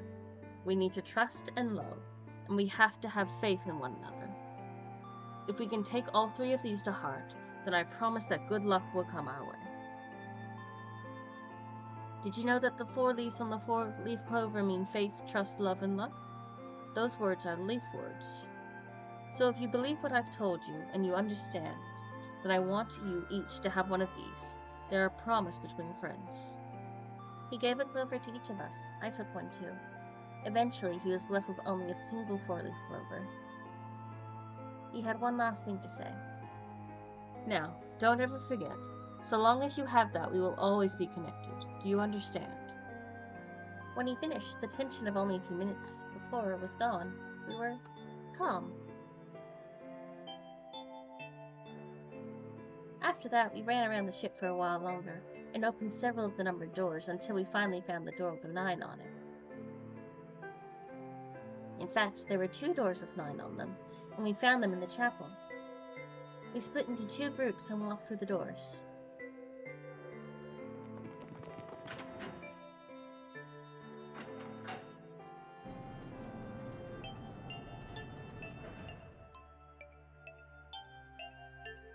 Before long, we all found ourselves in a room with a ceiling that looked like an upside-down funnel.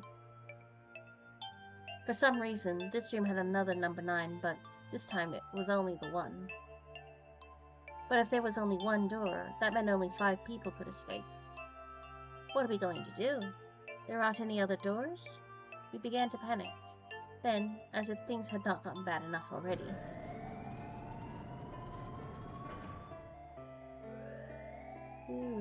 Warning. Warning. Emergency incineration command has been acknowledged. Automatic incineration will take place in 18 minutes. Please evacuate the incinerator immediately. Repeat. Emergency incineration command has been acknowledged. What? What's happening? What did that thing say? That didn't sound good. My brother Al swallowed hard and answered. I think it means this room is gonna burn. Oh, you can do it. Sorry. That's alright. No, you're fine. I think it means this room is gonna burn. Burn? The plaque on the door says The plaque incinerator. says incinerator. That voice said that the incineration is about to start. Incinerate means to burn. That's on fire.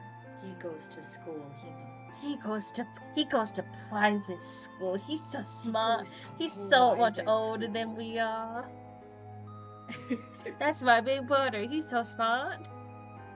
He's so smart. He knows where Santa lives. He knows where Santa lives. Oh, help me. Abject terror filled the room as everyone began to scream and cry. Every pair of eyes were filled with despair. Then, high up on the wall, a door opened and a man appeared.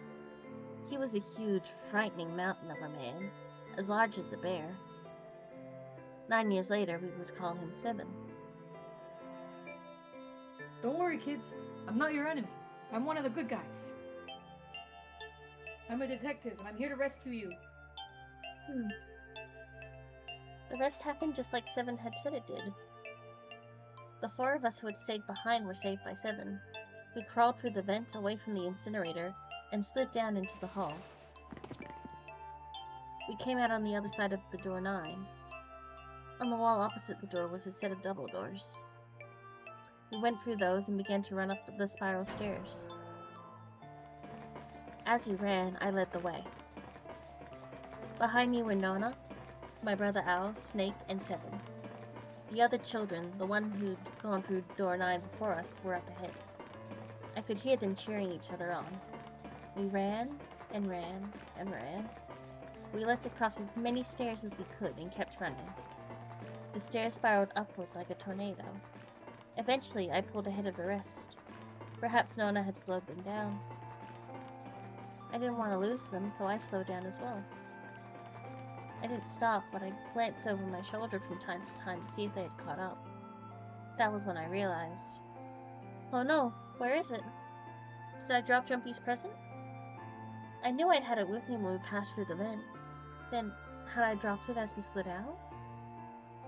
I had to go back. I had to. But I knew I couldn't tell the others. They would stop me, I was sure of that. I didn't stop to think, I simply moved. I ran to the central hall, the room that connected to all the other areas of the ship. I hid in the shadows, and moments later I felt a rush of wind as they ran past me, up the staircase.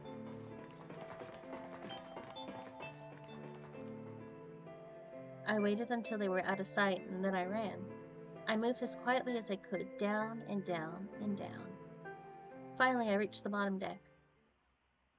I ran into the hallway and looked around frantically. There it is. It was just where I thought it would be, sitting under the opening of the vent. I ran over and snatched it from the floor, but as I ran back towards the stairs in freedom... Oh, this scary man is going to get me. Oh no.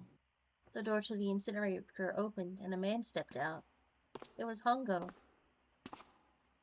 Gentaro Hongo. 9 years later, we would call him Ace. Ah, how wonderful it is to see you decided to come back. His smile made my blood run cold. It looked mechanical, as if someone had simply pulled up the corners of his mouth. Come with me. We must continue the experiment. I shook my head, eyes wide. Slowly, I began to walk backwards. 1 step, 2 steps, 3 steps. Then I spun around and broke into a run. I felt Hongo's hand close over my left wrist. I said come with me. There was an edge of insanity to his voice now. I pulled as hard as I could. No, stop. Let go of me. Let go. I shook my body and flailed my arms, trying desperately to get Hongo to let go of me. But I was still only a 5 child. on her bracelet. Yeah, he's only 5. Shaking my head. Well, yeah, how could Junpei go through all the doors she was going through if he didn't have the same number bracelet she does? I know. I was still only a Just child. happening. I was no match for a man like Hongo. Stop struggling, goddammit. Do as I tell you. He heaved on my arm, trying to pull me into the incinerator. I screamed, "Help me! Somebody help me!" Then suddenly, Akane! the door to the stairs flew open, and my brother Al burst out of it. Behind him came 7 and Snake. Akane! He cried my name again as he leapt towards Hongo. You came back, I cried out. But then... Huh, you're too late, idiot. Hongo threw his full weight against my arm, pulling us both into the incinerator. Ah! The force of it threw me to the floor. I scrambled to my feet and looked towards the open number 9 door. Hongo stood between it and me, but behind him I could see my brother, his fists clenched. But those fists never reached Hongo. Oh. With the cold, heartless screech of metal on metal, the door slammed shut. Hongo glanced at me mechanically, his face registering that there was an object there, but not anything he would consider a human being. Then he turned away and walked to the red that sat next to the door. He reached into his pocket and removed 2 bracelets. He waved them both over the scanner panel. 2 asterisks appeared on the red. He checked the screen, then tossed the bracelets carelessly onto the floor. What was he doing? What was the point? He made no effort to explain himself, of course. He said nothing at all and walked past me as though I were nothing more than a rock by the roadside. A few moments later...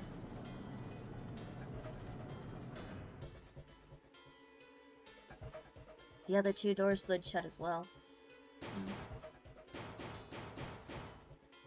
Faintly, I could hear someone pounding on the door behind me. I turned around and ran towards the door with a 9. Akane! Akane, are you okay?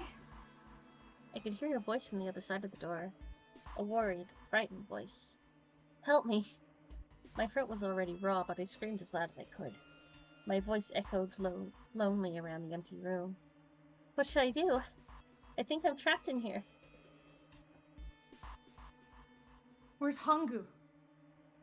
He went out the other door. What? Then it started again. Warning. Warning. Emergency incineration command has been acknowledged. Incineration will begin in 18 minutes. We're in Junpei version now. Please evacuate the incinerator immediately. Holy shit. Man, I knew it was gonna say what it was gonna say, but that is one hell of a creepy voice. I knew it. It's starting. Oh. Santa started the incinerator? Fuck, man. I never thought I'd hear that damn voice again after 9 years. I understand what's happening. What the hell? What the hell? What in God's name are you talking about? It's 9 years this, what's happening. and 9 years that, and when it's not 9 years something, then you're talking about some sort of fucking experiments. You aren't making any sense. I don't have time to explain, Lotus. We're kinda gonna burn to death. It's a long story.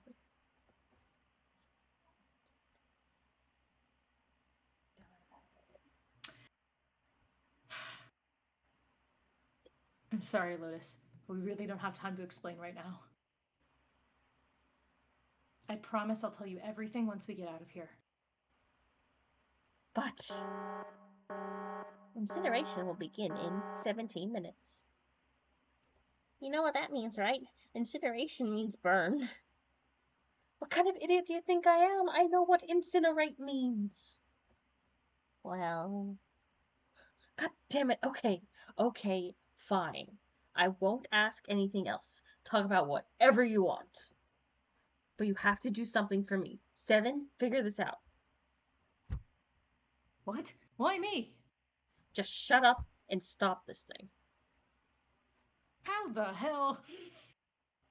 There has to be some sort of emergency shut-off button. There isn't anything like that.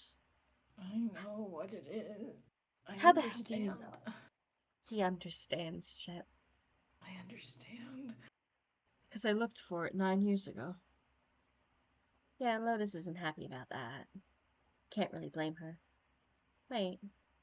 The floor, it's moving.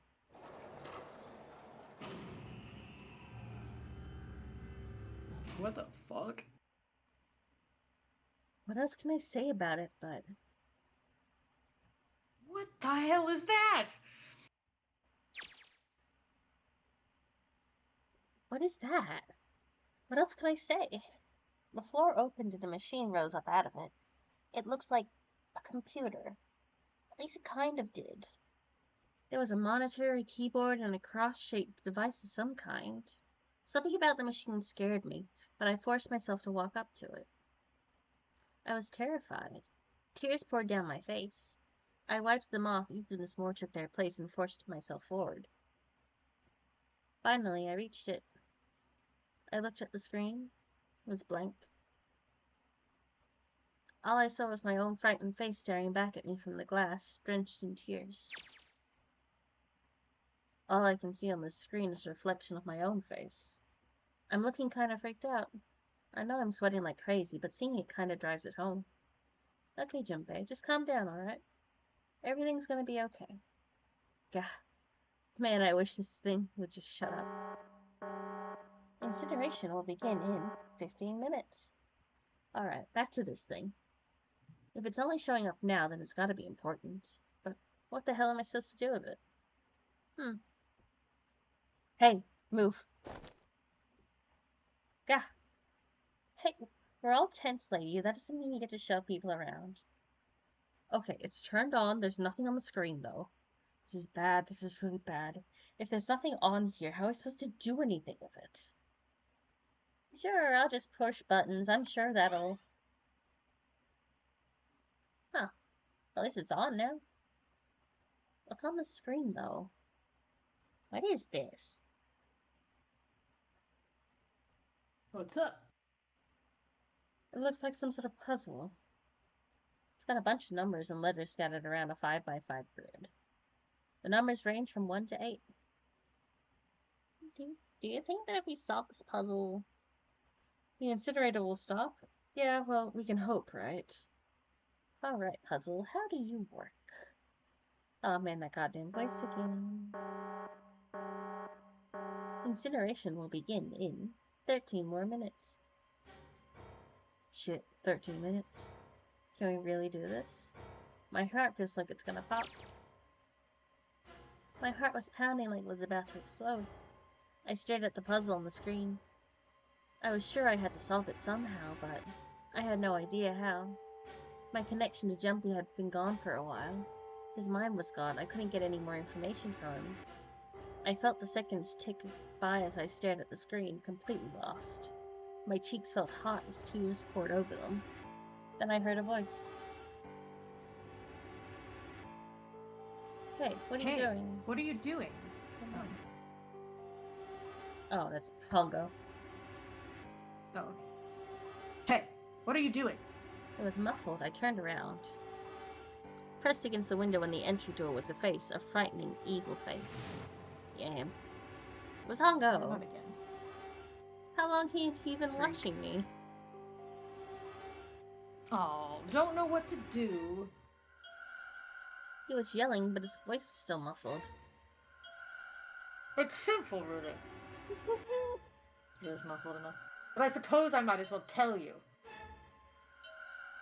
Just solve the puzzle on that machine. Okay, so... His laughter was muffled by the door, but it still tore my... He's so creepy. Still tore at my heart like the claws of a vicious monster. I bit my lip and glared at Hongo, struggling to hold back hot tears. You're a terrible person. I hate you.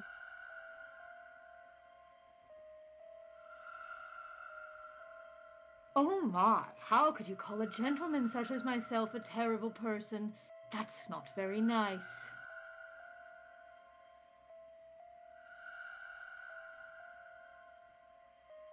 I'm quite fair.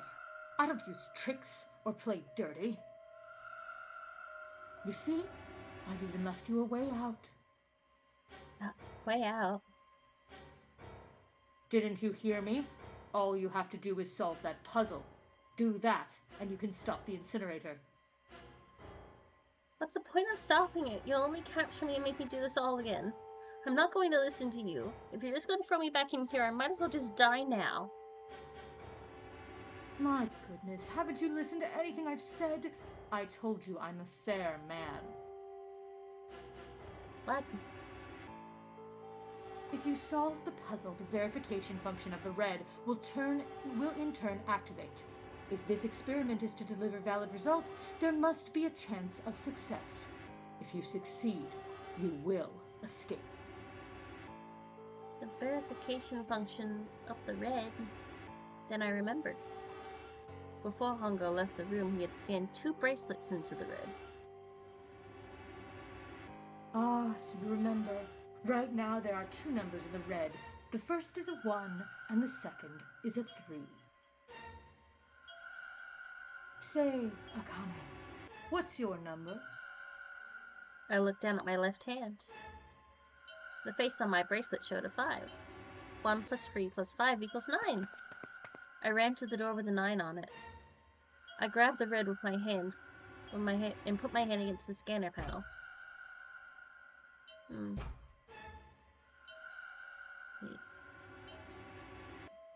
You really aren't one for listening, are you? I hear Hongo's muffled voice from across the room. I already told you, didn't I? Once you solve the puzzle, the verification function on the red will activate. In other words, if you haven't solved the puzzle, you can't enter your number. What kind of fool are you? Why are you doing this? You could never understand. You don't know what it is like to spend every day surrounded by monkeys. What? Racist. Racist. Now start the experiment. Solve the puzzle. Oh, racist. I can't. I don't know how. On top of the child murder. She's a racist. Throw him away.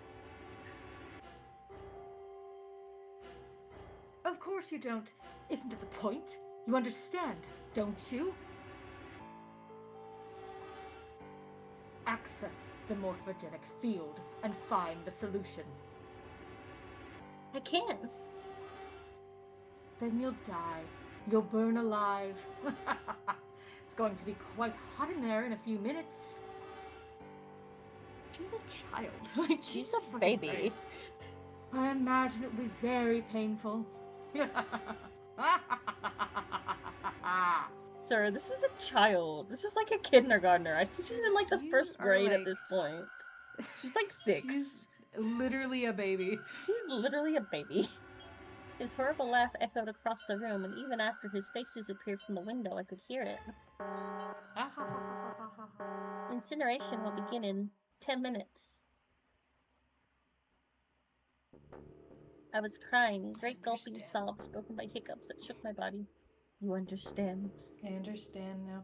Everything that happened was made and designed to set up a situation where Junpei would be trapped in the incinerator and have to solve this puzzle so Akane in the past can actually escape using the information that he gathers in the future. Yeah! You're so smart! I'm so smart. You're so smart! I've finally figured it all out. I understand now. And the Akane we've been seeing in the future, I'm assuming, is... The Akane of the timeline where Junpei does in fact save Does Akane of the past. succeed. Which explains why she always dies at the very end. Which of the game, explains always why just she suddenly vanishes. becomes overcome by a fever and disappears.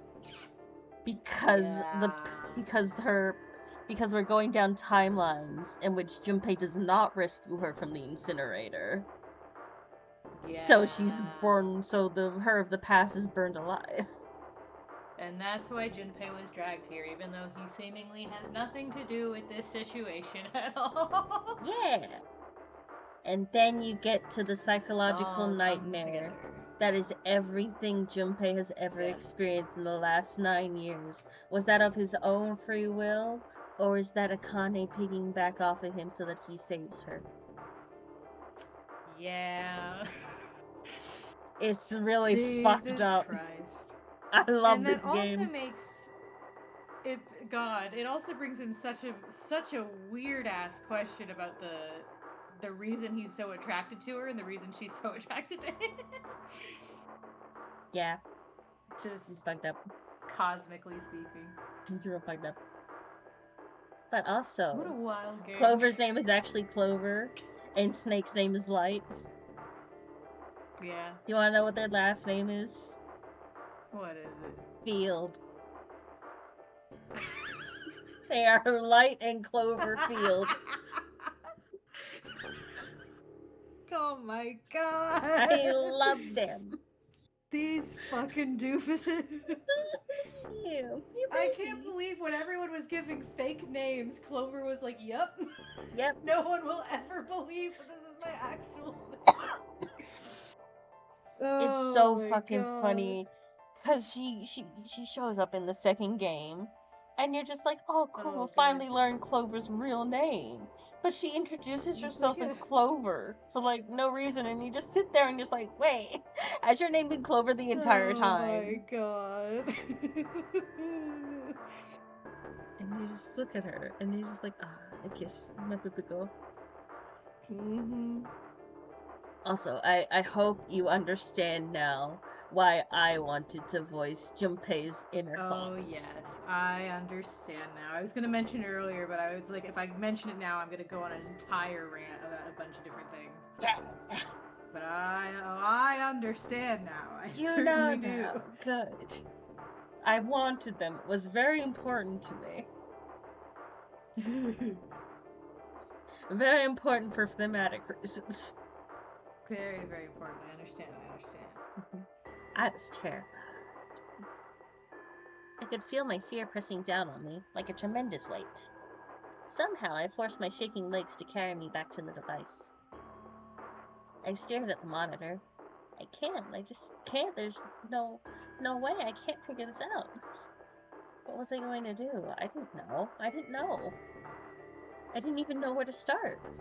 Fear scattered my thoughts, and all I could think of was how I was going to die. My palms were sweating, and my blood was boiling in my veins. It was hot, so hot. I couldn't breathe. I felt dizzy. It was hot, so hot. I couldn't breathe. I felt dizzy. Everything June's felt anytime we're going down a path that does not lead to the incinerator. My heart roared in my chest as if it would pound itself to pieces.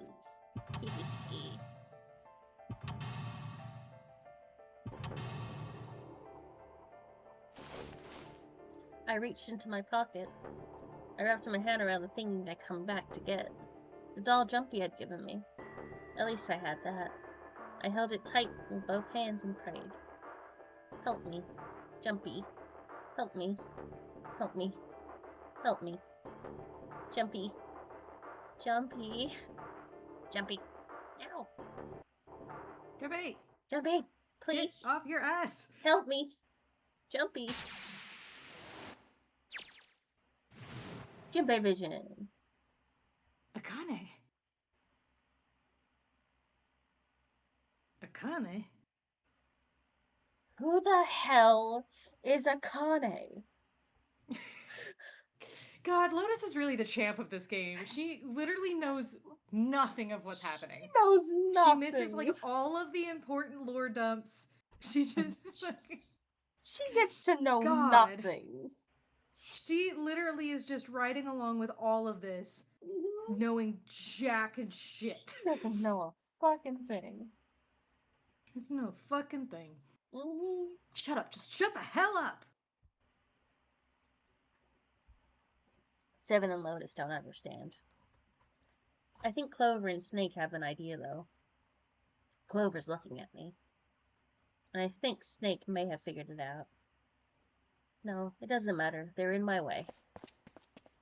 Where'd she go? Maybe over here? Akane. Akane, can you hear me? Akane, say something. Fuck. Did something break our connection? I swear I just heard her. Shit. Akane, answer me. Akane. Jumpy. I spun around.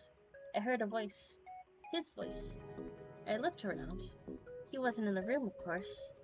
But I heard it so clearly. Like he was right there. Jumpy!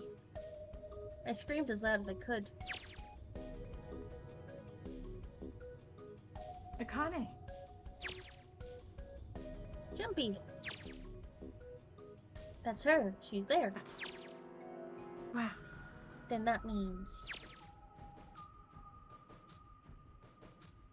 Akane. What's really fun is that in the original DS release, like, Junpei was on the bottom screen, and Akane's vision was on the top screen. Mm-hmm. It was really good. I see. Akane, are you in the incinerator right now? Yes, I am. How did you know? I couldn't believe that he knew that. Now I understand what Santa meant. Right. There's only one way to help her. You were brought here to help my sister, to save Akane. I think I get it now. Incineration will begin in 7 minutes. Jumpy, It's you so don't have fucking time? insane to imagine that you exist in a timeline where you were saved because of something that happened 9 years in the future, something that you now have to orchestrate in order to save yourself 9 years ago. That's fucking insane. Schrodinger's Akane. That's bonker. Yeah. Jesus, I knew she was not fucking that dumb. No, she's very very smart, very conniving, very manipulative. Actually, she is the gaslight gatekeep girl boss. For real. God. Again, because it completely recontextualizes that whole fucking stupid bit of their conversation, the one that I felt was suspicious, where there's no way she doesn't know what this innuendo means, because she totally would, because she's probably lived through that conversation before. She knows. God. This bitch. She is the most manipulative bitch. By the way. I love her. Akane is the most character. Akane iconic. Akane, more like iconic. She really is, honestly. It's for real. Oh, I love her. Oh my god. As quickly as I could, I told him I had to solve the puzzle in order to stop the incinerator. Got it. And I do. Sorry. I get everything now. And of course she would know that the 9 door needs to be a queue now, because she knows who's going to be in the incinerator right now. Yeah, she knows who's going to be in the room. Yeah, she knows. Jesus Christ. She knows. My God. Jesus. She knows exactly how to orchestrate things, how to set up things, to get Ace to murder everyone and incriminate himself, because Junpei already showed her how she was going to do it. God damn. I love this game so much. Jesus I love Christ. this director's writing so much. Science Ghost is real. Science Ghost is real. There's no way I think that I would have been able to ever come to this conclusion, especially because it was only, just to be straight up, I thought up until this stream that all of the stuff they were talking about, the psychic fields and stuff, I knew to some degree it was going to be true, but I didn't realize to what level the psychic shit was actually, real in this universe. Yeah. Because I didn't know if it was all, subtly there, of, there was a meta aspect to it, or if it was literally, it was only in this stream where they're talking about the fact that they were talking about the psychic connections, they genuinely were something that was happening, that I was oh, it's real. So I don't think I had enough time where I could have ever come up with something like this. So genius plot twist, because it all makes sense, of course. Mm-hmm. But I truly, deeply appreciate and love the writing, because again, the fact that they could just very subtly write everything how it's supposed to be written, and I could pick up on the subtle, just something's weird about this conversation with characters that aren't even voice acted. All it is text. Mm-hmm. Text that I am only interpreting based on how me and you were reading them out loud. Yeah. And so the fact that again, as an audience member, I could pick up on the fact that, again, even, which I mean, granted, part of that's just I think me and my general writing you know, cinematic knowledge, I guess, of like the fact that I could figure out very quickly that I was like, I don't trust Ace, I don't like him, something about him is weird. The fact that specifically I point to the thing at the wheelhouse where I was like, everything about that always was super suspicious to me, and we even made jokes about it, and like, but the fact that I could pick up on that, and then also with Akane even pick up that I was just like, there, you're not, are you actually this dumb, or are you like, or is this on the fact that it was on purpose is delightful, because it just like, anyway, it's really good writing, because it means that even in a text format with no actual clear like tone indicators beyond like pictures, that at least one audience member can read that and understand that there is supposed to be something suspicious is really cool and really awesome and very difficult to do. So it's very cool. Especially to do it in a way where it doesn't seem that obvious. Yes. Oh, I love this game. I love this game so much. This is the best game. Yeah! At last, I finally understand what all of this means. I know why the nonary game was held today. I know why we were kidnapped and brought here. It was all for this moment. All of this was planned out to lead to this one moment. Oh my god. This is insane. I can't believe it. Buddy. There's only one possible answer. June is. Zero is. Akane Kuroshishi. Yeah, we figured that out. Okay, June. June, keep up. She's a little Even slow. Even the fact that she nicknamed herself June. Jesus Christ. Mm-hmm. Yeah.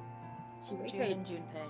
June and Junpei. She recreated the history of the future she had a glimpse of 9 years ago. She tried to save herself that way 9 years ago.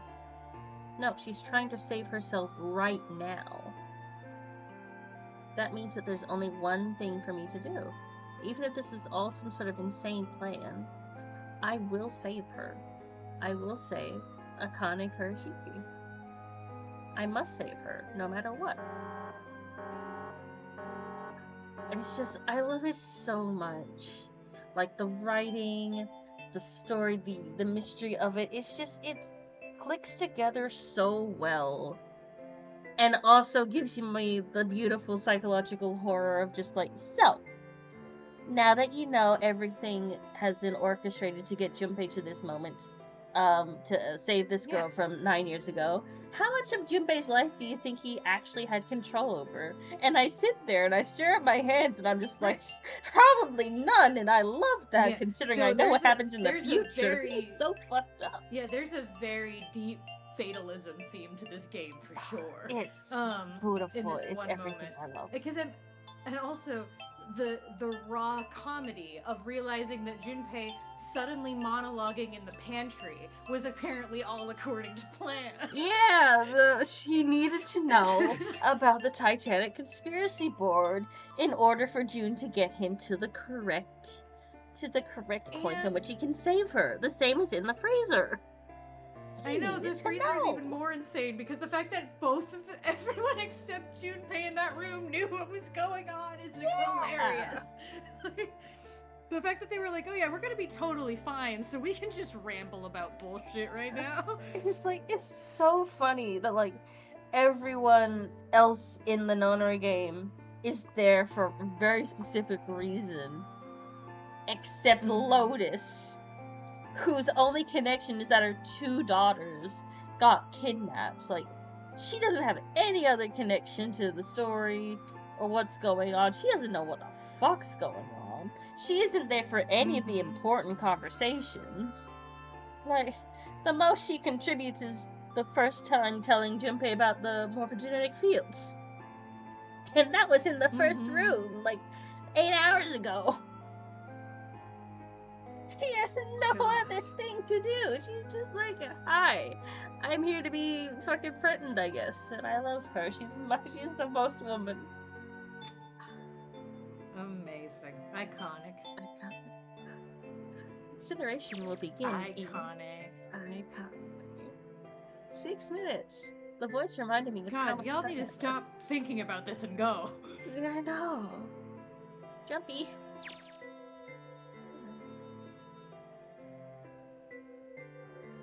Yeah, I know. Just hang on, alright? I promise I'll get you out of there. Let me at the puzzle. I'm not gonna let you die. I promise. So don't worry, alright? Just give me a few minutes, okay? It's my favorite puzzle. Give it to me. I earned it. Okay. My Let's do voice shook as I answered. It was hot in the room. It felt like my heart was on fire. 6 minutes or not, my heart burned with my feelings for him, a little baby.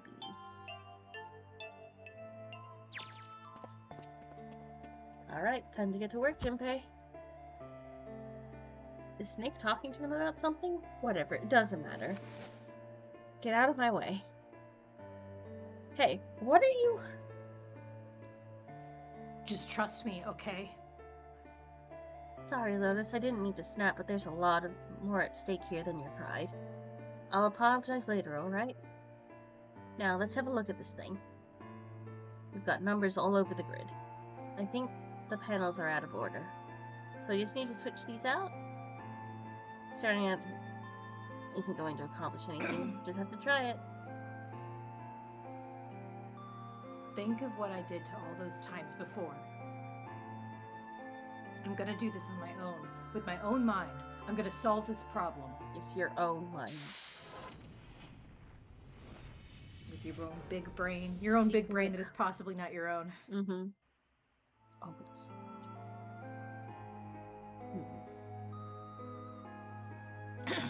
So... That's fun. Okay. How do I hit this button? Oh. When I press hit, numbers appear in the empty spots in the grid. They're all single digits. I get the feeling that numbers change when I switch out the yellow squares. Oh. This square at the bottom. Why does it stay blank when I press hit? But again, makes the numbers disappear. So I can turn them on and off. This is where some special meaning to there being two modes. What does that mean? Can't switch out you. I'm doing you. Yeah, because the number one has to stay there, so I'm assuming it's... Huh. Oh. Oh. This is not the puzzle I remember. What is this? Legit. Uh-oh. This is not my lovely Looking like Sudoku. it's- Uh-oh. This is not my Sudoku puzzle. I mean it... well...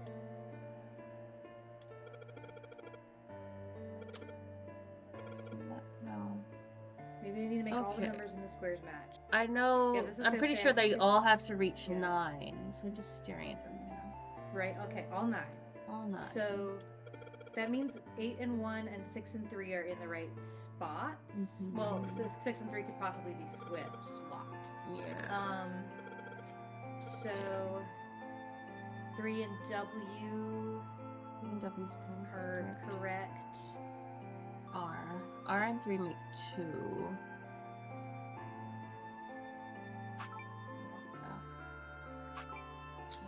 Okay, so the difference between R and D is 4. Difference between I mean, they're probably going D to go and- off of the base 10 stuff. Yeah, so the difference between O and D is 2.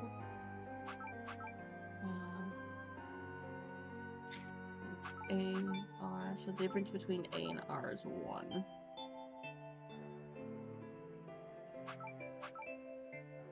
Okay, S and A equal the same number.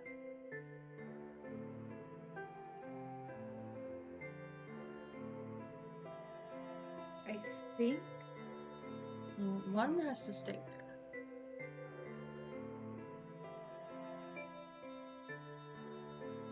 Can you just so I can see, what happens if you swap the 3 at the, like, in the bottom middle with something else? I want to see what happens at that middle spot. It can just be anything. I just want to see what, and we can put it back. Okay, interesting. So A equals 1. We definitely know that. Right. Well, it's me looking at the spot that was right above it, and like how that would change, of like what overwrites it. Because even though the A and 1 across still works, it got overwritten by the A and the 6.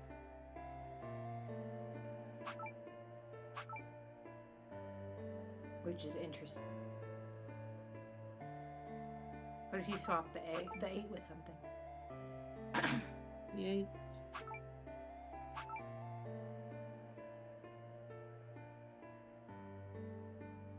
Well, put the 3 back with the A. Real quick. Interesting. That's very odd. This is the worst puzzle. So I'm thinking those middle ones actually maybe have to anything that's bordering. It's like what everything's bordering, and not just the 2 of them, because 9 plus 9 would equal 18, which would then equal 9. Yeah. Sorry, I'm just trying to figure out the logic of this puzzle thing. So we can put the 8 now back at the D, because we know that does have to go there. Because I was figuring the easiest way to do this is to start with 1 and work outwards with what we know is correct.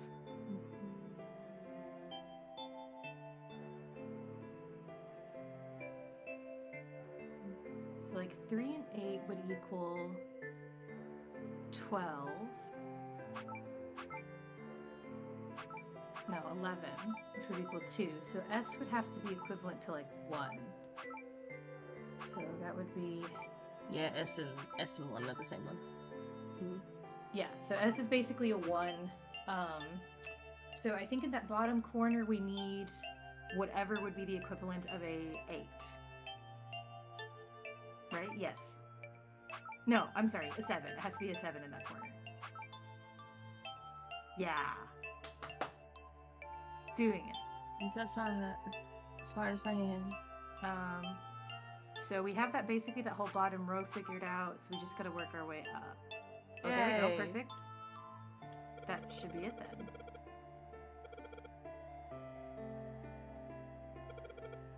Is it not? Digital roots. The digital roots always end up as 1 digit. What do you mean? Okay, well, but we did it. Add the numbers, but there are letters here too. Yeah, I know base 10. Okay, we know. Why did you? I don't. I need to make all the digital roots the same. But we did. There. But what number? Switching out a yellow square affects. Does it? Is it not 9? 9 square doesn't get a hint but 1 number. square doesn't get a hint number. The 9th spot at the The bottom. 9th spot at the bottom. Because it's 9, right? Maybe a fixed number goes inside? So the 9th square has a different... Wait a second. Oh, is it these ones down 1, 2, 3, here 4, have 5, to... 6, 7, 8, 9? Yeah! Oh. I think that's what we need to do. 1, 2, 3, 4, 5, 6, 7, 8, 9. So we know 1 is in the right spot. We need to put 5 over in the 5 slot, supposedly. And then we just gotta figure out the rest of the letters. Oh, well, S... Well, actually, no, wait, that's... Ooh, uh-oh. Because I think we know that S is equal to 1. Yeah, S and A are both equal to 1. Uh-oh. That's Okay, not 9 good. and 9. New final puzzle, help. This isn't my lovely Sudoku. This isn't my lovely Sudoku. What is this? I wanted my Moony killer. This is so rude. Uh-oh. Why you do this?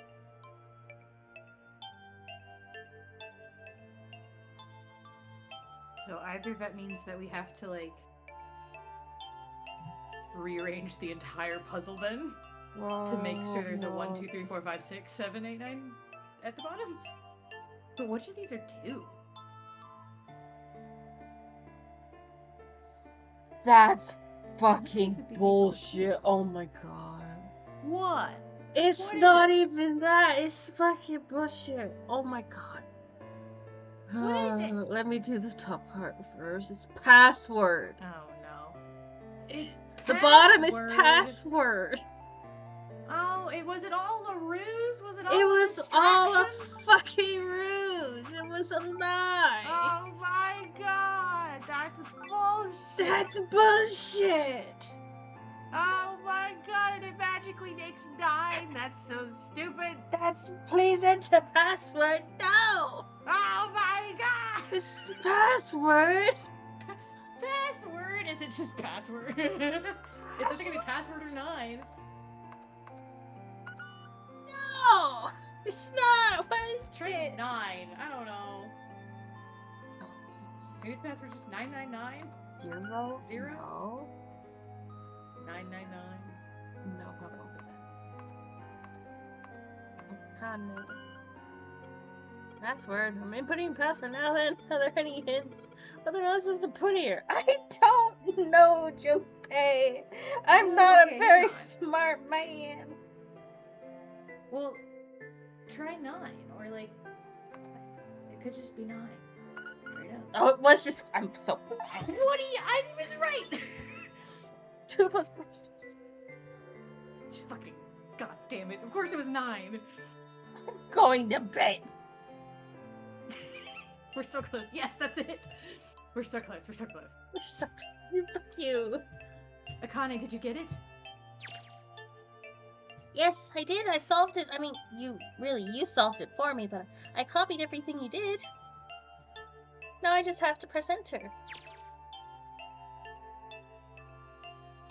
Then what the hell are you waiting for? Push it. Okay, I will. I hit the enter key. Emergency shutdown command has been confirmed. Incineration system has been disabled.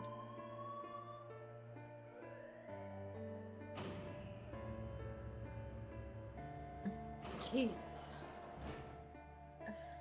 Oh, Your sweet Sudoku. my sweet Sudoku puzzle is not here anymore.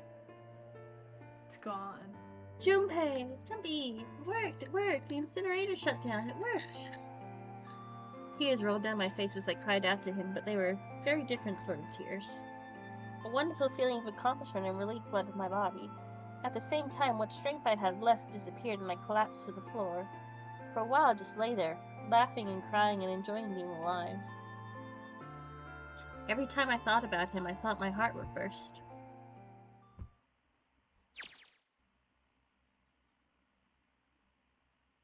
Whew. Okay, you can talk now. I can't quite believe I did that. But I'm so glad. So glad. I feel like my heart's on fire.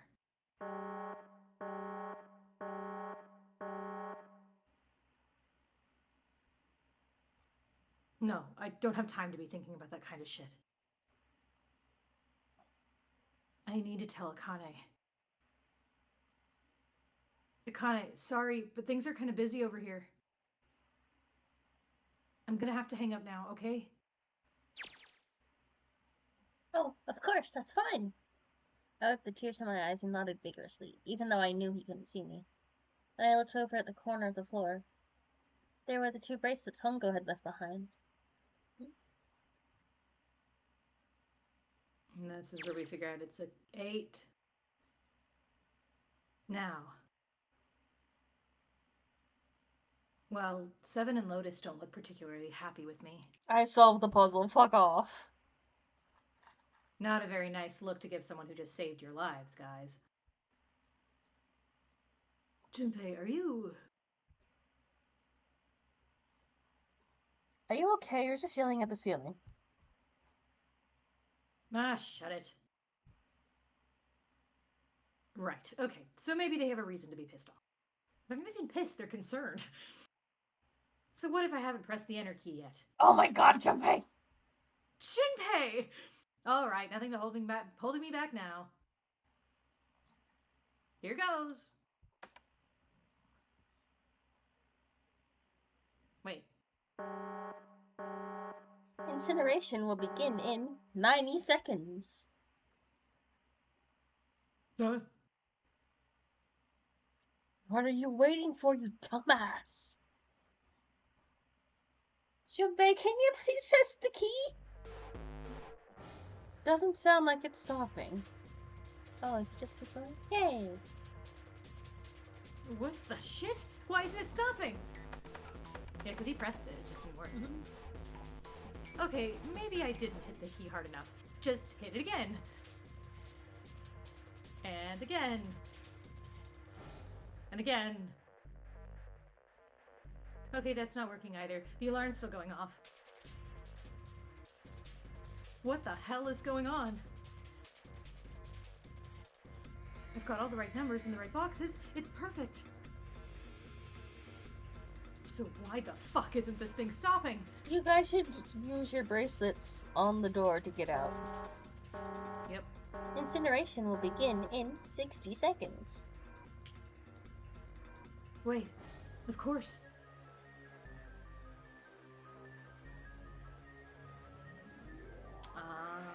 That's what the numbers that showed up after the puzzle mean. 2 plus 4 plus 5 plus 7 plus 8.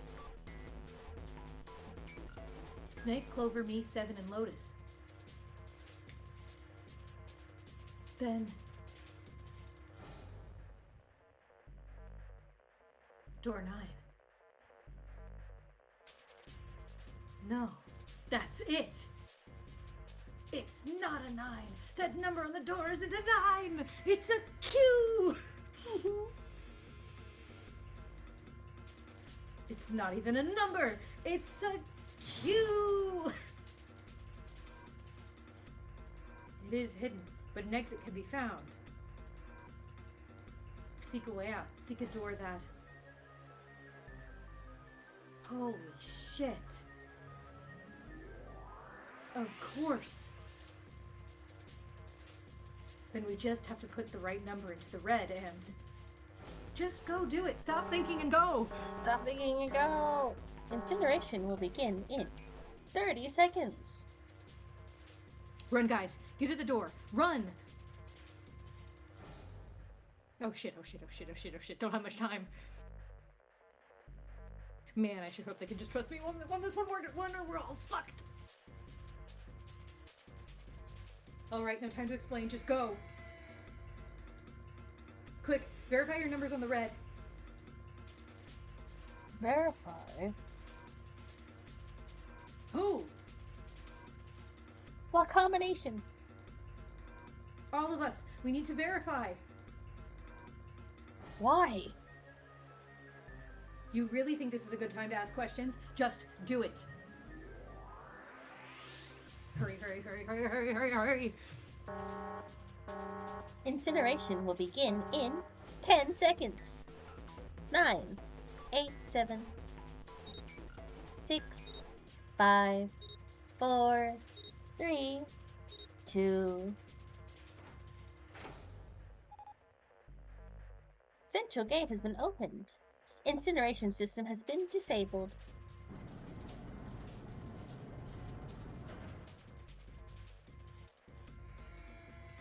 Fucking base 10. Oh, fucking Christ. Fucking base 10. No. No time to be happy. Time to go. Hurry. We only got 9 seconds before the door closes. Go, go, go, go. Come on, guys. Move it. Okay, they're all through. Move it, Junpei. Just in time.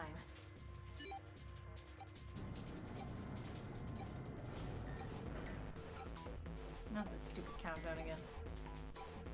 And there goes the door. No, don't calm down yet. We're not done. We've still got to find the dead.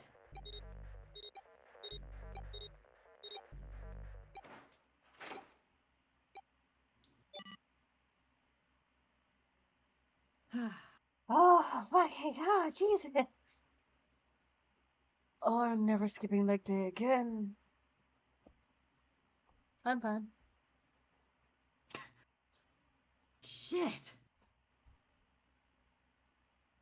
Looks like we made it, huh?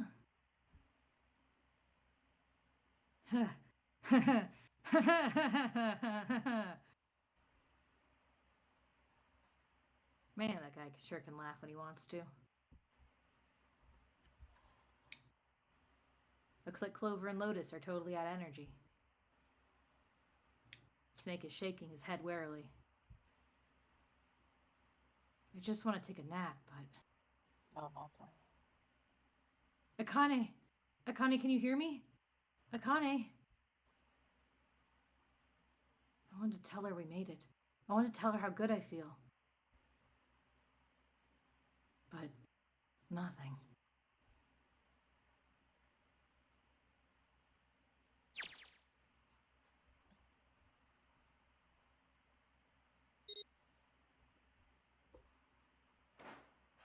I don't need to piggyback off you anymore, Junpei. You can be a real person.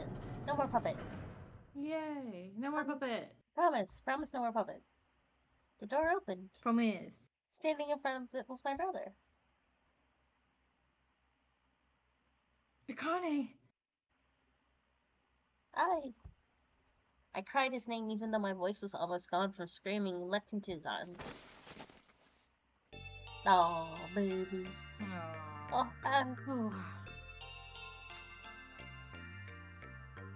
No.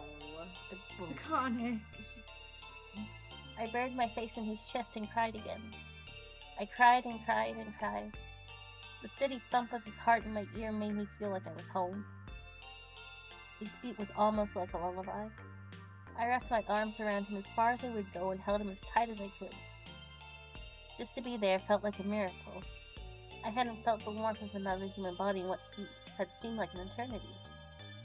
I just wanted to stay there in his arms forever, but I couldn't. The moment I'd passed through the door, my bracelets had begun the countdown to death. I leapt away from him and looked around. The door had already closed. I spotted the dead only a short distance away. It took me only a moment to get to and scan all the bracelets. I left one Tongu had dropped on the scanner panel. That was it.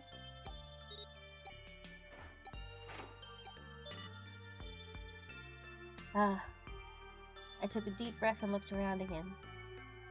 The huge detective who we'd call 7 and 9 years and Snake the blind boy were looking at me. They seemed to have been utterly stunned by my sudden appearance. Their eyes were wide and their mouths hung open. Alright, let's get out of here. If we don't book it, we might run into Hangu again. I was right, it was time to get moving. The mention of Hongu seemed to jar Seven and Snake out of their surprise, and they nodded. We took off running up the spiraling stairs to freedom. Free.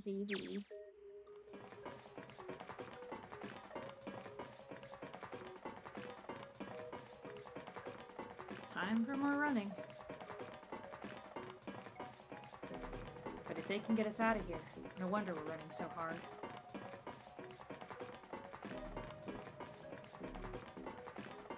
My heart's beating so hard I can barely hear.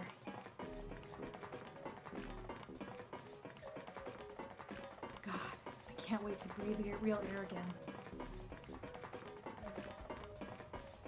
Huh? Is Seven talking?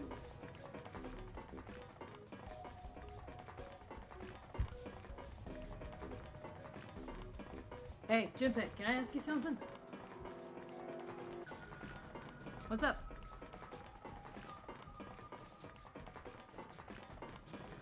That door, the one with the 9 on it.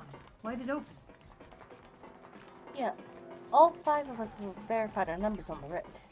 2 plus 4 plus 5 plus 7 plus 8 equals 26. That makes our digital route 8. It shouldn't have opened. It's not like you, Lotus. I thought you'd have figured it out already. You're the fucking one who taught me about it. Huh? Why? Because you're the person who taught me about the idea of bases. Okay.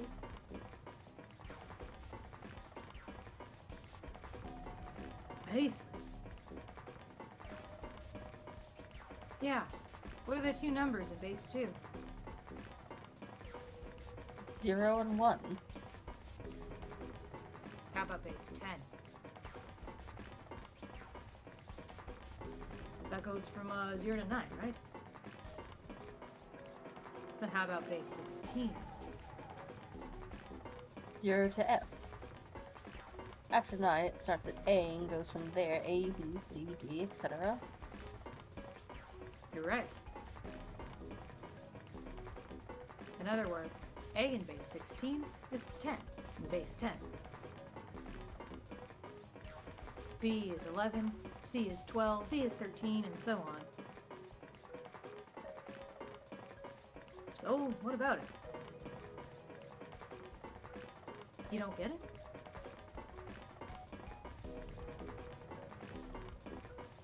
What if we kept going with that pattern?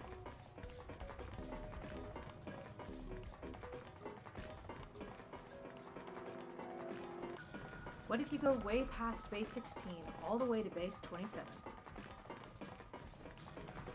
Base 27? Yeah.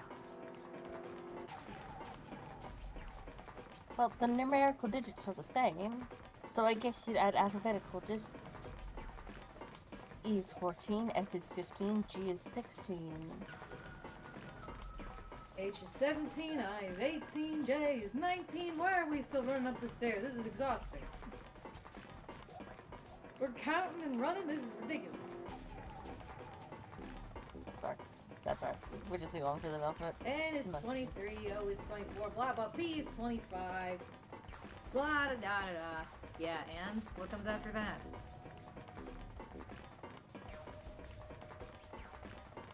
Fuck! Q. 27. 26, not 27. 26.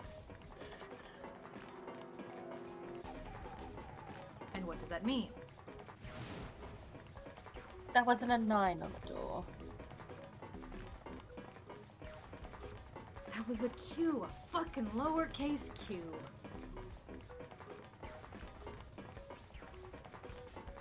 Yeah, that's pretty much it.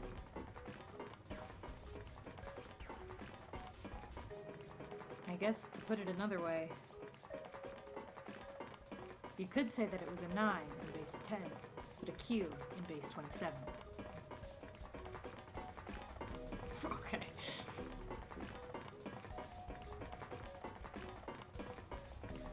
Time for more running. So much.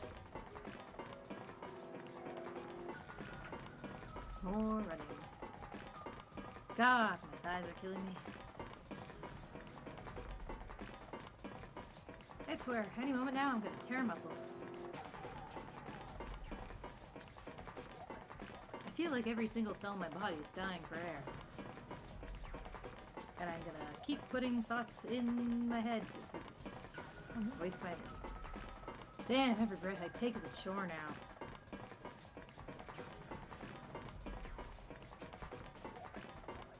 I feel like my lungs are gonna burst. Maybe just a short rest. No, can't stop. Don't have time.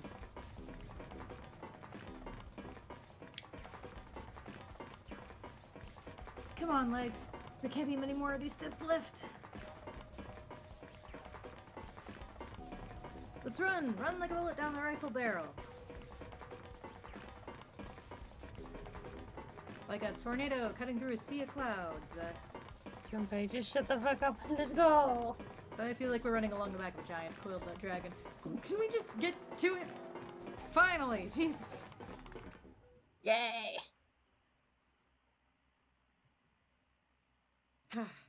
Hey! Hey! Never again. Oh god. Fuck. I'm fine. Whew. Whew. Jesus, I can barely breathe.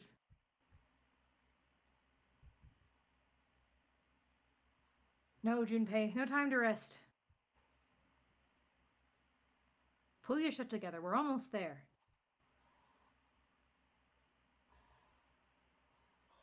Alright, I'm gonna open it. Yeah. Yes. We're finally here. Please do. Sure, you look like a big heavy door. But you're the only thing standing between me and my freedom. But even more important than that, you're the only thing standing between me and Akane. You're gonna open, and you're gonna open now! Yeah. Yeah.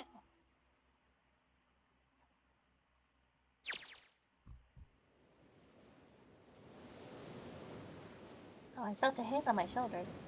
It was Owl's. He gave it a small, reassuring squeeze. I was so happy I felt like I could melt. My heart was at peace. And not only because my brother and I were back together again, thanks to the huge detective, all 9 of us who had been kidnapped. We're finally able to escape from the Gigantic. On the distant horizon, we could see the faint outline of the ship as it sank. It gave a thunderous roar as it finally slipped beneath the waves. Its last cry echoed out across the ocean, and then it was gone. It's over. Oh, that's right. Mind that. I'll whisper. Yeah. It's over.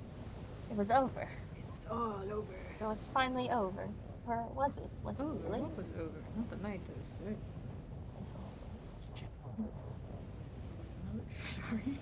No, that was wrong. That wasn't it at all. I was sure of it. This wasn't the end. It was only the beginning. This was only a prologue to what would happen in 9 years.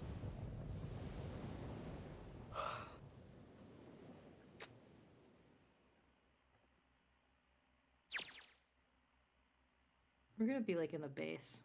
Like in the Nevada base this whole time. Yes! Finally! Air!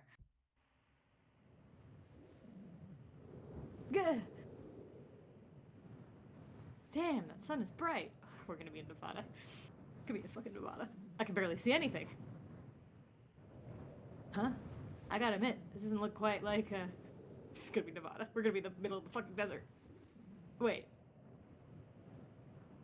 No way. You have got to be shitting me. We're in Nevada. What? It can't be. Well, this is... We're in Nevada! We're in Nevada. This is fucking We're in the Nevada! Nevada desert. We're in fucking Nevada. We're in the middle of the fucking Nevada desert! What is this? What is this This is the building bullshit? in the Nevada desert. We're in Nevada desert. Moth experiment building. Oh my god, this whole time we were in building Q. Oh, and that's why the door had a Q on it. Sure enough, there's a desert out here with mountains all around it. Hello there, sun. Boy, am I ever glad to see you. I've gone 9 hours without fucking normal sunlight. Possibly more. I don't think I've ever been so happy to see a sunrise or be in the middle of a scorching desert. In the middle of the Nevada desert in fucking America. Junpei's just like, I'm a Japanese citizen. I don't think I have a passport. How did I get here? I am so illegal right now. Did I hear something fall? Oh, it just popped up, huh? Oh, right, our bracelets. I guess I've never really got a good look at the underside of one of these. Let's see what's inside you. It's gonna be a lot of nothing. The danger was just an electronic chip, like an ATM card. That's it. Yeah, because the danger was never real, because it was never about you. Yeah. There's nothing else. You guys wanted to explode. Bad guys. Yeah, they weren't gonna fucking kill you. Nothing that even looks like a detonator, because you weren't the targets. There was never a detonator to begin with. Though also, because they needed to simulate stress so that the receiver could receive. Because that's how this worked. Yeah. Figures. Akane. I'm full of corruption. Jumpy.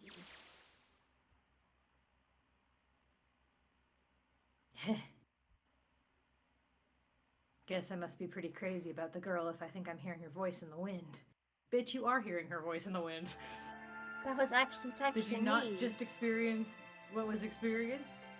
I can transmit to you at any time. Never think for a second that your will is your own, because it could always be me at any second.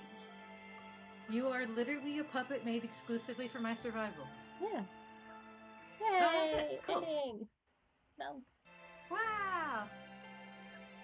We fucking did it, baby! We did it! Look at this voice cast I never touched. Wow. Wow. Yeah, there's a post-credit scene that we need to get to, that we need to touch. I don't know how long these credits go for. Hopefully they're not too... That's okay.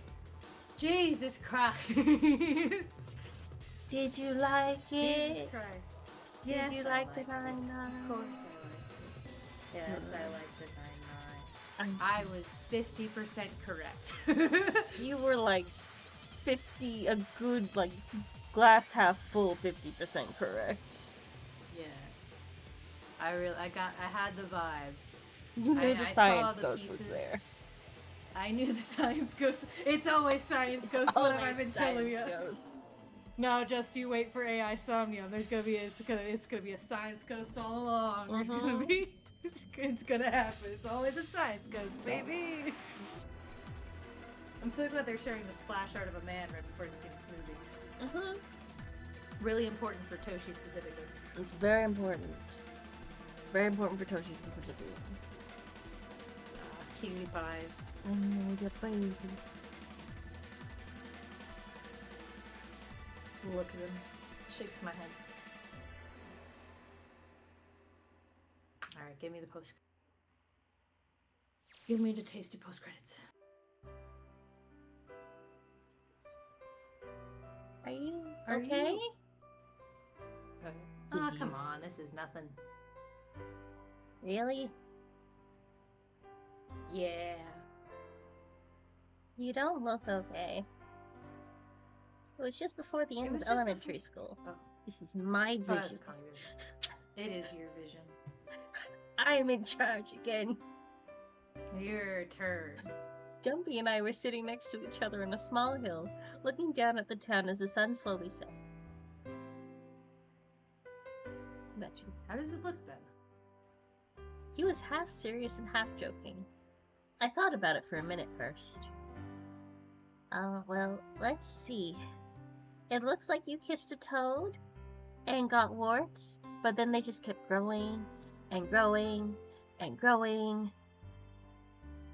What does that even mean? You look like shit.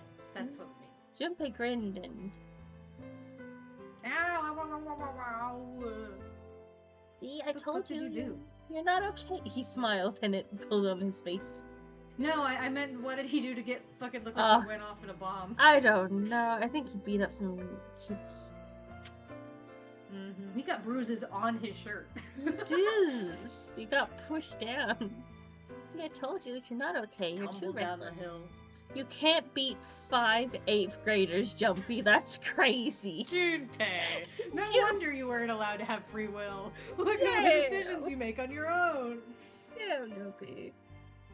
Yeah, but I couldn't just stand there. I mean, don't you think so? I had to do something.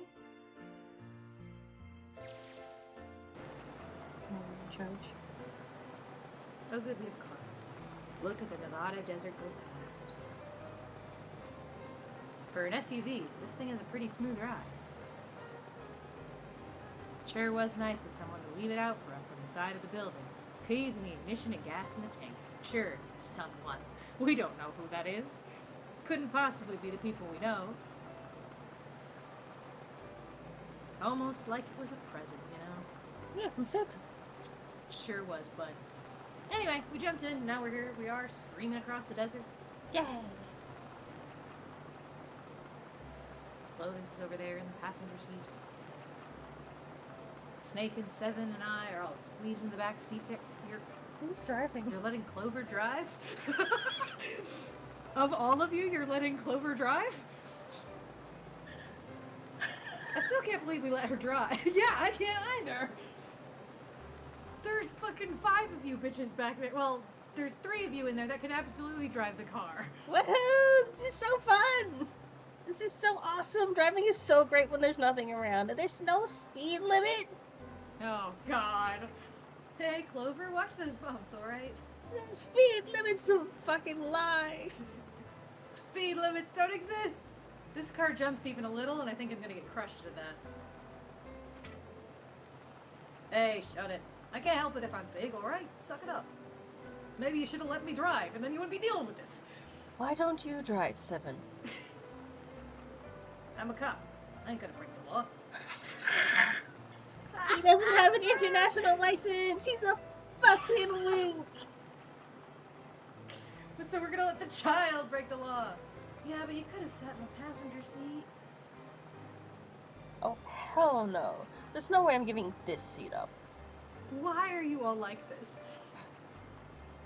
And Clover, there's no need to slow down. Speed up, darling. The car Santa and June are in should be somewhere down the road ahead of us. Yeah, I saw some fresh tire tracks going out. There's no doubt about it. Then we've got to hurry if we want to catch them, don't we? Sure thing! Oh shit! God damn it, she doesn't have to drive so fast. Yes, she does. She simply must. Man, I didn't even think a car like this could go this fast. We're sure throwing up a lot of dust.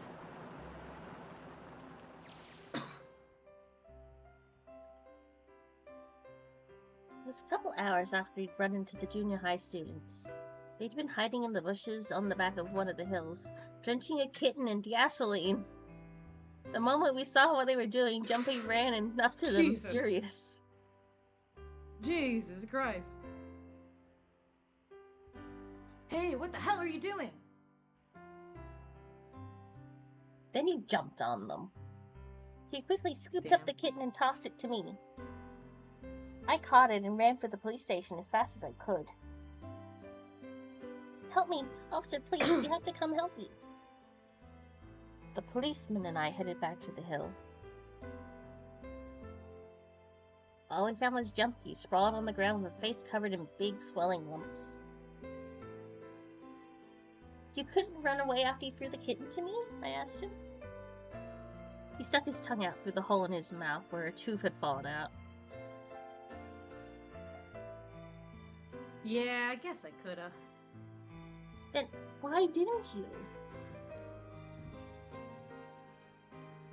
I didn't want to. I wanted to beat him up. Beat him up real good. That's valid. Correct. Because of what they were doing to the kitty?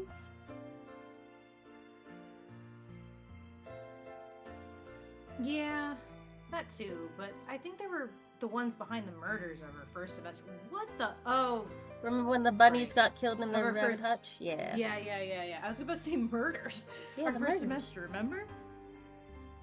Oh. I thought they were much older than that. No. Babies. Whack. You mean the bunnies?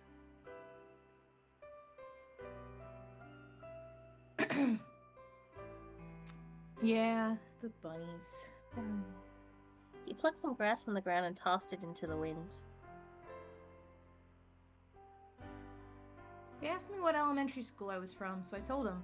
Then they said they'd do the same thing to you that they did to the rabbits.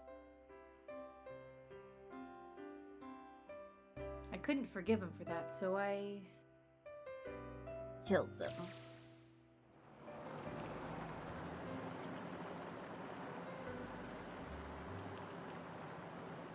Hey, there's still some stuff I don't get.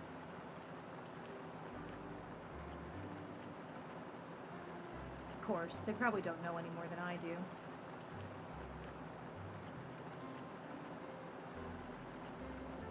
Like Ace.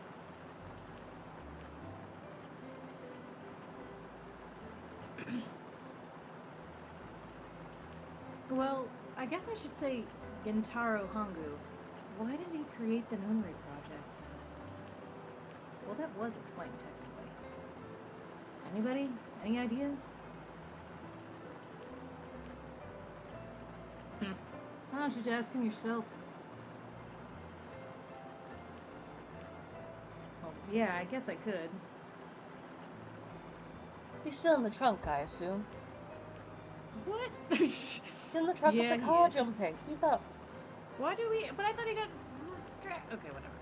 Still tied up. I'm assuming with his mouth taped shut. His eyes just look empty. No motion.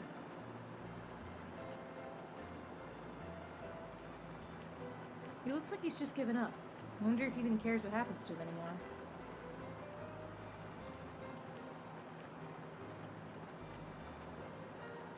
Hey, were you listening to us?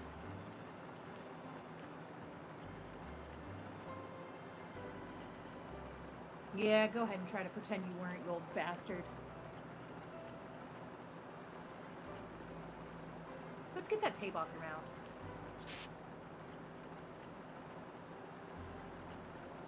Come on, I know you were. Answer me.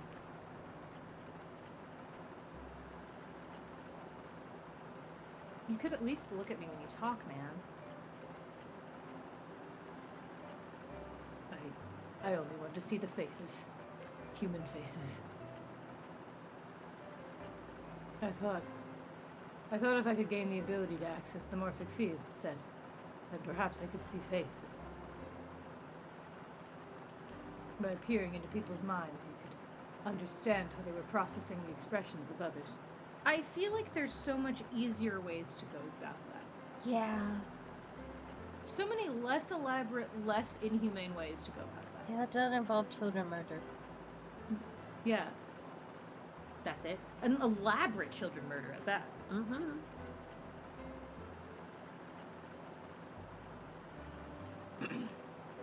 Yes, if you want to put it simply.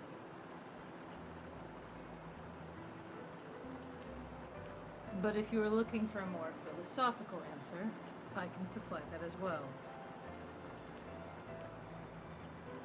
You see, the human collective... Human collective I think there's unconscious, enough yeah. out of you, pal. The only game Time that for can the tell tape me... to go back on. The only game that can tell me about the collective human unconscious is Persona. Oh, I see. Alright, so what's your second question? You said you had some things you didn't get, didn't you? Well, somebody's a little nosy. Well, my next question doesn't really have anything to do with you two.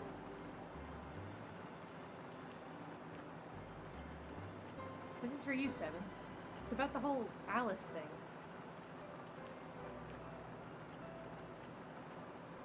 What's the deal with that? Whoa!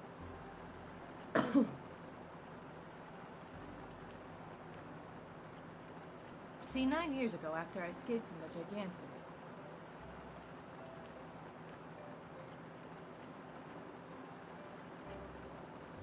I kept going after Hongo on my own. Hoped I'd catch him when he finally slipped up.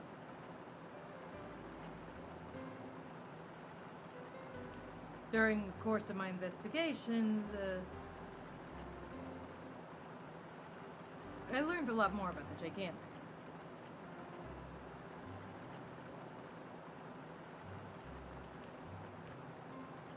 I also found out about Gordain and Alex.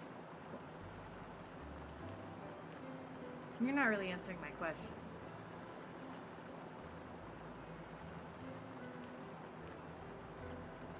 Was there actually a girl who wouldn't melt at room temperature?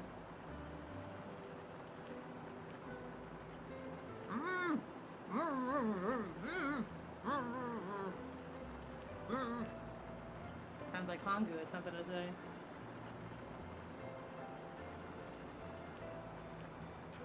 Alright, fine. I'll let you talk, but you gotta behave.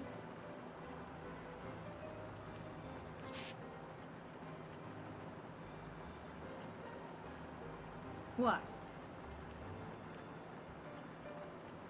Our list doesn't exist.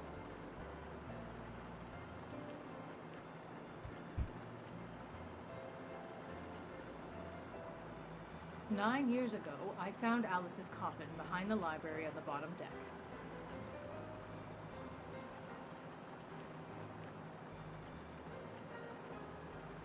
There was nothing in it but the root of a peculiar plant.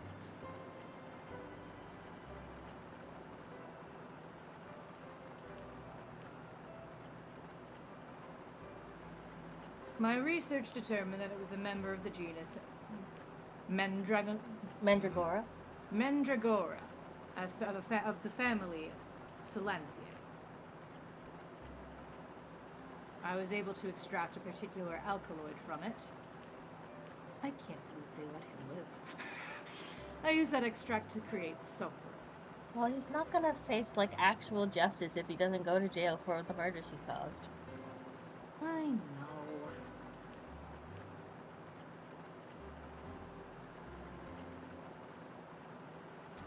Its creation was a tremendous boon to my firm, and we grew rapidly.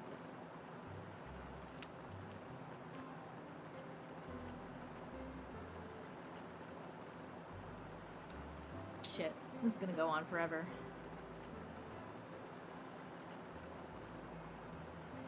Tape's going back on, Hangu.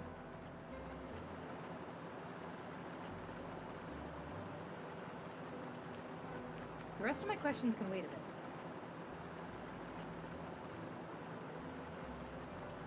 For now, I think I'll just enjoy the ride.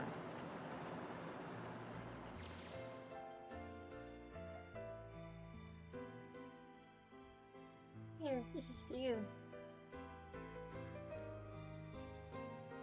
What's this? Oh, no, this is other way around. Oh. This is a for you doll. His name is Junpei. Jumpy pulled something out of his pocket and shoved out his arm toward me. In his hand was a doll made of yarn small enough to fit in his palm. Jumpy, are you sure it's a for you doll?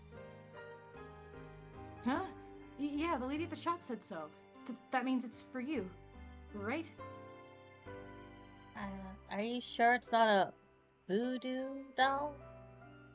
How symbolic. Man.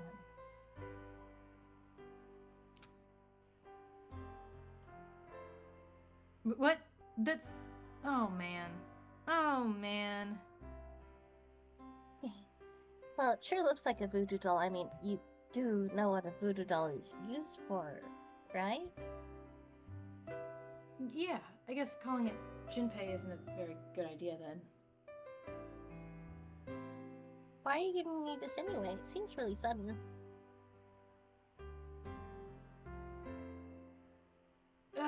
Well, you know after June, we aren't gonna get to see each other too much? After June, yeah.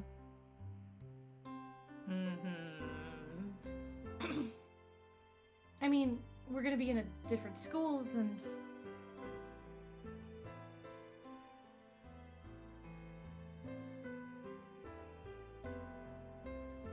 I just thought I'd, you know,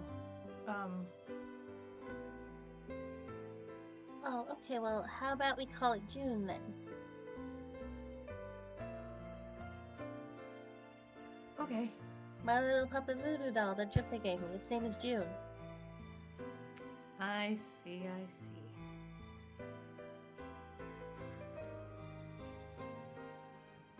So I wanted to give you this. Sound like some sort of tribal chief in a bad movie.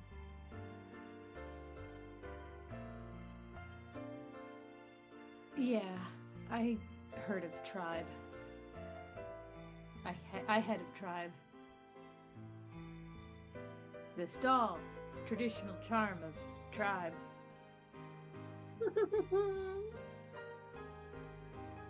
So I give this.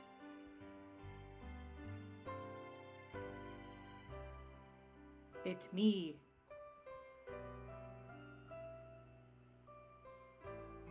So we always together. Jumpy. If something bad Then hold and pray.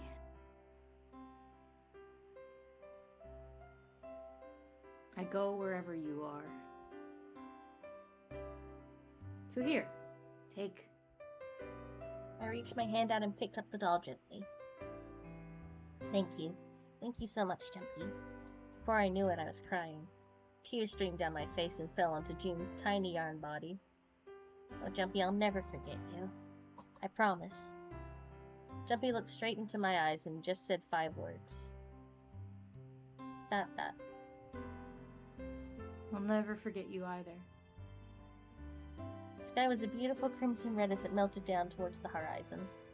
The last golden rays of sunlight stretched out across the city and painted themselves across the hills. We sat, bathed in the warm light of evening. Just the two of us, leaning gently against one another, shoulder to shoulder. The sun set, and we still didn't leave. We watched in silence as the darkness deepened, and one by one the lights of town began to flicker on.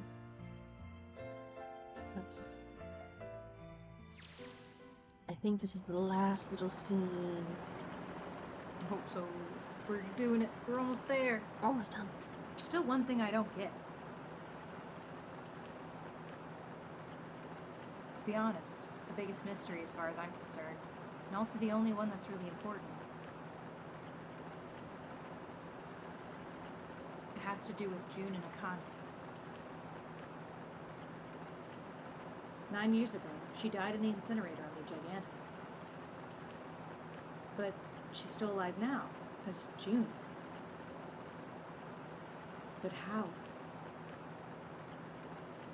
Was it because I tapped into the morphic field set and saved her 9 years ago? You didn't tap in. She reached through, like, space, time, and parallel universes and just been like, this is the timeline I want to be in. Wee. Wee.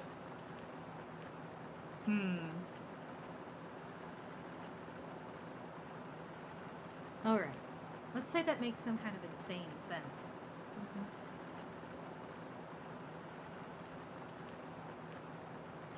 If I did that, then how do I make sense of what Seven remembers? That's really simple, Junpei. The timeline where Akane lived didn't exist in Seven's memory until the moment you got into the incinerator. Yep.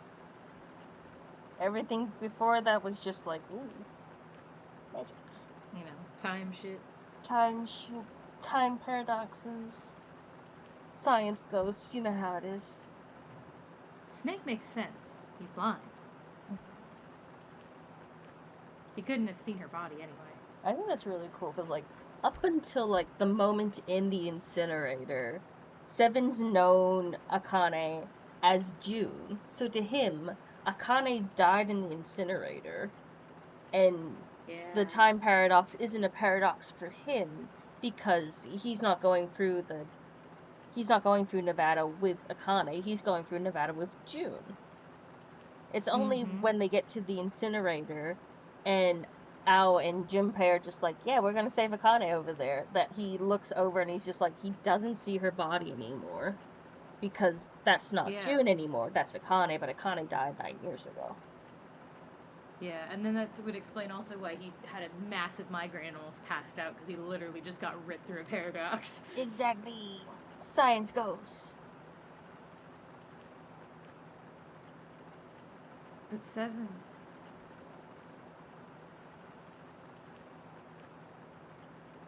He said that he was sure he saw it. Yeah. Does that mean there's some kind of historical discrepancy? Nope, it means that this timeline was the timeline in which Akane died for Seven's brain, but also the timeline in which Akane didn't die for a lot of the other shit. And you just gotta deal with it. Yep. Morphic field, baby. Or, wait. Maybe that's not it at all. It's ass. There's one other logical explanation. Was what you told me the truth, Seven? You look satisfied. No. No way.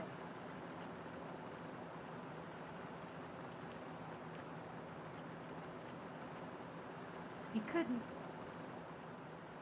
Nah, I don't believe there's any universe in which Seven was in on it with Santa and Nah. June. He didn't have the memories. He literally had no time to be in on it. Mm-hmm.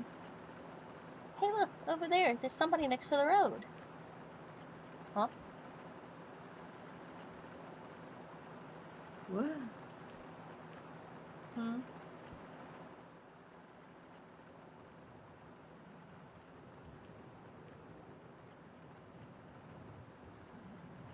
There you go, Morgan. I swear to God. Burning gaze of the Nevada sun pounded down on her head. The desert around her rippled with heat. Standing there on that shimmering plain was a woman, her arm out and her thumb up. It would not be long before Junpei realized who she was.